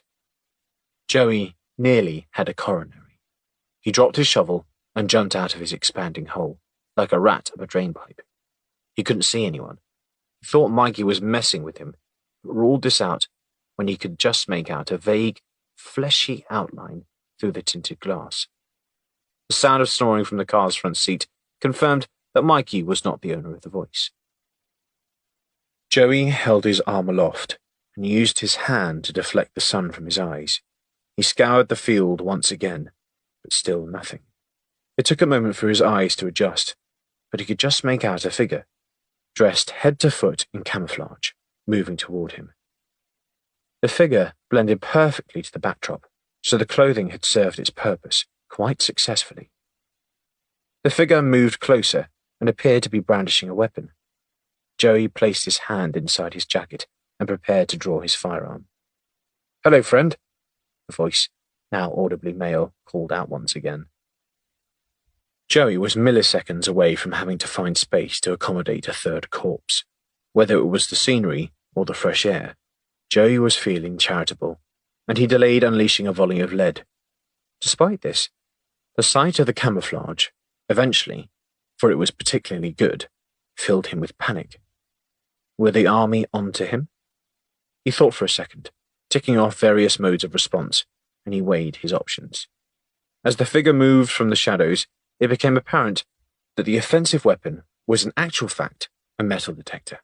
However, and the person wielding it, merely a scrawny middle-aged man who looked like he would still live at home with his mother.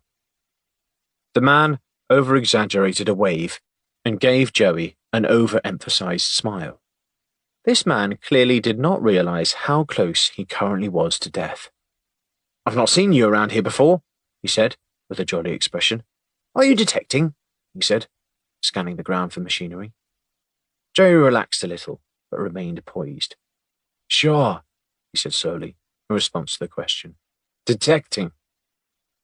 "You're a little smartly dressed," the camouflage detector said in reference to Joey's immaculate black suit and polished shoes that were now particularly covered in mud. "My name is George," George said, offering a handshake, which Joey grudgingly accepted. "I like to make an effort," replied Joey. "So you like digging stuff out of the ground, do you?" "Oh, I love it," George responded, with genuine enthusiasm. "Digging things up is my life." "Great," said Joey, reaching into his pocket. He took out the coin and pressed it under the nose of the quizzical visitor. "Where did you find this?" George asked, barely able to contain his excitement. Joey looked at George, then down to the big hole in the ground, and then back to George. "I found it in this hole," said Joey. "You know what you found?"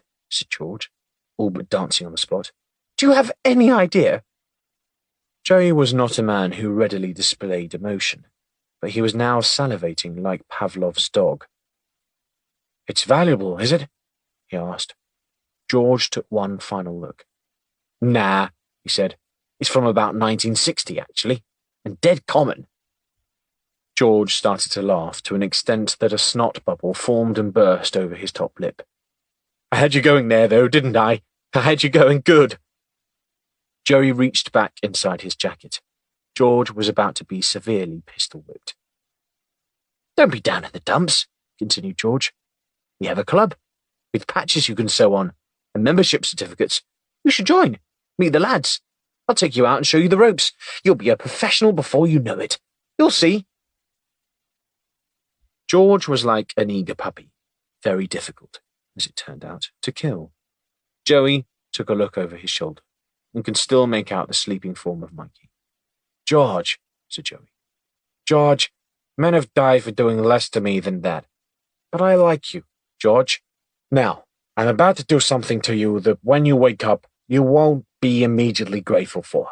But trust me, there are currently 2 outcomes for you, and this one, believe it or not, is the one you want. George screwed up his eyes, unsure what was going on, and began to laugh nervously. What do you mean by... Joey jabbed him on the chin. Not full pelt, but sufficient to render him unconscious. Joey was like an anaesthetist. One could very reasonably describe him as a consultant of unconsciousness. Like a consummate professional, he'd calculated the optimum force required, but without causing permanent damage. Joey picked him up like he was carrying his shopping. If Mikey woke up and saw him, George was a dead man, of course. There was nothing for it. And so Joey carried him very quietly around the corner of the building and dumped him in a bush that thrived in harsh conditions and would likely continue to thrive. Joey was dejected about the coin, but he smiled as he covered George's feet. Joey had just saved a man's life. It was a first for him. He found he liked the feel of it very much. He returned to his shovel and looked at his shoes. Crap, he shouted as he tried to rid himself of the filth, to wipe it away onto the grass. I'll never get all this off now. Is that all you've done? Shouted Mikey, roused from his slumber from the comfort of the car. What? Asked Joey. It's done. You need to buy yourself some glasses. Get them 2 out of the car. Mikey dragged the women, who were, to say the least, reluctant to leave the car. Like Mikey earlier, though for entirely different reasons. He escorted them over to Joey, but with ankles bound, progress was slow. As they kept tripping over their own feet, Mikey removed the pillowcases to restore their ability to see. The sight of a shovel and a hole, of course, did little to calm Madeline and Abby. Mikey did nothing to hide his frustration. What's that? He said, looking at the hole that would, at best, be described as a shallow pit. A kid with a plastic bucket and spade could have made better progress by now. Seriously, what the... He never got a chance to finish. However, as Dr. Joey Schmidt, the anaesthetologist, had not yet clocked off. He walked forward 2 paces and delivered a right hook that connected with Mikey's chin with medical precision. Mikey Montgomery was unconscious before he crashed to the earth below. Joey clapped the palms of his hands in satisfaction as Mikey dribbled. Joey moved towards the 2 women, who recoiled as best they could, which, considering their bindings, wasn't much. Madeline closed her eyes, bracing for the inevitable, as Joey produced a knife, which had been strapped to his ankle, and advanced it in the direction of her face. With the skill of a butcher, the gag around her mouth was cut free, allowing her to take a hungry gulp of air. He continued with similar slashing motions, and both women were, in short order, released from their restraints. Are you going to kill us? Asked Abby. Joey laughed. I should, but no, I'm not. You can see you're both desperate to run away, but honestly, I won't hurt you.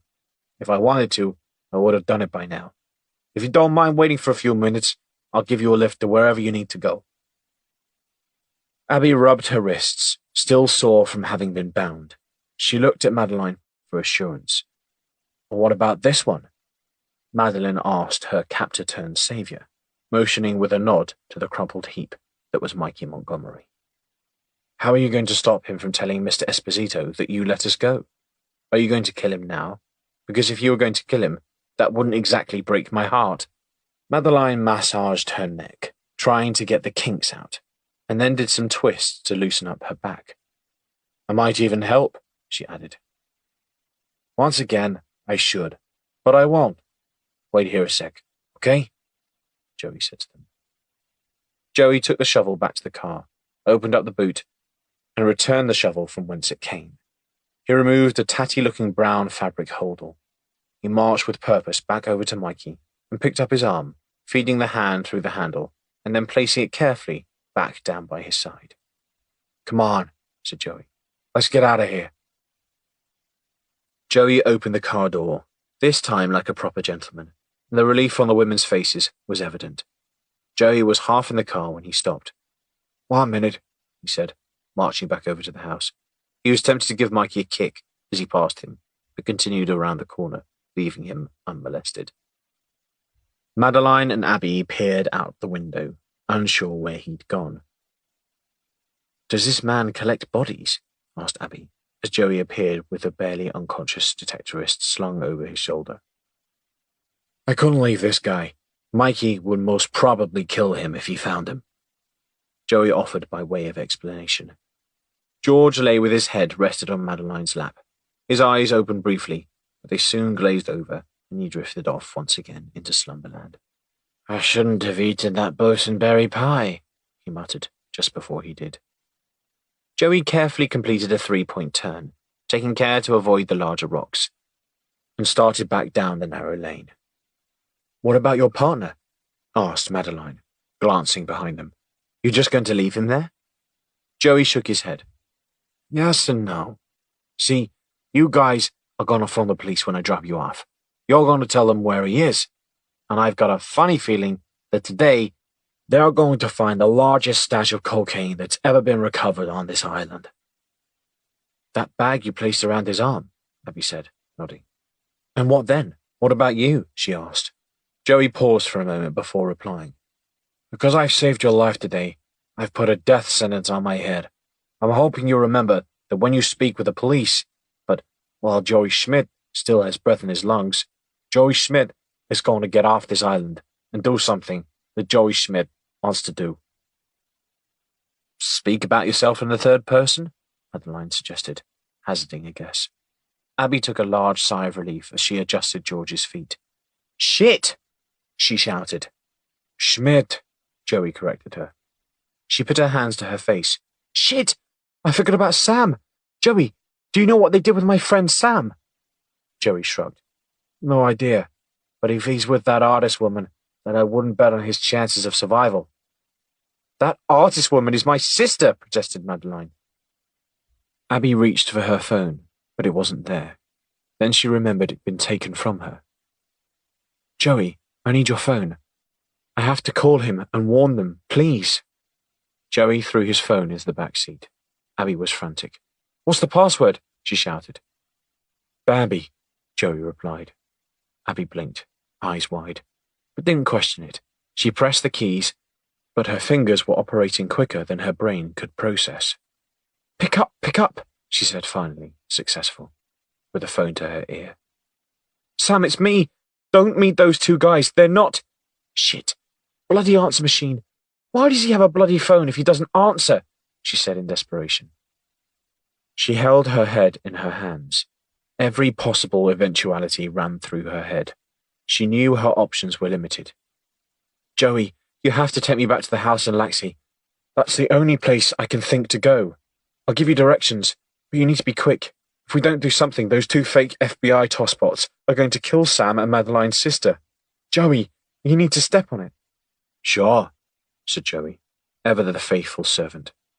"I'm just going to pull the car over. We can leave George here by the side of the road. He'll be fine, I think.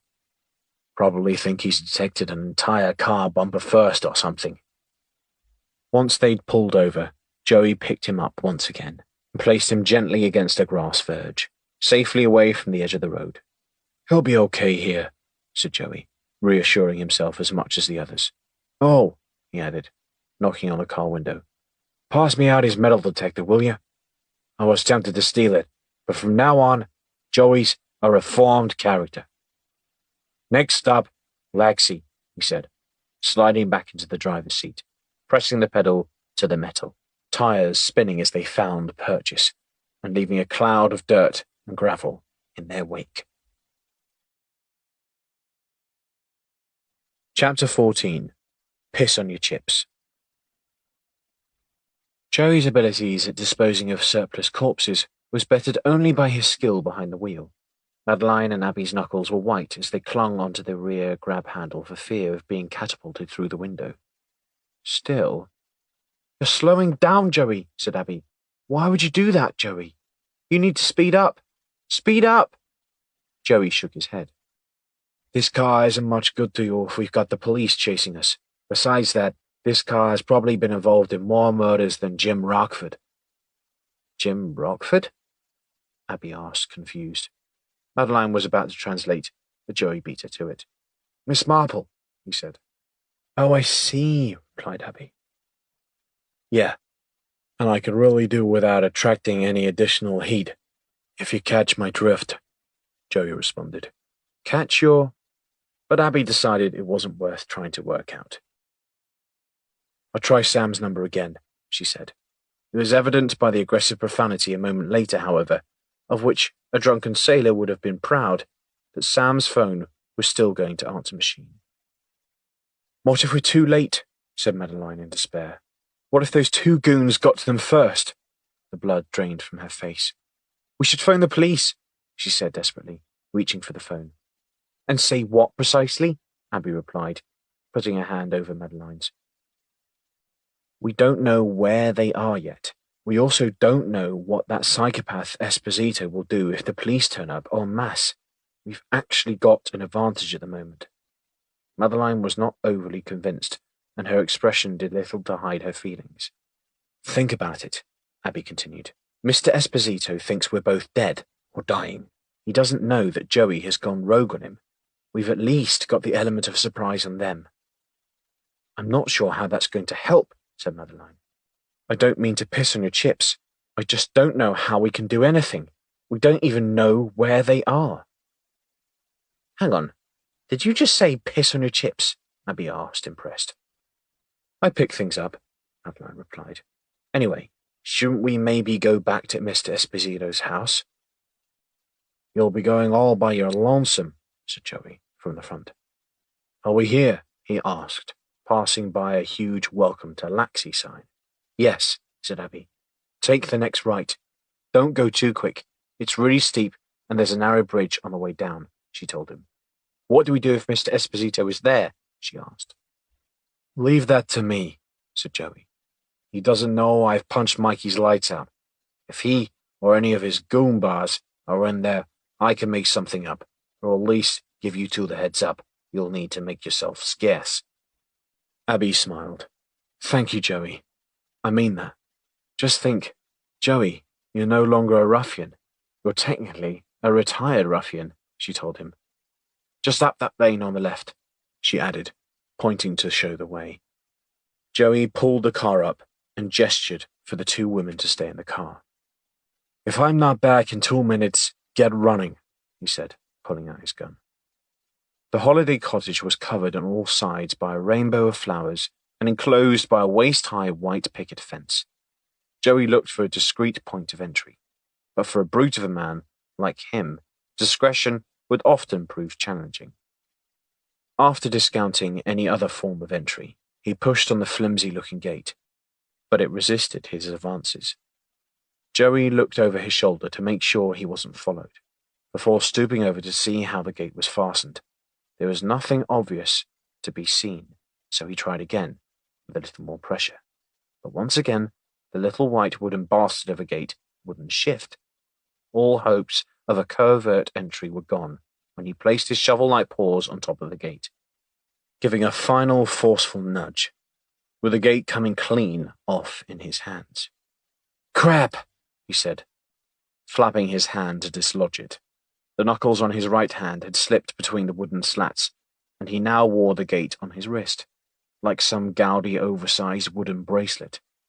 He placed the gate between his legs and used the resistance to try and break free, but every time he tried to release it, folds of skin on his hand formed, and blood was prevented from circulating around his pale-looking digits. Mr. Clover, from Clover's cottage, was a permanent fixture. Permanent in that he didn't rent out his cottage, rather living in his full time. The sound of splintering wood had interrupted his garden maintenance being a somewhat continuous endeavor. His head appeared, as if floating from behind his perfectly manicured private hedge. He adjusted his glasses, which were as thick as milk bottles, and zoomed in on the hulking figure of Joey, presently having some sort of disagreement with his neighbour's fence. "This will simply not do," he said, picking up his trowel and marching with vigour to intercede. "Not if Francis Clover has anything to say about it. No, sir." Joey, normally keen on remaining aware of his surroundings, was at that moment preoccupied. "What are you doing, you great lout?" Mr. Clover demanded. Mr. Clover continued his advance. As he was an aging pensioner, however, his vigorous march was in fact a rather protracted shuffle. Joey was too engaged in his current struggle and began to smack his wooden wrist accessory on the remaining intact segment of fence. He cursed as a trickle of blood ran down his fingers. "Put that down this instant!" shouted Mr. Clover, who was getting close now, just a little farther. Joey became aware of a small yapping sound and looked over his shoulder to discern the source of the noise and assess its importance. It was an elderly gentleman, brandishing a trowel and gesticulating with it in pointed jabs to the air. "Put that fence down or you'll get a good thrashing, I can promise you that," came the final demand from Mr. Clover, almost on top of Joey.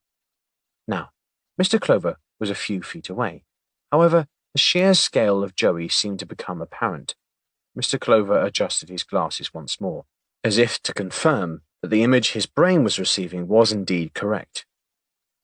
"I'm trying to put the stupid thing down," Joey protested. "I've been trying, but it's stuck." Like a scrappy Yorkshire Terrier picking a fight with a Rottweiler, there was still some fight left in Mr. Clover, though some of the wind had been taken from his sails, and his garden trowel now drooped in his hand. "I've been in the war, you know," he managed, and gave his trowel a bit of a wave like it was the Union Jack.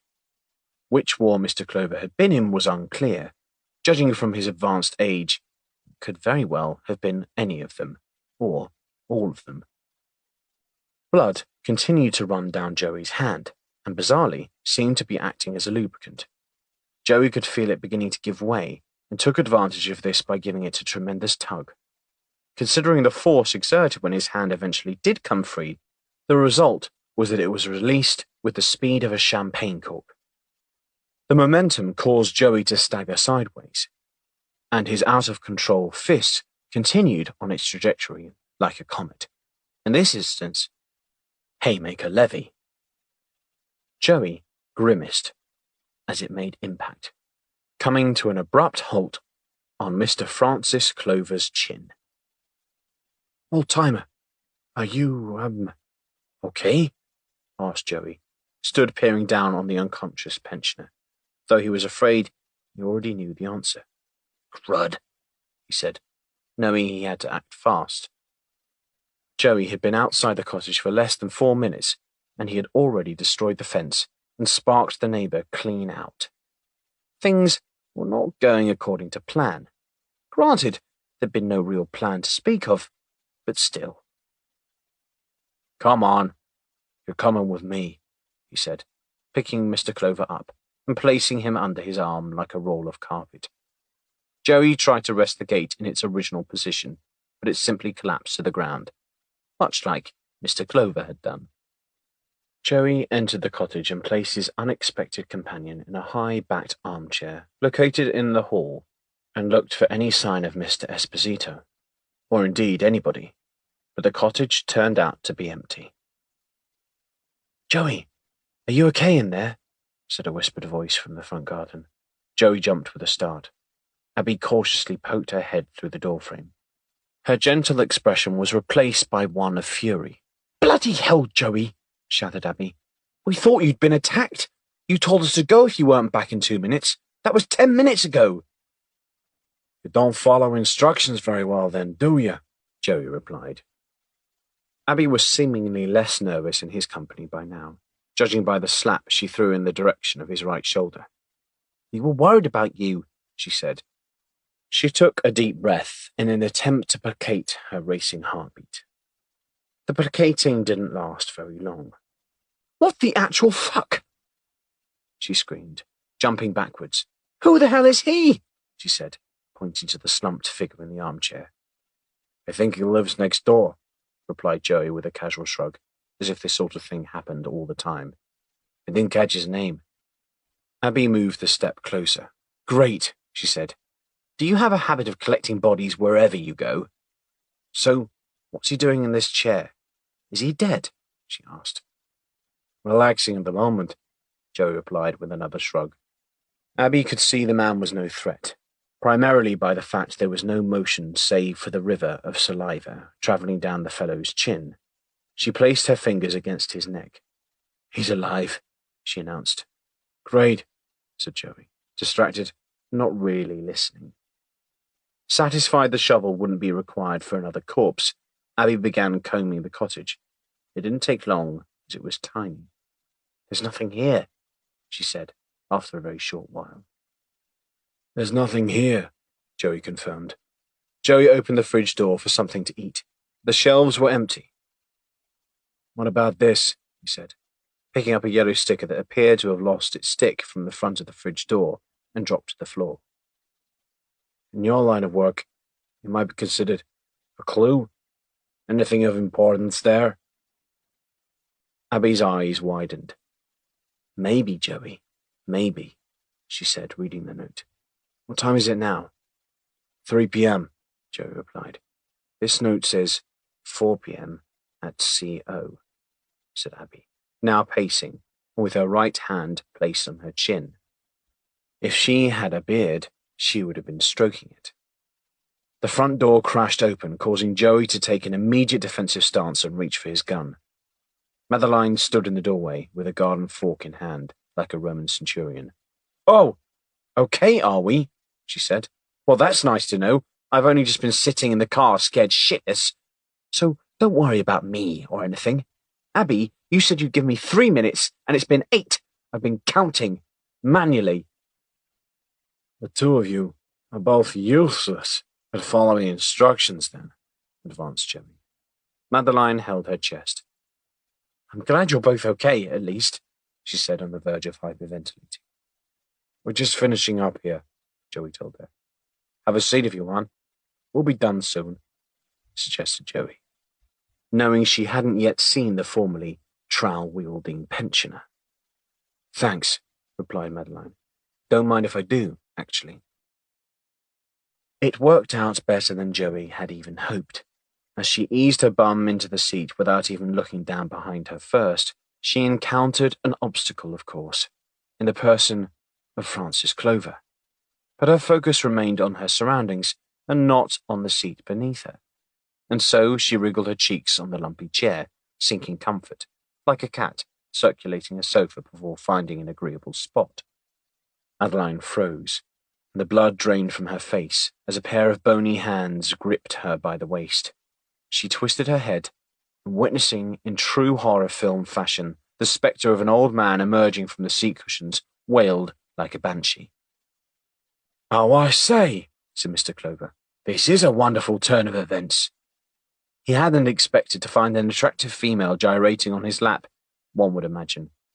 I could get quite used to this. You filthy thing, shouted Madeline, as she realized this was in fact an actual person and not a phantasm, and in response managed to skillfully jump, twist, and slap Mr. Clover in the face in one fluid movement. I was in the war, you know, protested Mr. Clover. Rather than intervene and bring the affair to an end, Joey stood and laughed a laugh that sounded like it originated from his feet. We don't have time for this, shouted Abby like a schoolmarm. Madeline, stop getting Mr. Francis Clover. At your service, said Francis Clover. And at yours, my dear, he added in Madeline's direction with a wink. Leave Mr. Clover be and stop getting him overexcited, Abby admonished. I've been in the war, Mr. Clover said again, though no one knew quite why. Madeline, nonplussed, was about to respond, but Abby spoke again first. We've not got time for shenanigans. We don't have much time to figure out where the others are going to be. If we don't figure out where CO is and stop them going there, they'll meet those fake FBI knobs and... Get their heads blown clean off, said Joey. Abby stared at Joey for a moment, Thanks for that, Joey, she said, sensing the distress on Madeline's face. She placed a hand on Madeline's shoulder, but knew the aid and comfort it provided was very limited. Abby was all nerves herself. Hang on, where am I? Asked Mr. Clover, a bewildered expression over his face. I thought I was in heaven a moment ago, but... Abby's compassion was required elsewhere, and she moved over to Mr. Clover. You're just next door, my lovely, she said in a soothing tone. You must have had a fall, because my friend, she said, pointing to Joey, found you outside and brought you in to make certain there was no permanent damage. The war, he said, his voice trailing off. I was... Mr. Clover kneaded his forehead. He knew something was amiss, but what it was precisely was out of reach. Eventually, he dusted himself down and edged slowly towards the front door, whilst keeping a distrustful eye on Joey. Joey was unaware of Mr. Clover's eyes on him. His consideration was elsewhere. Instead of inspecting something he'd recovered from the darkest recess of the cupboard. A donut, he said. Guys, I found a donut. I didn't think you even had donuts over here. Just crumpets or something. We're not savages, Abby replied in disgust, and then turned her attention back to Mr. Clover. Shall we take you to hospital? She asked. But as she moved forwards, Mr. Clover redoubled his efforts at retreat. Realizing her offer of further assistance would be rebuffed, Abby raised her hands to show her attentions were friendly. I was in the war, he muttered. I was in the war. I know things. I know loads of things. They tried to get it out of me, but they couldn't. Not Francis Clover. No, sir.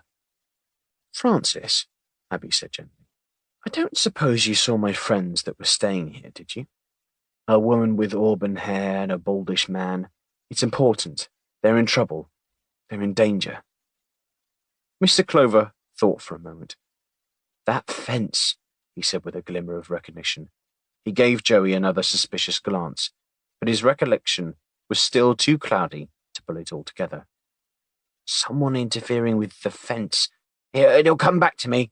It'll come back. I still have my mind. My mind is... It's all right, dear. Take your time, said Abby soothingly. Wait, said Mr. Clover. Hang on. I saw the woman you mentioned. I did see that woman. But the bloke she was with wasn't bald. He had dark hair, but it looked like it didn't belong to his head. Terrible hairstyle. Terrible. One of those mop tops that are fashionable these days, I expect, since those 4 lads became popular. The ladybirds. That's them. I remember things, I do. Still have my mind. One of Esposito's men must have taken Emma, said Madeline. We're too late, she asked, clearly in distress. No, Abby immediately replied excitedly. Hold on. She turned back to Mr. Clover. Could it have been a wig, Mr. Clover? She asked. Mr. Clover thought for a moment. Suppose it could have been at that, he replied. That would make more sense now, I think on it, since I haven't seen those mop-top hairstyles for a few years now. Abby's face lit up as she placed her hands over Madeline's shoulders. That must be Sam, she said, all but jumping on the spot. He has this fascination with wigs that he started to do when going deep undercover, she explained. Well, he's only done it one time, but this is the second time. She returned to Mr. Clover once more. He wasn't wearing ridiculously tight shorts, was he? Oh, never mind. At least we know they're both alive. Mr. Clover, just one more thing, she said, doing Miss Marple proud. Did they give you any clue where they were going? Why would they tell me? Asked Mr. Clover. I look like a nosy neighbour. Oh, wait, he continued, with his memory fog lifting further. I think I did ask the fella, now you mention it. He said he was taking her to his favourite spot on the island. He said, Right, I'm going now, he added abruptly. He exited the cottage and walked up the garden, one eye over his shoulder. He must have forgotten about the gate, which he attempted to open, but encountered only its remnants. Abby waved and gave a smile. Thank you, Mr. Clover. You've saved lives today. It's what I do, Mr. Clover muttered to himself, before disappearing again into his own garden. Joey, you broke that gate. You should go and fix it. Also, Joey, I don't think you should eat that donut. It's got green bits on it. If you fix the gate, I'll buy you a new one. Maybe a whole bag, she said, tapping him on the back, just as he was about to pop the entire donut into his mouth in one go. The green bits aren't supposed to be there, Joey replied. He examined the donut, contemplating whether he should eat it anyway. So where's he taking my sister? Interjected Madeline. We don't have much time. I know, said Abby, pacing once more. Well, where is his favourite spot on the island? Pressed Madeline. If we don't get to them before the fake FBI goons, my sister is as good as dead. Abby recounted every nonsensical conversation she'd had with Sam. Her brain was at bursting point, because there were a seriously large number of nonsensical conversations to consider. She started to laugh, suddenly, which infuriated Madeline. This is serious. Why are you laughing? Think, Madeline demanded. I bloody am, said Abby. But he's been coming to this island since he was a kid. And also, once you know Sam, he does talk a lot of shit. I'm trying to filter out the shit, but it's difficult, and also pretty funny. Are you totally deranged? Have you also had a blow to the head? Asked Madeline, incredulous. Do you know what he does? Asked Abby wistfully. On a cold day, if we need to go out in the car, he'll run out and start the engine so the air is warm when I get in. Oh, she continued, for my birthday, he paid for a full mariachi band to surprise me at work. Violins, trumpets, and guitars. A full ensemble. The timing wasn't great, as I was in the middle of telling a woman I'd found her dog. Well, what was left when the Mexicans burst in. Abby sat down. Oh, God, Sam, she said, as the tears flowed. I always treat him like he's some sort of idiot, but he cares. I mean, he really does. I think this donut is still good, said Joey to no one in particular. Madeline slapped her hand on the table. Snap out of it, woman. Get your shit together.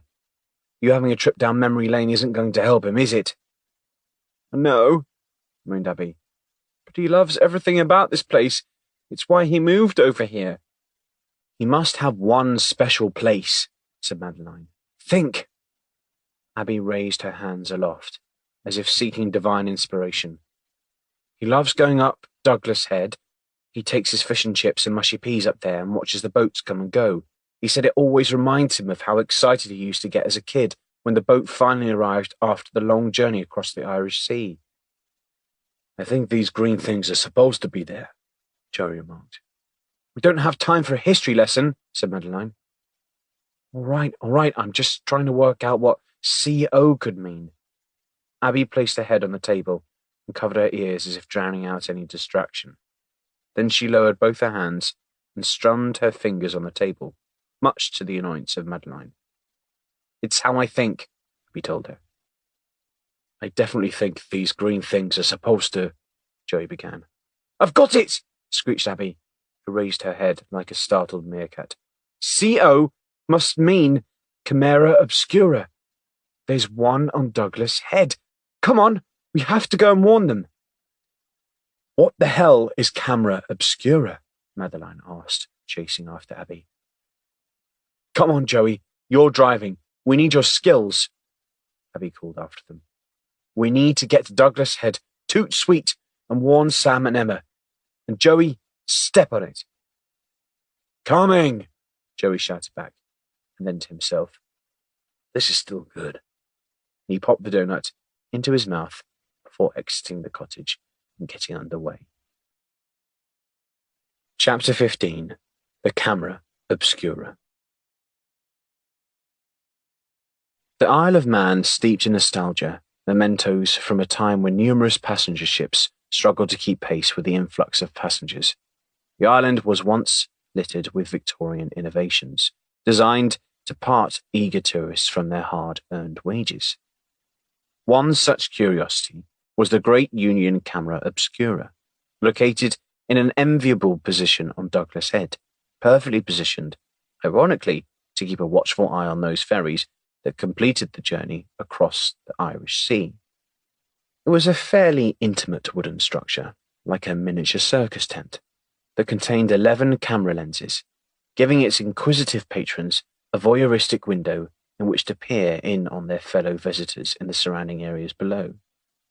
Like many prosperous seaside towns, the advent of cheaper package holidays had resulted in a decline in visitor numbers over the years. Despite this, the Isle of Man was able to retain, to a large extent, its proud heritage, including, as it happened, the unique structure perched precariously on the hillside. Madeline sat in the passenger seat, giving a series of overemphasized breaths to convey her impatience. You know what, Joey? If you were looking for an alternative career, you could always be a driver for Miss Daisy. Joey looked out of the corner of his eye and resisted the temptation to lean across, open the door, release her seatbelt, and throw her onto the road. So you're saying I have the mellifluous voice of Morgan Freeman? Is that what you're trying to say? I was referring to your leisurely pace, Madeline countered. You want I should get arrested for speeding? He said simply. Abby leaned forward from the back seat just as they crossed over a bridge that spanned the attractive quay area of the island's capital, Douglas. Just take a left here, Joey. Head for the breakwater over there, she said, pointing at a considerable concrete structure that kept the often turbulent Irish Sea at bay.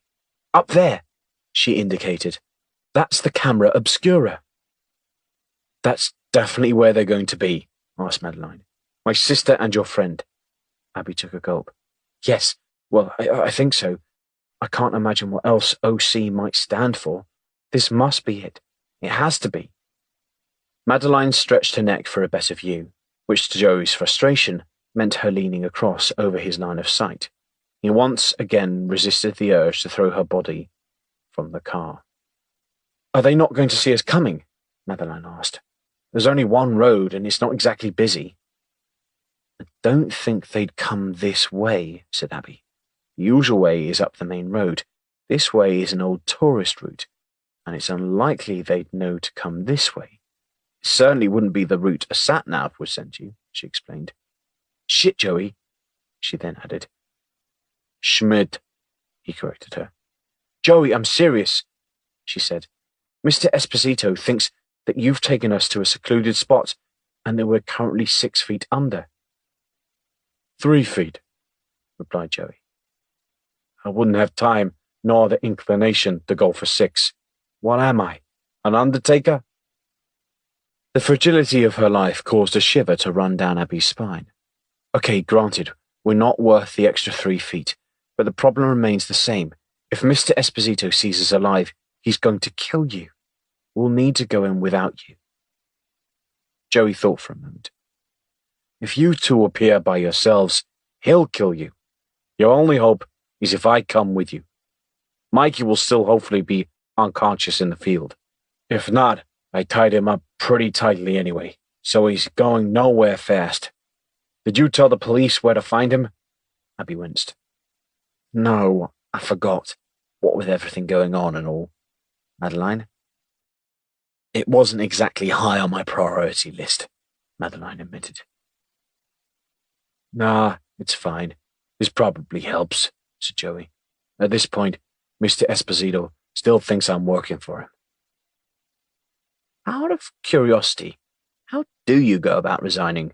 Madeline asked, with some cheek. I mean, you do have a contract when you sign up to be a henchman. I know I've had jobs where I've had to give a month's notice before I could leave. Is it the same for you?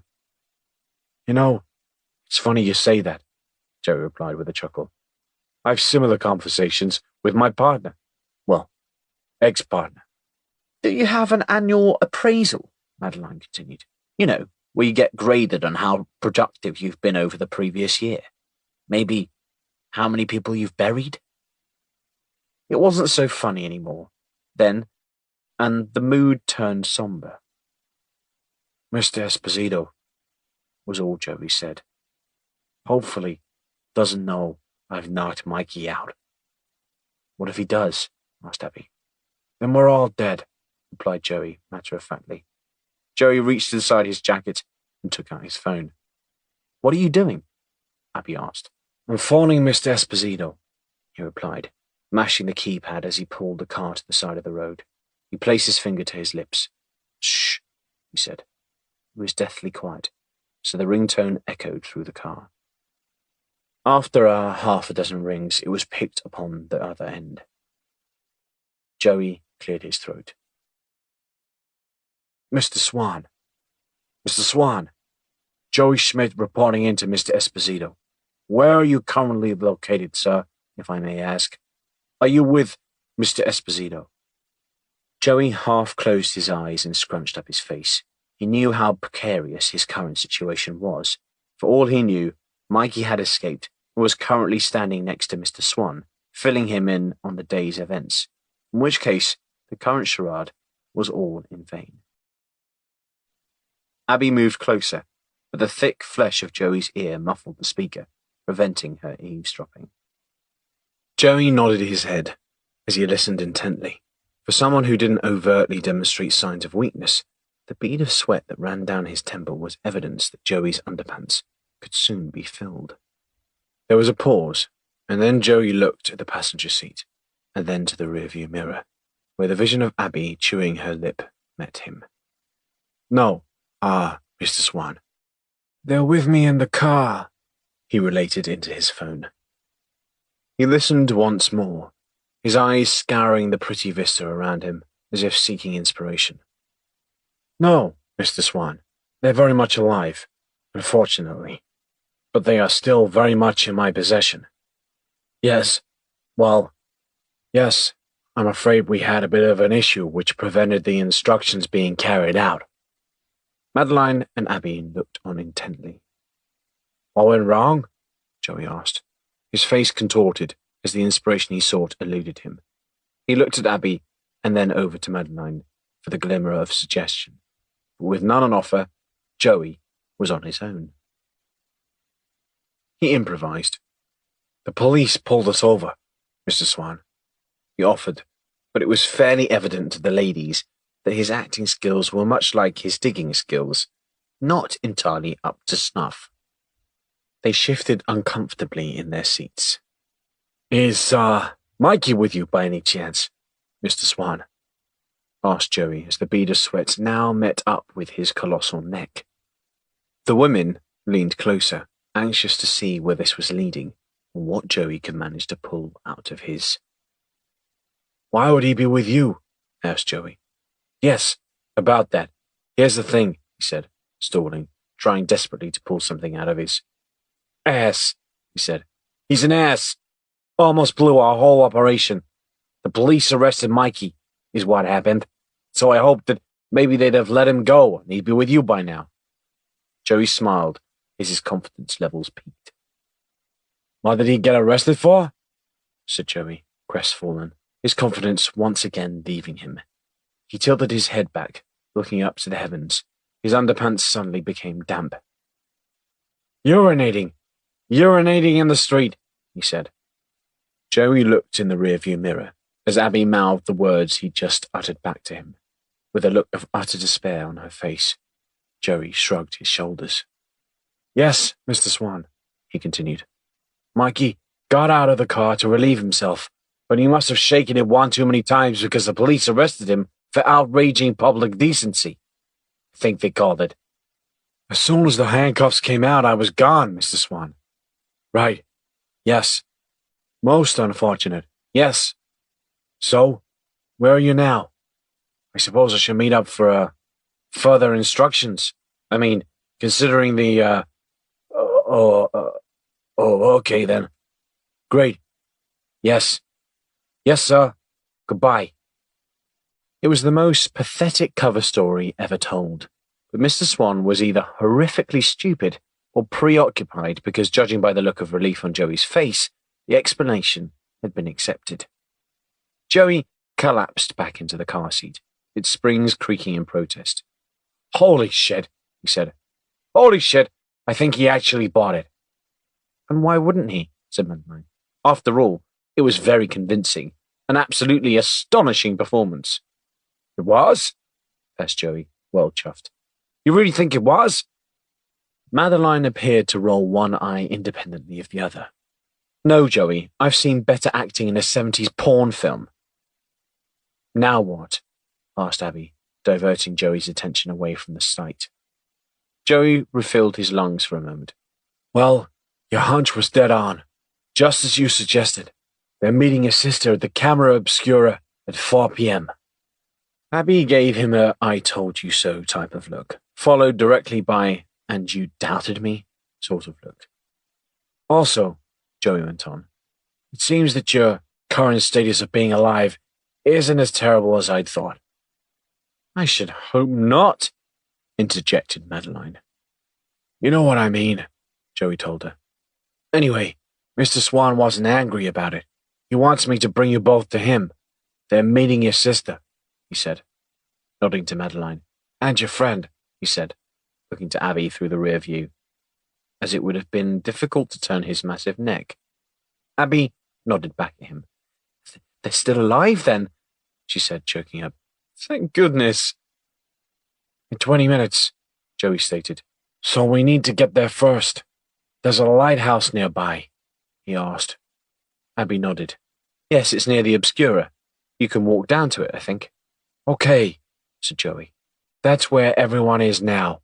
The men, the two believe are FBI agents, are going to meet them at the Obscura at 4, as arranged, and then bring them back to the lighthouse. And what happens then? Asked Madeline, rather naively. I think, said Abby, that anyone who can point a finger at Mr. Esposito is going to meet with an unfortunate accident very soon. With the proximity of the Irish Sea to that lighthouse, the cliched watery grave would appear to be our final destination. So what the hell are we going there for? Asked Madeline. We know they're going to hurt us. We came here to warn my sister and your friend, so let's just go and do that and get the hell out. Abby nodded, as what Madeline said made sense. You're right, but I don't know where Emma or Sam are going to be to warn them. The end meeting point is the Obscura, of course. But what I'm trying to say is that the only way to warn them is to walk into potential danger because there's no other way of knowing where they are exactly. At least with Joey, he's got a gun, so we've got more hope. We've got to look on this as a positive. About an hour ago, Joey and Mikey were going to bury us, so being above ground, as we are now, is actually a positive. Abby added some jazz hands along with her final statement, but Madeline remained unconvinced. I'm only going along with this insane, utterly ridiculous notion because there is no other way to save my sister, she responded. I'm well armed, said Joey. Now, come on, he added, stepping out of the car. You two look unhurt. If they see you looking like that, Mr. Swan will know something is up. You need a couple of bruises. What? Said Madeline. You're going to beat us up? Joey chuckled. No, he said. Believe me, if I were to beat you two up, you wouldn't be walking anywhere. No, you're going to beat yourselves up. Just hit each other a couple of times. That's all. What? Said Madeline, now stood on the pavement. You want me and Abby to have a fight? I'm not going to have a fight with Abby. That is absolutely... Abby had already jumped out of the car, however, and before Madeline had even known what hit her, Abby had thrown a right hook directly at Madeline's cheek. Her skin reddened immediately, and bruising shone through like a battered peach. What the fuck? Said Madeline. You actually just punched me, she shouted, clutching at her cheek. Abby bobbed on the spot. I know, it's really liberating. Your turn. Madeline looked like she'd seen a ghost. I am absolutely not going to hit you, Abby. It is not ladylike, and it is not something I care to... Abby didn't wait for an invite, and unleashed a left hook, catching Madeline on the opposite cheekbone. Come at me, yo, said Abby, bobbing and weaving. Madeline touched her face. You hit me! Twice, she said in disbelief. Yeah, bring it, Abby taunted her. In response, Madeline flapped her hands in front of her face like a child swimming the doggy paddle, making contact with nothing but air. The threat level for Abby was at best DEFCON 5, least severe. And, realizing this could go on perpetually, Abby obligingly leant forward and pressed her face into the flurry of hand movements that were now flailing quicker than a hummingbird's wings. "There," said Abby, nursing the onset of a graze on her cheek. "Will this do?" she asked of Joey. "Yeah, whatever," said Joey, walking away with a grin on his face. Abby quickened her step to catch up. "You didn't need us to roughen each other up, did you?" "No," said Joey without hesitation. "It was fun to watch, though. I just wanted to see some girl-on-girl action. Now, come on. You two need to be in front of me, looking intimidated once we get there. Make it look convincing. Otherwise, the three of us are gonna end up in Davy Jones's locker." They all climbed back into the car. "So, how many 70s porn films have you actually watched?" he asked a sulking Madeline, sat in the passenger seat. "Just drive," both women shouted in unison.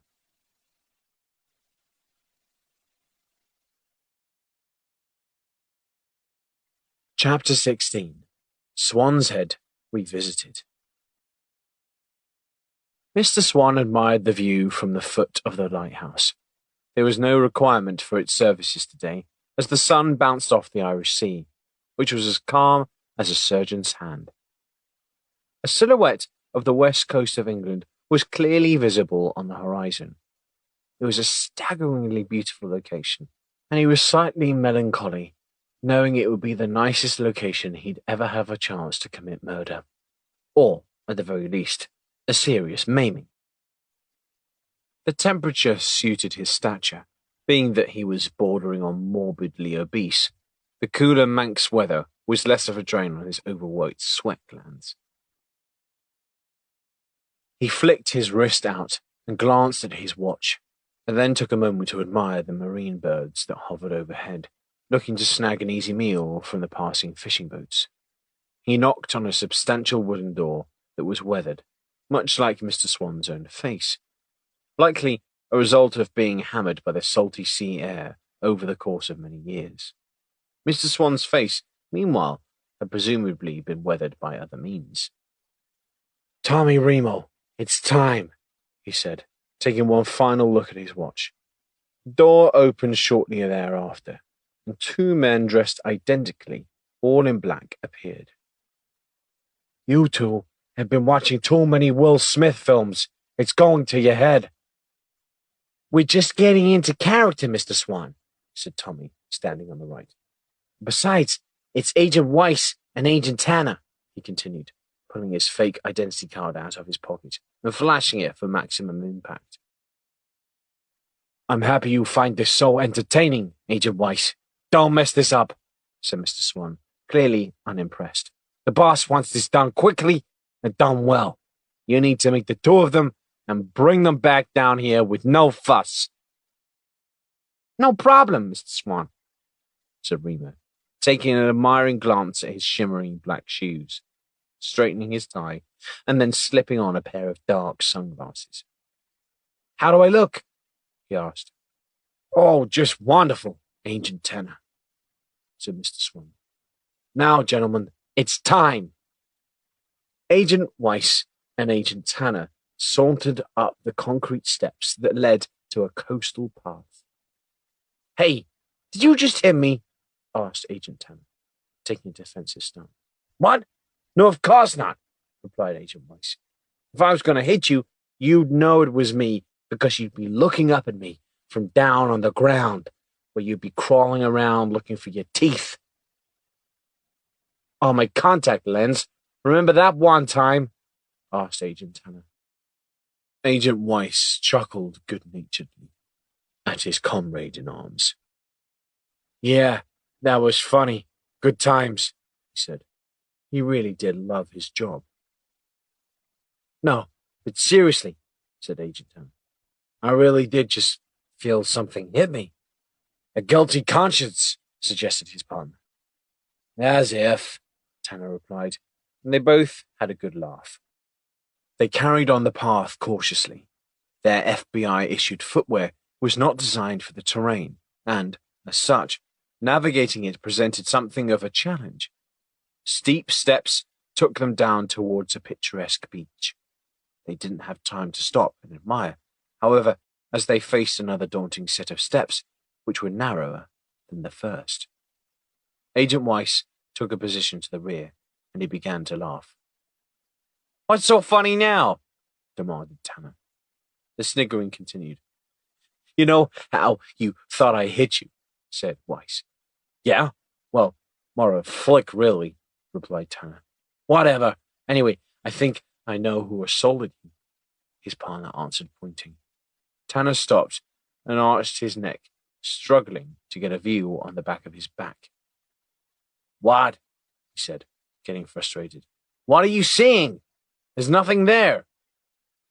"Take off your jacket and look at it," said Weiss. Tanner reluctantly agreed, while keeping a cautionary, distrustful eye on his partner. They were always playing pranks on each other, so he had to be prepared for anything. "Fuck!" he shouted. "You little feathery freaks!" he shouted at the sky. "That ain't right!" A gull, or similar winged assailant, had expertly delivered its payload of poop on the back of the jacket, with the slick white crud appearing in sharp relief against the jet-black suit fabric. Tanner took his gun from its holster and waved it furiously at any bird to fly within shooting distance. "You want a piece of this, you abominations of nature, do ya?" "Put your piece away, dumbass," shouted Weiss. "If we get arrested before we even get to the rendezvous point, we're screwed." "What about my jacket?" Tanner protested. "It's ruined," he pleaded. "I dunno. Take it off and carry it under your arm." "What? But I've got a gun holstered under each arm. The jacket covers them. So how am I gonna—" "So wear it then," replied Weiss. "What the hell do I care?" "Little bastards," mumbled Tanner as he reluctantly holstered his gun. "And I didn't iron my shirt either," he added. "Huh?" Weiss responded. Tanner brushed the front of his shirt with his hand. "I didn't iron it. Well, I did. I mean, the parts you can see, obviously," he explained. "But not the rest." Weiss struggled to understand what he was hearing. "Wait, what? You only ironed the front of your shirt? The part that's showing? But what if you need to take your jacket off?" "Well, I didn't plan on taking my jacket off today," replied Tanner. "And doing it this way shaves about 7 minutes off my getting ready routine," he said, happily, pleased to be able to impact this practical tip for his partner's benefit. "It's a real time saver." "Great plan that turned out to be," said Weiss, skeptically. "See, in our line of work, you got a plan for the unexpected." "Point taken," Tanner replied, grudgingly.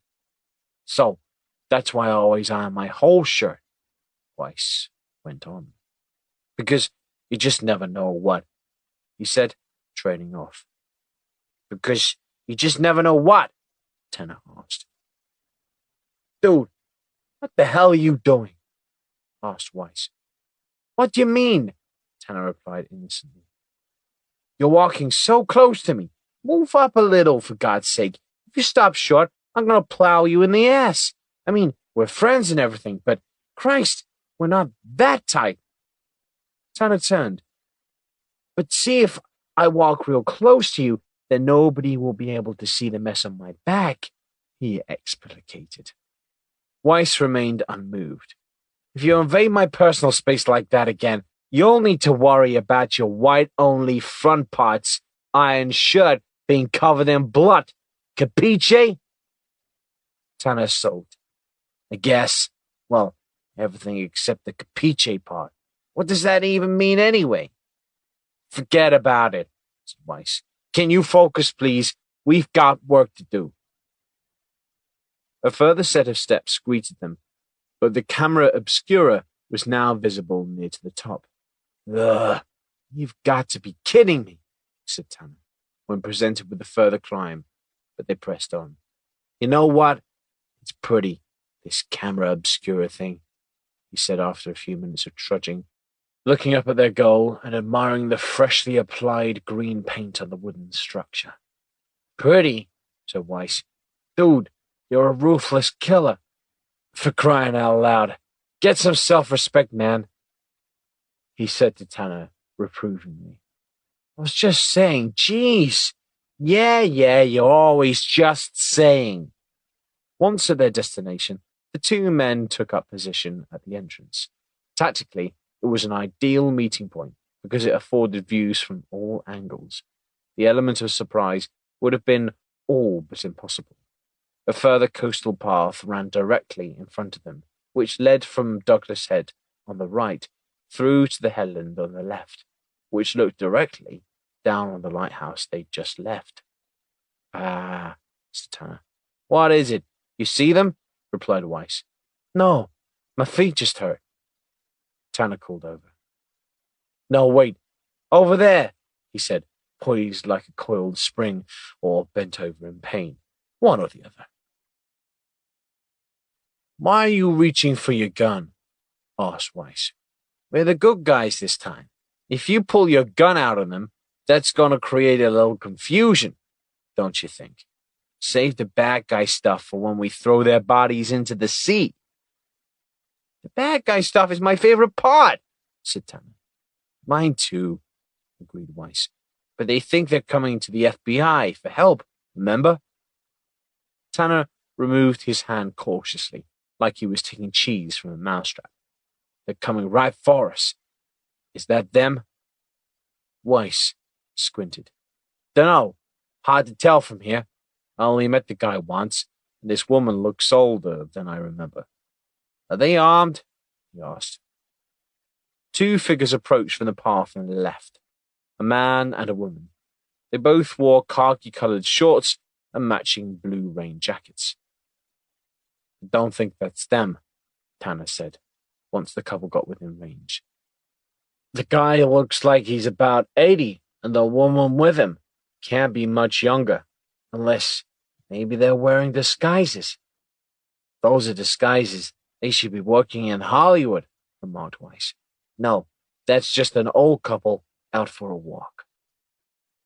The old couple approached the foot of the stairs and looked up to Weiss and Tanner. What Weiss had thought might be a weapon or weapons in hand was now clear to see were walking poles. The old man looked at his walking companion. The attendant's dressed very smart, he said, before chuckling for no obvious reason. 2 tickets. His head was buried in his wallet as he shouted up. Do you have concessions for pensioners? He asked earnestly. Weiss had to put his arm across to Tanner as he was about to accept the money the old fellow was offering. I'm sorry, sir, but we're closed today, he said to the pensioner. What's that? Shouted the elderly man. We're closed, repeated Weiss. So, bugger off, as you folks would say. The old man began to chuckle once more.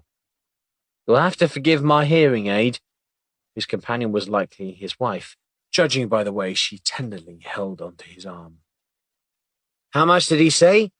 He asked after her. She looked blankly. What's that?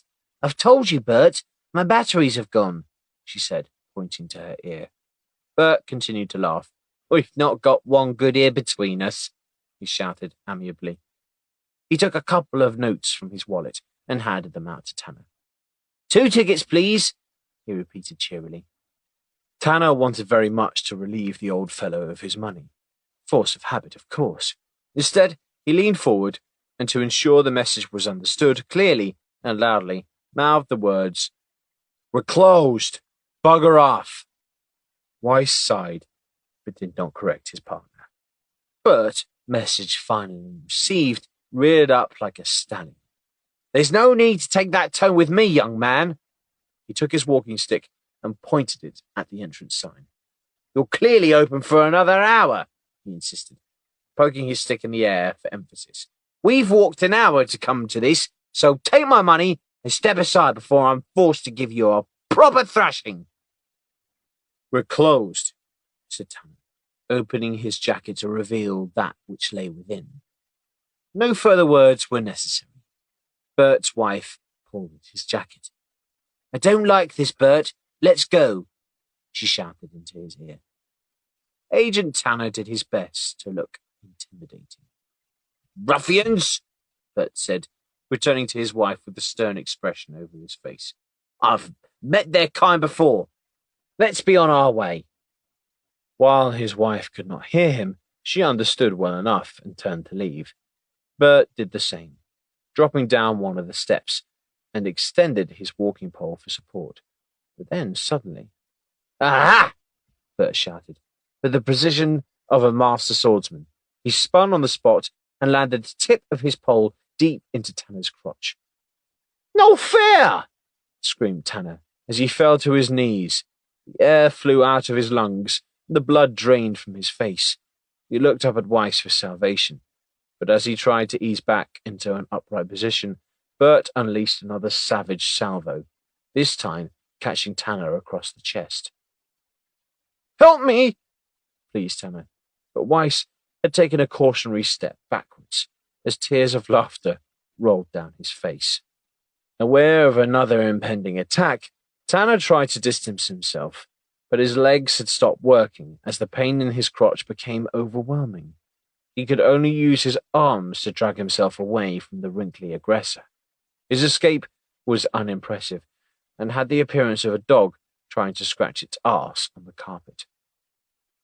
"Okay," said Weiss, eventually deciding enough was enough. He took a step towards Bert and raised his hands in submission. "Look, we're open. Like you've said, we've had an unfortunate incident inside." Bert remained poised to attack, but moved his head closer as Weiss continued. "Yeah, sadly some old fellow slipped and broke his neck. The floor is a bit, wet and slippery, and such now, from the blood." "Oh dear, he's dead?" asked Bert. "Yeah," said Weiss. "He's going nowhere, unfortunately." "Oh dear," Bert said again, trying to look towards the building, but Weiss blocked his view. "So what are you two doing?" he asked, undaunted. "Us?" said Weiss. We're the undertakers. Why else do you think we'd be dressed like this, up here, in the middle of the day?" "Ah," said Bert. Well, I'm sorry to hear that. I think we'll be on our way, then." Tanner continued to gasp on the floor. "Yeah, you better go," he mumbled through gritted teeth. "If you know what's good for you, if you don't want a visit from the undertakers yourself." Weiss helped his fallen colleague back to his feet as Bert and his wife continued their exploration. "You just got decked by a senior citizen. Priceless," said Weiss, thoroughly enjoying the moment. But his laughter dried up when he looked and saw a couple walking toward them at speed. "This must be them," he whispered. Tanner tried to focus through the tears. "The guy we saw in the office was bald, wasn't he?" "Yeah, you're right. But that's definitely her," said Weiss. This was confirmed as the pair in question walked nearer the camera obscura. "You're late," said Weiss to Emma. "Who's he?" he said, pointing at Sam. Sam waved. "It's me, Sam. We met in my office. What's wrong with your partner?" "He ate some bad fish and chips," Weiss floundered. "You're wearing a wig?" asked Tanner. "Why?" "I don't know, but I think a bald head makes me stand out. So I wanted to remain inconspicuous," Sam replied. Emma scoffed. "Inconspicuous? Is that what that was?" Sam blushed. "Yeah, our discreet arrival didn't really go to plan. I didn't have the right wig adhesive, so I used treacle. It's a thing I seem to keep doing. You'd think I'd learn," he said. "But no," Emma added. "Anyway," Sam continued, "that's why we're a bit late. See, I've just been dive-bombed by a load of hungry seagulls who knew they'd like treacle. But hey, at least the wig is still in place, right?" Tanner nodded. I feel your pain. Check out my jacket, he said, twirling like a ballerina. Those gulls ruined it. Sam nodded. They're merciless little bastards, he said sympathetically. Agent Tanner seemed pleased he no longer had to hide his soiled jacket. At least that problem was solved. Agent Weiss took a step forward and stared at Emma. You weren't followed, he asked. Emma shook her head. You've made the right decision to come to us, Emma. You're prepared to make a full confession about your dealings with Mr. Esposito, including details of all the artwork and artifacts you forged? Emma nodded once more. Yes, I'll tell you everything. You just need to get me off this island and into witness protection or something. You do realize that your life as you knew it is about to change forever, offered Agent Tanner. I understand, Agent. Tanner, said Agent Tanner. Agent Tanner. I just wanted to say thank you to you both. So, now what happens next? Weiss looked over his shoulder. We've got our operations center in an old lighthouse just at the bottom of the cliff. It's only a 5-minute walk. Emma looked at Sam with an air of vulnerability. Sam, she said, standing on tiptoe, I also want to thank you for everything, especially for getting me here today to safety. Sam frowned. I'm coming with you, he said. And that's that. I'm seeing this through. Emma glanced at the two agents, who in turn looked at each other. Does he know the full details of your dealings with Mr. Esposito? Asked Tanner. Absolutely, replied Emma without hesitation. Well, welcome aboard, offered Tanner, a crooked smile across his face.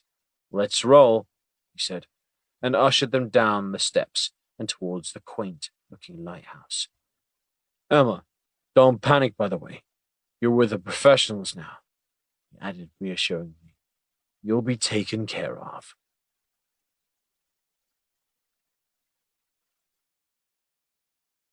Chapter 17. Full of the House of Joey.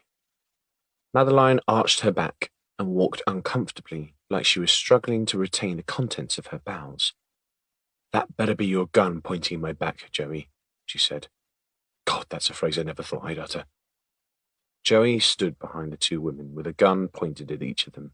Ever the professional, it was as if he'd bought a clothing line designed to provide a covering for small firearms fire. His jacket sleeves perfectly obscured the contents of his hands from prying eyes. Just go with it, said Joey through the corner of his mouth. We don't know if we're being watched. It needs to look like you're being brought here against your will. So look, aggrieved and, in distress or something. How am I supposed to? Madeline muttered to herself before Joey applied more pressure on her back. And, like magic, her acting skills improved immediately. That hurts, she moaned. Perfect. That's the spirit, said Joey. Abby, is this the lighthouse? This was a question one might charitably say was rhetorical, or uncharitably stupid, bearing in mind they were in the middle of nowhere with a 40-foot structure with a giant light at the top. Abby resisted the urge to give a snarky response. After all, she had a loaded gun secured at the base of her back. It is indeed. You've got a keen eye, Joey, she replied diplomatically, though perhaps with a bit of snark thrown in for good measure. Joey, the gun pressed against my back. Is it loaded? Indeed it is, Abby, he said, playfully matching her words and style. Don't worry, I know what I'm doing with a gun. That's what I'm afraid of, Abby replied. There were several buildings surrounding the foot of the lighthouse, but there were no signs of life. Joey's eyes were wide like golf balls as he scoured the location for any sign of Mr. Esposito or his ample of girth assistant, Mr. Swan. Might be a trap, he whispered. If I say run, don't ask, just run. Joey moved forward a step as the sound of an aged lock mechanism being undone echoed through the still air. He didn't hesitate and raised the two guns as they stood in the air at the 10 and 2 position at the ready. "If I don't see some faces soon, I'm going to start unleashing a whole lot of lead," he said gravely. A bloated face appeared from behind a door in a far corner of the small courtyard. "Joey," said Mr. Swan, who knew better than to challenge a gun-wielding Joey Schmidt. "Over here, quickly, before anybody sees you." Joey nodded in acknowledgement and took a large breath. "If this is a double cross," he whispered to the two women, "I'll jump in front of you, and you both run. No matter what, don't look back," he instructed. Mr. Swan ushered them in, took a cautionary glance beyond them, scanning the cliffs above before slamming the door shut. The room looked like something from a pirate's tavern, with every element of tacky, nautical souvenir adorning the walls. Mr. Esposito spun around on an impressive captain's chair, once again sporting his familiar white linen suit. Madeline laughed. It was not a kindly sort of laugh. She spoke directly to Mr. Esposito. "You've got to be kidding me. Seriously? How long have you been sitting in that chair, staring at the wall, waiting for us to arrive, just so you could spin around like a second-rate Bond villain? The only thing you're missing is the white cat." Mr. Esposito smiled. "No cats. Allergies, I'm afraid. It is enjoyable to make your acquaintance once again, Madeline." "It's Madeline," Madeline scowled, "and you know it." "Ah, my sincere apologies," said Mr. Esposito. "A simple mistake," he said unconvincingly. "Mr. Smith, any news on our Mr. Montgomery?" Joey lowered his head slightly in an attempt to avoid direct eye contact. "Mikey, no, sir," he said. "I thought he'd be back with you by now. You haven't heard from him?" "No," said Mr. Swan, stepping forward. "In fact, we hoped you'd be able to clear things up in that respect." Mr. Swan stood nose to nose with Joey. His nostrils flared. "No, Mr. Swan, it's like I said. The police took him away for getting a little too familiar with himself in public. He always was, like they say, around these parts, a bit of a "That will do, Mr. Schmidt," said Mr. Esposito. "After all, we're in the presence of two ladies I had not expected to see again, to be completely honest. But no matter. The inconvenience with Mr. Montgomery being arrested has actually turned out to be our advantage." "That's good," asked Joey. "It's just, I hate to disappoint you, sir. I prefer to complete an assignment as instructed, of course." "Not at all," replied Mr. Esposito soothingly. "Quite the opposite. We are waiting patiently for Madeline's sister at present, and I need to know exactly what she's told and to whom. I have a number of business associates who are exceptionally interested in the outcome of this meeting." "Yes, sir," said Joey. "Some of these associates are, as you may imagine, somewhat nervous that Madeline's sister has been fairly liberal with her knowledge of our operations of late. This information has the potential to separate my associates, as well as myself, from their liberty. You can understand, of course, if I prefer such a chain of events were not to occur." "Of course," Joey agreed, biding his time, waiting to see how this was all going to play out. Emma Hopkins, however, may prove reluctant to divulge the information we are seeking," he went on. "You're damn right," Madeline interjected. "Precisely," Mr. Esposito continued. "And this is why having Madeline here as our guest can prove to be of benefit, because while Miss Hopkins may not be willing to cooperate for her own sake, I am confident that the application of persuasive degree of pressure on her sister's person may produce the desired results." If Mr. Esposito had been holding a cat, he would have, at this point, been stroking it affectionately. "She'll tell you nothing," snapped Madeline. "I certainly hope so, beautiful. I'm counting on it," Mr. Swan said, withdrawing his attention from Joey for the moment and focusing now on Madeline. "I'm looking forward to making a mess of this pretty face of yours. Although, he said, caressing Madeline's face with the back of his chubby hand, someone has already gotten a head start from the looks of it. That'd be me, said Abby wilfully, as she shadowboxed a feigned left and right hook. And you're next, Tubby, she added defiantly.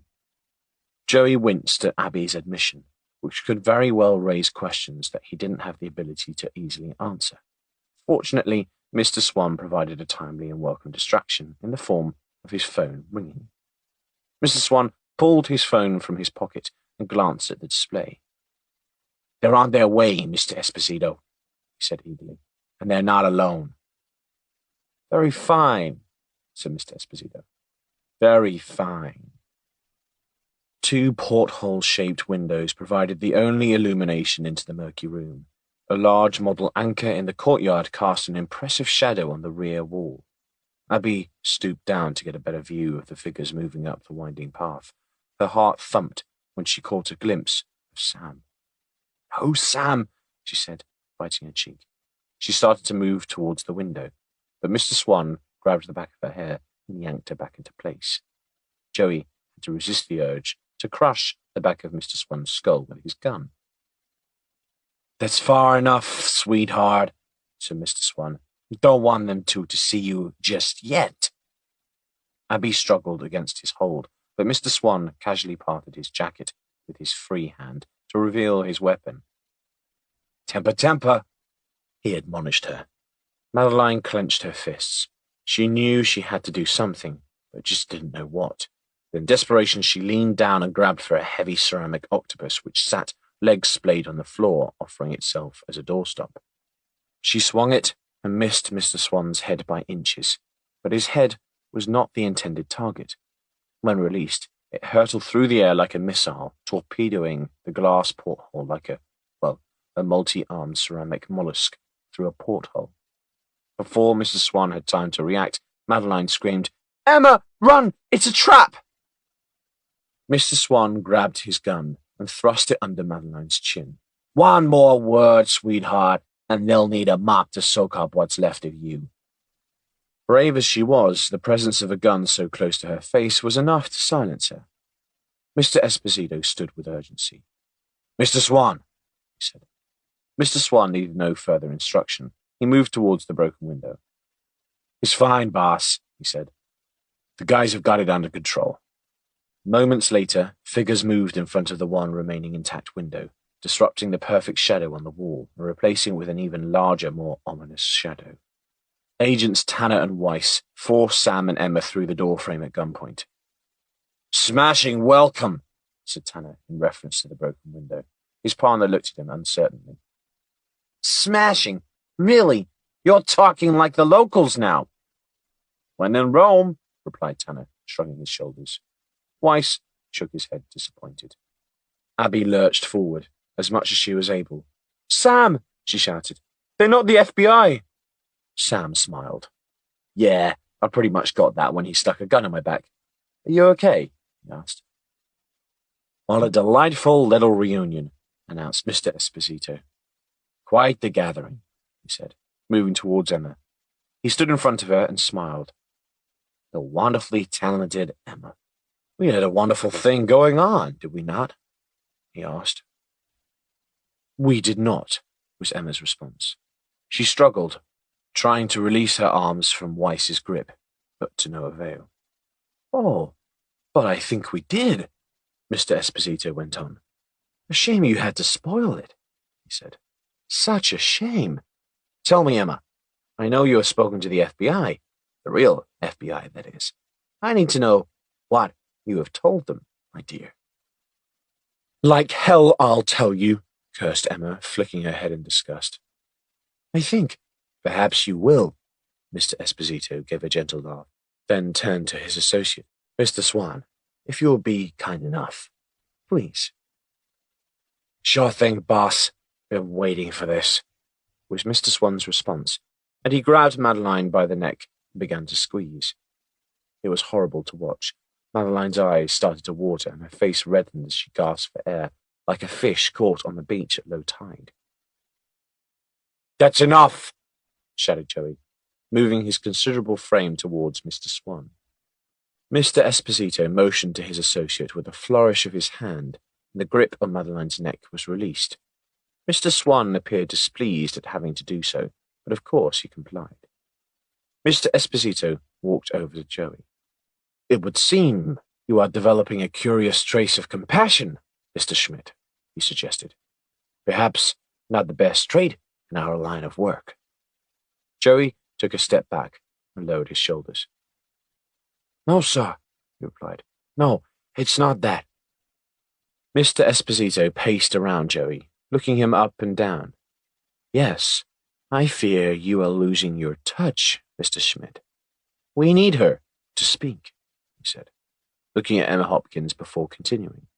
"So, Mr. Schmidt, I would like you to use the neck of Miss Hopkins' sister here in such a way as to make Miss Hopkins talk, if you would be kind enough. After all, you have just assured me that, contrary to my suspicion, you have not, in fact, lost your touch." "Yes, sir." Joey had no choice but to reply. The blood drained from his face as he stepped forward. He knew that disobeying Mr. Esposito was a death sentence. He betrayed no emotion, as he raised his right hand to her throat and squeezed. "Joey, no, you can't do this," shouted Abby. "This isn't you anymore," she pleaded. Joey turned to Abby, but his face was impassive as stone, as his hold tightened further. The heel of Madeline's shoe flapped to the floor as the grip on her throat raised her up on tiptoe. She gurgled, and her eyes looked like they were on stalks ready to pop out of her head. Mr. Esposito gave a satisfied smile when Madeline looked to her sister, imploringly to relieve her suffering. "You can make this all go away, Miss Hopkins," Mr. Esposito told Emma. "This need not continue." In a blur of motion, Joey had released his grip on Madeline, and his hand reached inside his jacket. Unfortunately, Mr. Swan was ready for this. He said, pressing the muzzle of his gun against the side of Joey's head. "What do you need a gun for, Joey?" Mr. Swan gave a glance to one of the other two henchmen, who up until now had done nothing, standing like bookends awaiting instruction. Mr. Swan gave a nod, and bookend number 1 left the room via the front door, taking care to avoid the shards of glass from the broken window scattered across the floor. Mr. Swan reached inside Joey's jacket and removed his gun. "I'm not convinced you were going to shoot her, Joey, so the only other option is that you were going to shoot us. Is that what you were going to do, Joey?" sneered Mr. Swan. Mr. Swan frisked Joey. There was nothing else to be found in the jacket, so attention was shifted to the legs. Mr. Swan smirked as he lifted Joey's trouser leg, first on the left, and then on the right, revealing a gun tucked away nicely on each ankle. "I thought as much," said Mr. Swan. "You don't mind?" he asked, relieving Joey of his weapons. "Then again, it really wouldn't matter if you did mind, would it?" Joey's concerns about the current situation were confirmed when bookend number 1 re-entered the room with a smug grin plastered across his face. Mr. Swan kept his gun trained on Joey's head. "I've got someone eager to meet you, Joey," he said, barely able to contain his excitement, and then he nodded to the underling again. Bookend number 1 stood to one side, and a familiar figure filled the doorframe. Joey gave a resigned laugh, but he felt like he'd been kicked in the stomach. He looked at Madeline and Abby and shook his head before returning back to the door. "Not as smart as you thought, are you, Schmidt?" said Mikey Montgomery, entering the room. "Mikey," said Joey, facing his former partner. "That's some lump on your face," he said with a crooked frown. "I wish now I'd given you another." Mikey rubbed his face. "You should have, Joey. It might have saved your life," he replied. He advanced towards Joey, fist cocked. "No, not yet," said Mr. Swan, placing a hand across Mikey's chest. "Not quite yet. I understand your eagerness, but we have some business to attend to first." A small blood vein pulsated on Mikey's forehead. He was like a caged bull desperate to be let loose, although, without a gun pointed at his person, Joey could easily have wiped the floor with him. "Enough of the distractions," said Mr. Esposito. "As much as I have enjoyed my stay on this little island, my time here is coming to an end. I have a bottle of Italian brandy waiting for me on my jet. Squeezed, and I really should not leave it unattended much longer. I am sure you understand." Emma raised her hands in submission. "Mr. Esposito, I'll continue to work for you," she insisted. "You always said I was the best forger in the business. I'll do whatever you need, make you whatever you need. I'll make you rich." "Ah, but I am already wealthy, Miss Hopkins," he replied. "Please, Mr. Esposito, I've forged, over 100 items for you. I'll do more, anything. Just let us all go, please," she said, her cheeks awash with tears. "I promise I won't talk to anyone. Please don't kill us." Mr. Esposito smiled sullenly. He placed his hands in his jacket pockets amiably. It was at times like these that he wished he were not allergic to cats. It would have given him something to do with his hands. "It is certainly true that you have added a number of zeros to my account balances, Miss Hopkins. However, I know that you had already spoken to the authorities, and regardless of how much money I have, it would be of no use to me should I be serving 30 years' time in some prison now, would it?" Emma opened her mouth to protest, but it was futile. "I'm afraid we are, beyond the point of you pleading for your life having any effect whatsoever, my dear. My business partners would find it fantastically distressing if I were to let you go, if I were to let any of you go." Joey's eyes danced around the room, calculating any advantage. At present, there was none.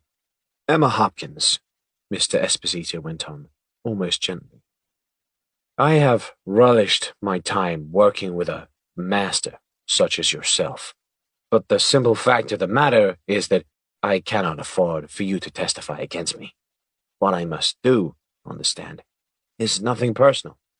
It is simply a business decision. As you must know, I do not hesitate to, shall we say, disassociate myself from those who put my operations at risk. I regret to say that today I find it necessary to disassociate myself from an additional 4 people." "5 people," Mr. Swan interrupted impertinently. "Mr. Swan," Mr. Esposito responded politely, ever unflappable. "Don't forget Joey, boss," Mr. Swan suggested, tapping his gun against Joey's beefy arm. Mr. Esposito raised one hand in acquiescence. "Ah, quite right, Mr. Swan. What would I ever do without you?" Mr. Swan bowed his head in gratitude. "Has the boat arrived?" Mr. Esposito inquired, turning to the second bookend. "Yes," responded bookend number 2, pleased to be called upon for the first time ever. "Very fine," said Mr. Esposito, replacing his familiar cream fedora hat. "Now, I am terribly sorry to have to say addio to you all," he announced, with an impressive air of sincerity. "But I have business elsewhere. There is some good news for you, however," he added. "At least you are going to go on a nice little boat trip. Most unfortunately, you will not be enjoying it for very long." Emma reached out like she was making one last plea for her life. "Mr. Esposito, to confirm you're going to kill us all, the 5 of us, like you've killed so many others." Mr. Esposito smiled wanly. He looked at Tanner and Weiss and paused for a moment. "Please tell me that you two have searched them," he said in a manner that indicated he already expected the answer. Tanner and Weiss looked at each other like 2 schoolboys who'd been caught lighting their neighbor's pet on fire. Again. "Son of a," cursed Mr. Swan, tearing toward Sam. He ripped open Sam's shirt, buttons popping off, each in turn and sailing to the floor. "He's wired, boss," confirmed Mr. Swan, and with that began pummeling whoever was closest to him, which unfortunately for Agent Tanner was him. The smile never left Mr. Esposito's face as he took a cursory glance toward the remaining intact portal window. "Well done, Emma. Truly excellent, although this only brings the timing of your demise forward, I fear." He made for the door and turned to Mr. Swan just as he reached it. "Kill them all," he told them. "Now!" "Shit! someone shouted. It's Schmidt! Joey Schmidt yelled, and with that rallying cry he came to life. He threw a right hook at Weiss that all but removed his head from his shoulders. Tanner jumped into the fray, but was blinded from the tears of pain welled up in his eyes from Mr. Swan's clobbering, and soon grew to the floor with his face. The two bookends were about to earn their wages as they reached inside their jackets to carry out Mr. Esposito's order. But before they could act, Sam swung his left foot and caught bookend number 1 squarely in the bollocks. Bookend number 1 fell to his knees with a whimper, and then promptly passed out from the pain. Bookend number 2 moved back, out of the way of his fallen comrade, and managed to get off a shot from his pistol. Sam winced, closing his eyes as he threw a punch with everything he had in the locker. He opened his eyes in time to watch his clenched fist make contact with the offending chin. Bookend number 2's eyes rolled back in his head as he crashed against a painted Jolly Roger mural hung on the wall. Sam didn't have a moment to revel in his knockout punch, as the sound of another shot deafened him a moment before the smell of burning gunpowder filled the air. "Joey!" screamed Madeline, and rushed to his aid. She cradled Joey's head as he lay on the floor. "Joey!" she screamed once more in horror, seeing the palms of her hands now covered in blood. Mr. Swan swung round and pointed his gun directly at Sam. Mr. Swan smiled for an instant before the sound of a gunshot rang out once more. "Sam! Oh no!" pleaded Abby. Sam stood motionless, with a simple expression on his face. He didn't speak as he clutched his chest. He gave Abby the gentlest glimmer of a smile as he staggered back. "I'd catch a lobster for you," he said before his head dropped. "Don't you dare leave me, Sam Levi! Don't you dare!" she demanded, reaching out to support him. This all played out in a matter of moments. Mr. Esposito had momentarily hesitated, but then he remembered himself and grabbed for the door. "Mr. Swan, if you please," he said. "Finish the job and kill the rest of them. We outstayed our welcome." There was no answer. "Mr. Swan?" Again, there was no answer. Neither was there any further sound of gunfire. Mr. Esposito looked back, on the verge of chastising his faithful assistant, but saw Mr. Swan fall into the floor, wobbling on one knee and gasping. Mr. Swan looked up at Mr. Esposito, holding the palm of his right hand to his heart, as if swearing an oath. Blood seeped through his fingers. "Boss, I'm sorry, boss," he said, before falling face first into the cold concrete floor. The sound of footsteps echoed through the courtyard as the outline of several new shadows flitted across the near wall. "Nobody move!" screamed a figure, gun drawn, emerging in the smoke-filled room. It was followed closely by several more armed men awaft in the smoky haze, who repeated the same instructions but with even more ferocity. But nobody was moving. Many were down for the count. Of those remaining, Abby was holding on to Sam, and Madeline cradled Joey on the floor. Only Mr. Esposito was standing, and that wasn't for long as he was quickly dispatched. As the smoke spilt out of the open door and the room cleared, Emma stared at the lead figure looming over them, his face now revealed. She stared at him. She couldn't seem to work out what she was seeing. Henry, is that you?" None of the armed men wavered. "Search everyone," demanded one of them. "If anyone moves, take them down," he said. "I want everyone restrained until we figure out who's who in this godforsaken mess." Madeline looked up at the armed men, with tears in her eyes. "You need to help me," she pleaded. "I think we're losing Joey." Chapter 18. Blood, Treacle, and Tears. The Isle of Man was, on the whole, a sedate, picturesque place to live, and an idyllic place to visit. It was this charming allure that brought Sam to the little island in the middle of the Irish Sea all those years ago. For a place with a minimal crime rate, the sight that greeted those enjoying the sun-kissed Douglas beach that day would live long into their memories. It was a scene better suited to a Tom Clancy novel than a seaside town, as 3 helicopters appeared from their cover behind the rolling Manx hills. A Navy gunship filled Douglas Harbour, from where several ribs were dispatched, heading at speed towards the lighthouse, sat precariously on the cliff. All roads in and out of the island's capital were closed as inquisitive onlookers gathered on the periphery. drawn by the thumping noise from the helicopters which circled the bay. "You have to help him," said Madeline, as the paramedic eased her gently to one side. "We'll do what we can, I promise," said the man with a face that oozed compassion. "Give him some room, please. We need space to work. Now, what's his name?" he asked to Madeline. "Joey," she said. "And his surname?" he asked. Madeline looked blankly. "I don't think we know, do we?" she asked, looking around the room.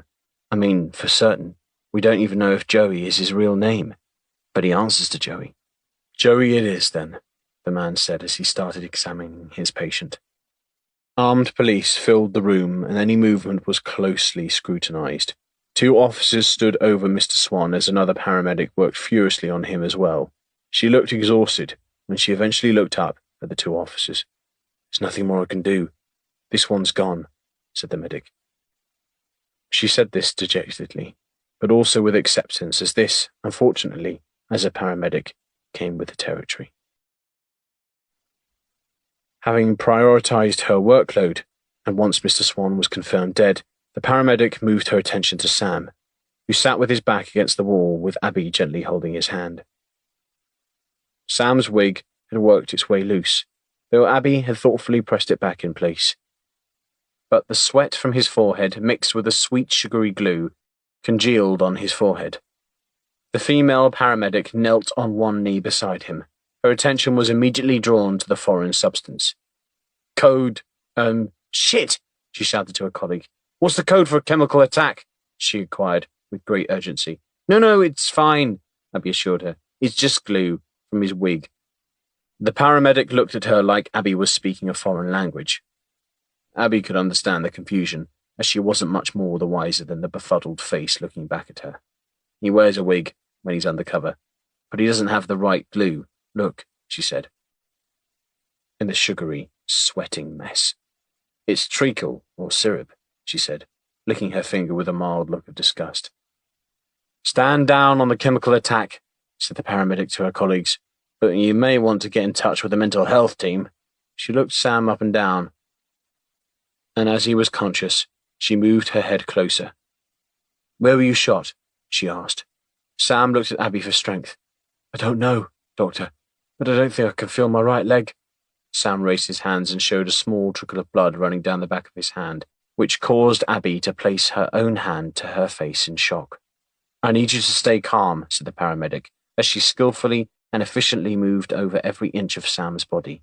She moved her hand towards Sam's right leg, and as she pressed on his calf muscle, he couldn't take the pain and screamed out. "Will I lose the leg, Doctor?" Sam asked, his voice trembling. "Be brave," said Abby, stroking his sticky head. "I'm not a doctor. I'm a paramedic," said the paramedic, "but we'll do the best we can."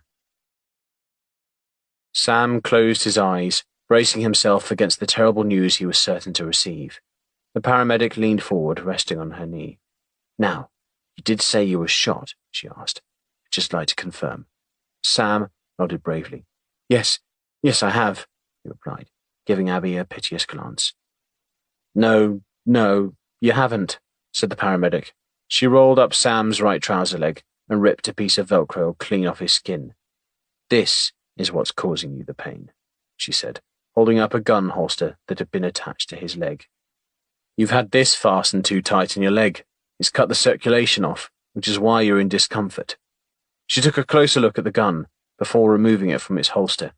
With an expression of consternation, "This gun," she said, taking a second glance to make certain, "is a plastic children's toy gun, of the cowboy variety. In fact, if I'm not mistaken." She held it aloft for inspection. "You got that right, pardner," confirmed one of the officers at hand. "What?" said Abby, removing her hand from the manufactured hairpiece. "He's not been shot? What about the blood?" "Let me see your hand," said the paramedic, taking a careful glance. "There's a small shard of glass," she said, pinching it between her fingernails and plucking it free. "Likely from that broken glass. But he's fine," she said.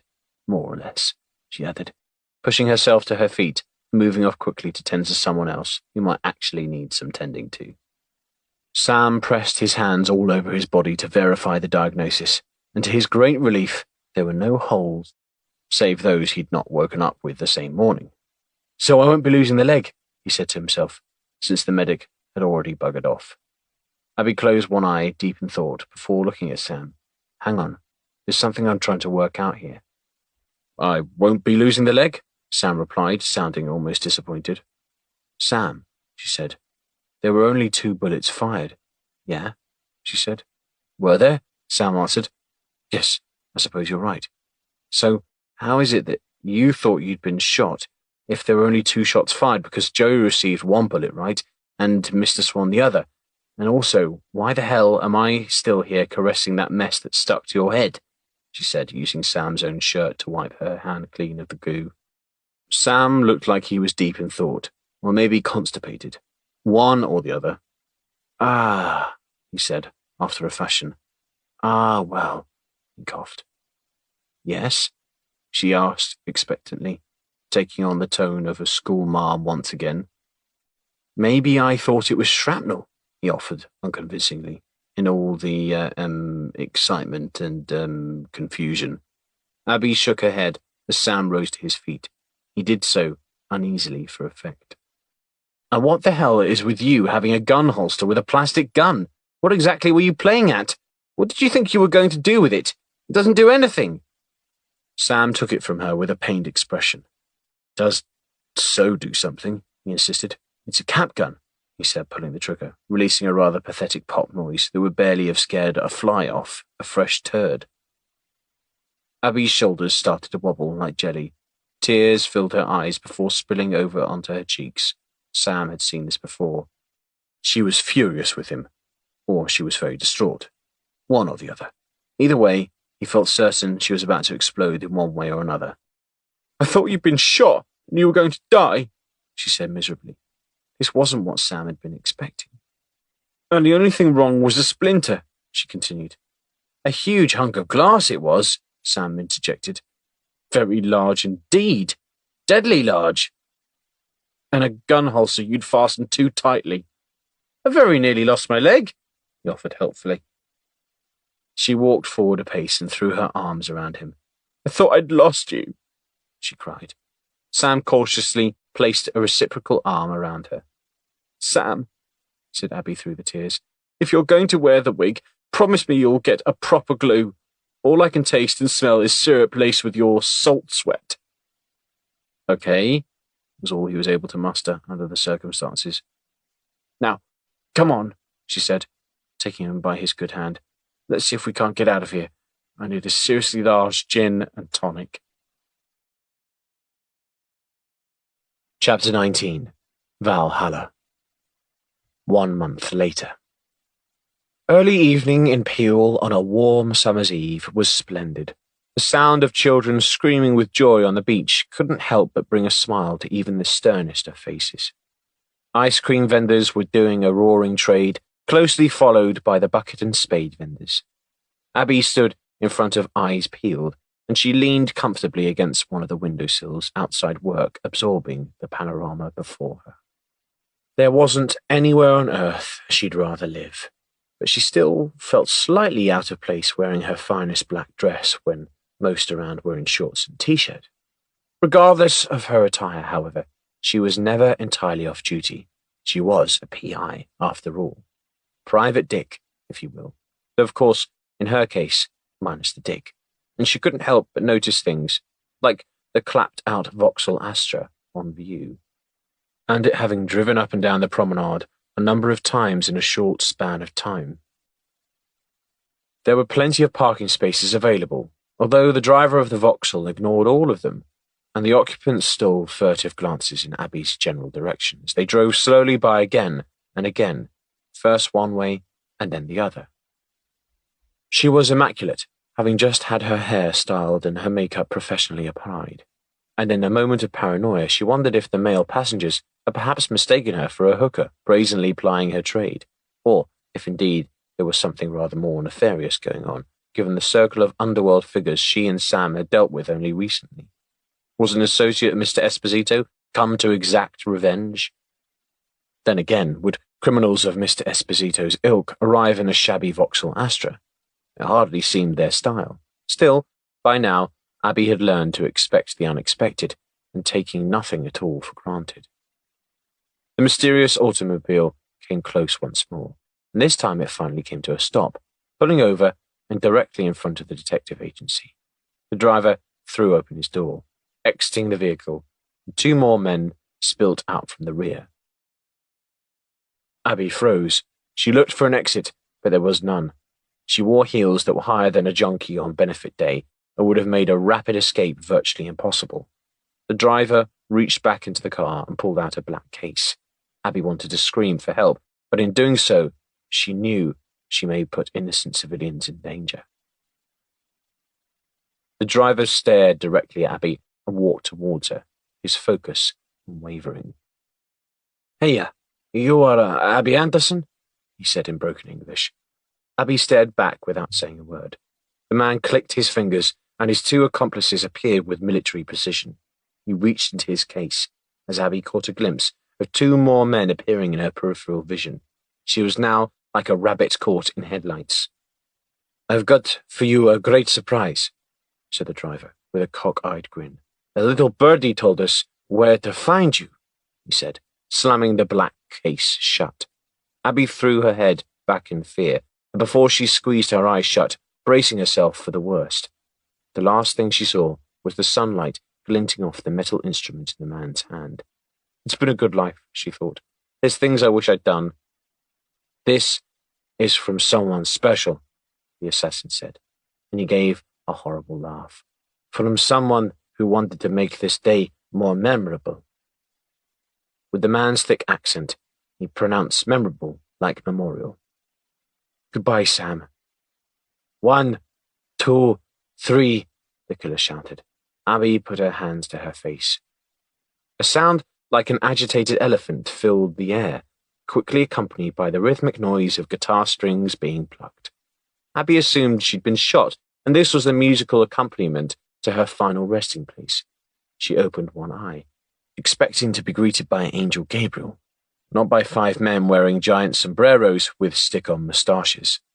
Her eyes took a moment to adjust to the bright sunlight, and her ears a moment longer to the sound of Spanish guitars, trumpets, and an array of instruments which were a not unpleasant assault on her senses. Once her resting heart rate had returned to a level considered safe, she allowed a smile to escape her lips. The arrival of a full mariachi band on Peel Promenade was not an everyday occurrence, and drew not only quite a crowd, but also an impressive shade of red from Abby's cheeks. Abby tried to retreat into the office doorway, but the driver and lead musician were having none of it. They were relentless in their pursuit.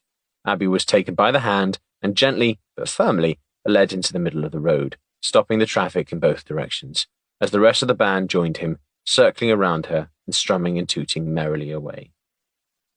Ordinarily, drivers would be giving angry gestures and sounding their horns, but on this beautiful evening in Peel, the drivers climbed out of their cars and joined into the carnival atmosphere. Children abandoned their sandcastles and ran, with parents in tow, to see where the magical sound was coming from. The lead musician took Abby in his arms and danced with her to further enhance her discomfort. But to be fair, she was now starting to embrace the craziness, even going so far as to remove her shoes so she could dance to the music. "This is absolutely mad," she said through laughter, that now flowed freely. The music came to an end, prompting the lead musician to spin her till she was dizzy. He placed his trumpet carefully down, raised his hands above his head, and clapped as he pranced towards her. Pulled from somewhere like a magician, a vibrant red rose appeared. Tucked between his clenched teeth, he knelt in front of Abby and presented the formal tribute to her as a flurry of camera phones flashed. She shook her head in disbelief, gratefully retrieving the flower and placing a hand over her mouth to cover her shock. The rose-bearer leapt to his feet once more, and he instructed his procession to retreat and clear the way in order to allow the street traffic to move once again. Cars eased along, returning to speed, beeping their horns in appreciation as they did so, as Abby climbed back in her shoes. "What on earth is going on?" she asked, but there was no direct response. Instead now, the road was clear. The leader of the group clapped his hands once more and pointed further up the promenade. Abby squinted as she didn't quite trust her eyes. Her mouth dropped as a magnificent white horse pulling an equally magnificent white carriage made its way up the promenade at an elegant pace. She didn't know quite what to do as it pulled alongside. The driver of the carriage gave her a courteous nod as the mariachi band opened the door for her and then played a further melody to see the carriage off along on its way. Abby slumped into the sumptuous leather seat, and with the momentum of the horse moving forward, the coachman was in danger of seeing more than he bargained for. He kept one eye on the road ahead, and with his spare hand leaned back, handing Abby a white envelope. She opened it with a broad smile across her face, before pulling out a card with exceptionally neat handwriting. I trust the music and carriage have set the mood. To a castle for my princess, where we shall have some food. You'll be radiant and elegant, but you really can't be late, for every minute is precious on our very first long-awaited date. Sam, kiss. Abby pinched her bottom lip between her thumb and forefinger. She was desperate to keep the tears at bay for fear of wearing her mascara like Alice Cooper. Stupid bugger, she said softly. Stupid, silly, daft bugger. The castle was in spitting distance, but fortunately for Abby, who was enjoying the journey immensely, they had to go a long way for a shortcut, as direct access was a bridge across the harbour. The bridge designers had, with little foresight apparently, not factored in enough width to accommodate a horse and cart, so the carriage had a gentle trot around Peel Harbour, giving those enjoying the sunshine from their moored boats an unexpected spectacle. By the time the carriage pulled up at the entrance to Peel Castle, Abby's teeth had dried out from smiling so much.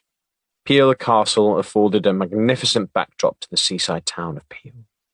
"Milady," said the coachman, graciously offering a hand to help her down, whilst averting his gaze to spare any breach of modesty. "Thank you," said Abby, unsure what to and where she should be going from there. "This way, if you please," said the coachman, and he offered his arm to Abby and escorted her up the steps to the entrance of the castle. Built by Vikings in the 11th century, it had played a pivotal role in the evolution of the island, and today it would play host to Sam and Abby. The coachman made his excuses, and he left Abby stood in the middle of an inner grass courtyard.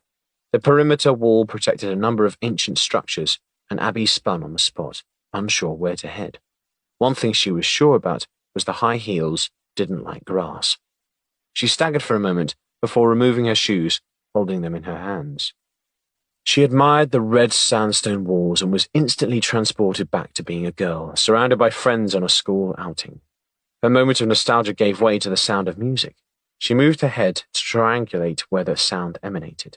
She walked forwards and caught a glimpse of shimmering flames coming from the remnants of the castle cathedral.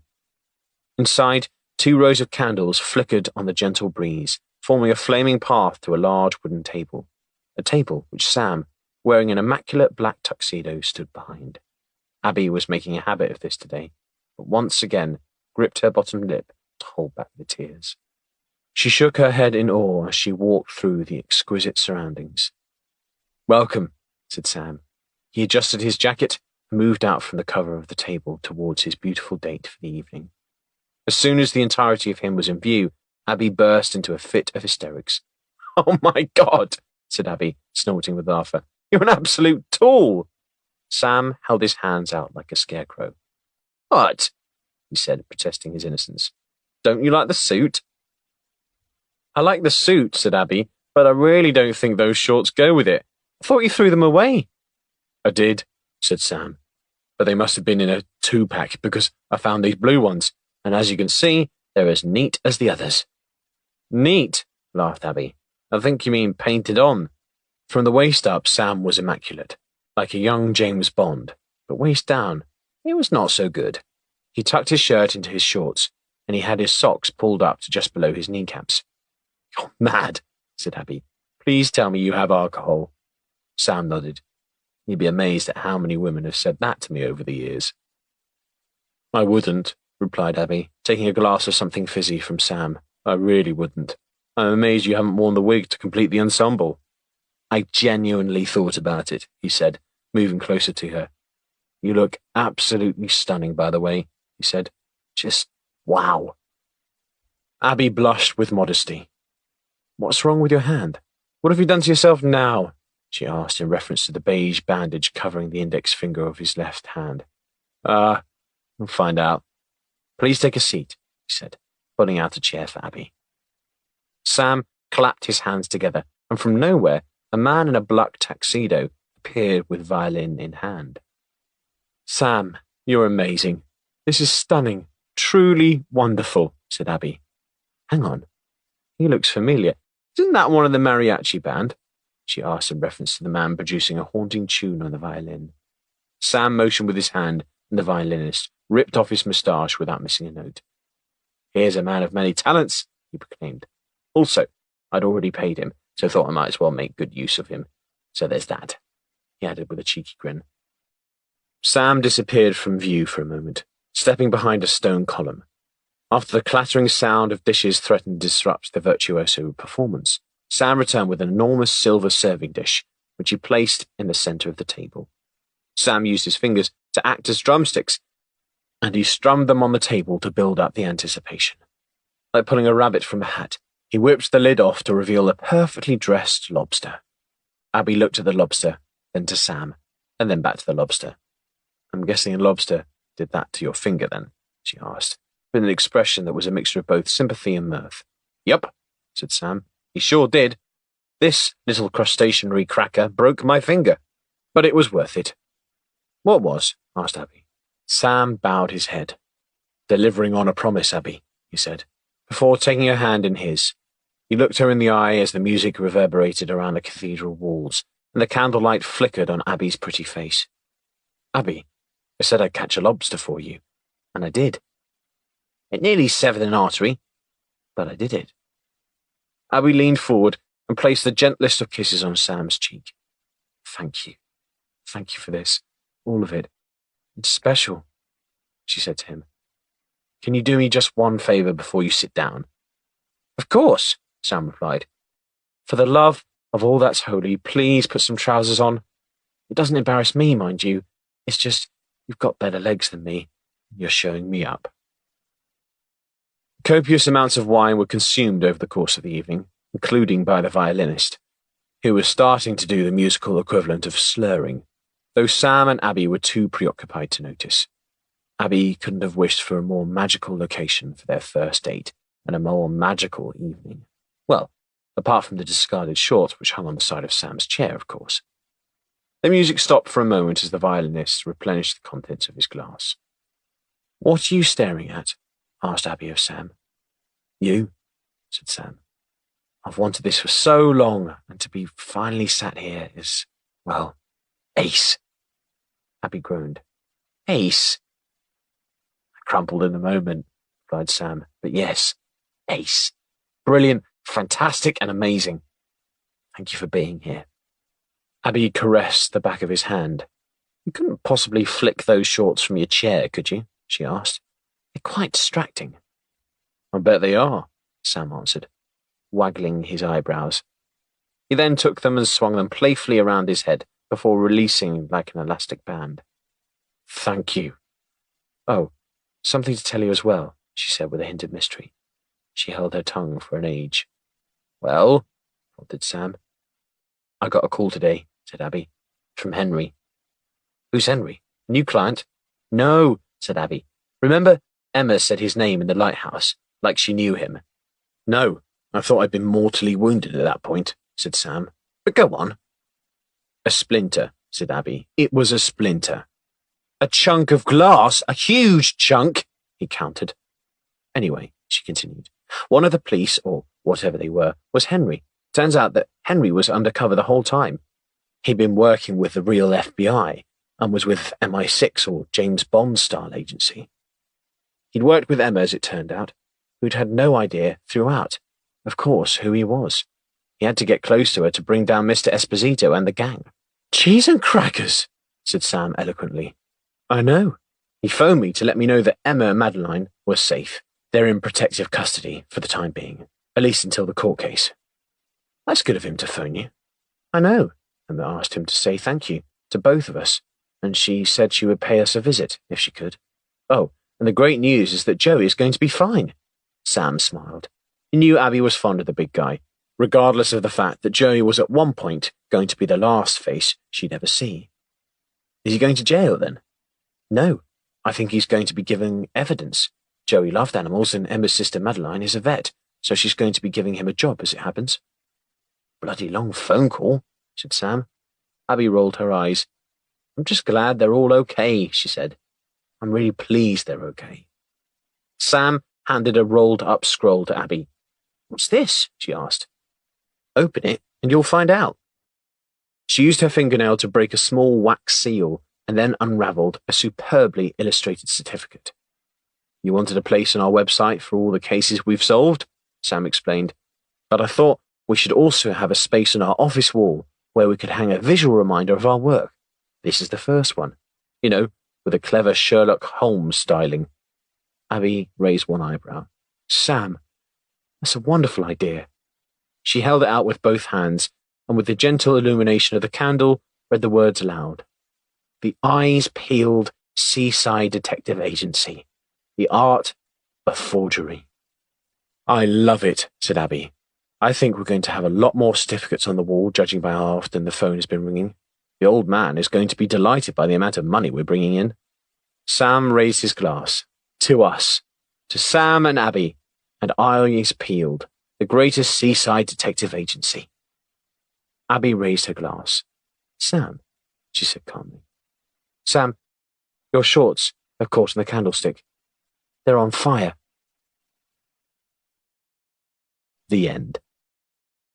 You've been listening to The Seaside Detective Agency by J.C. Williams, narrated by Fraser Blaxland, published by Whole Story Quest Audiobooks, an imprint of W.F. Howes Limited. This work is copyrighted 2018 J.C. Williams. This recording is copyrighted 2018 W.F. Howes Limited. Audible hopes you've enjoyed this program.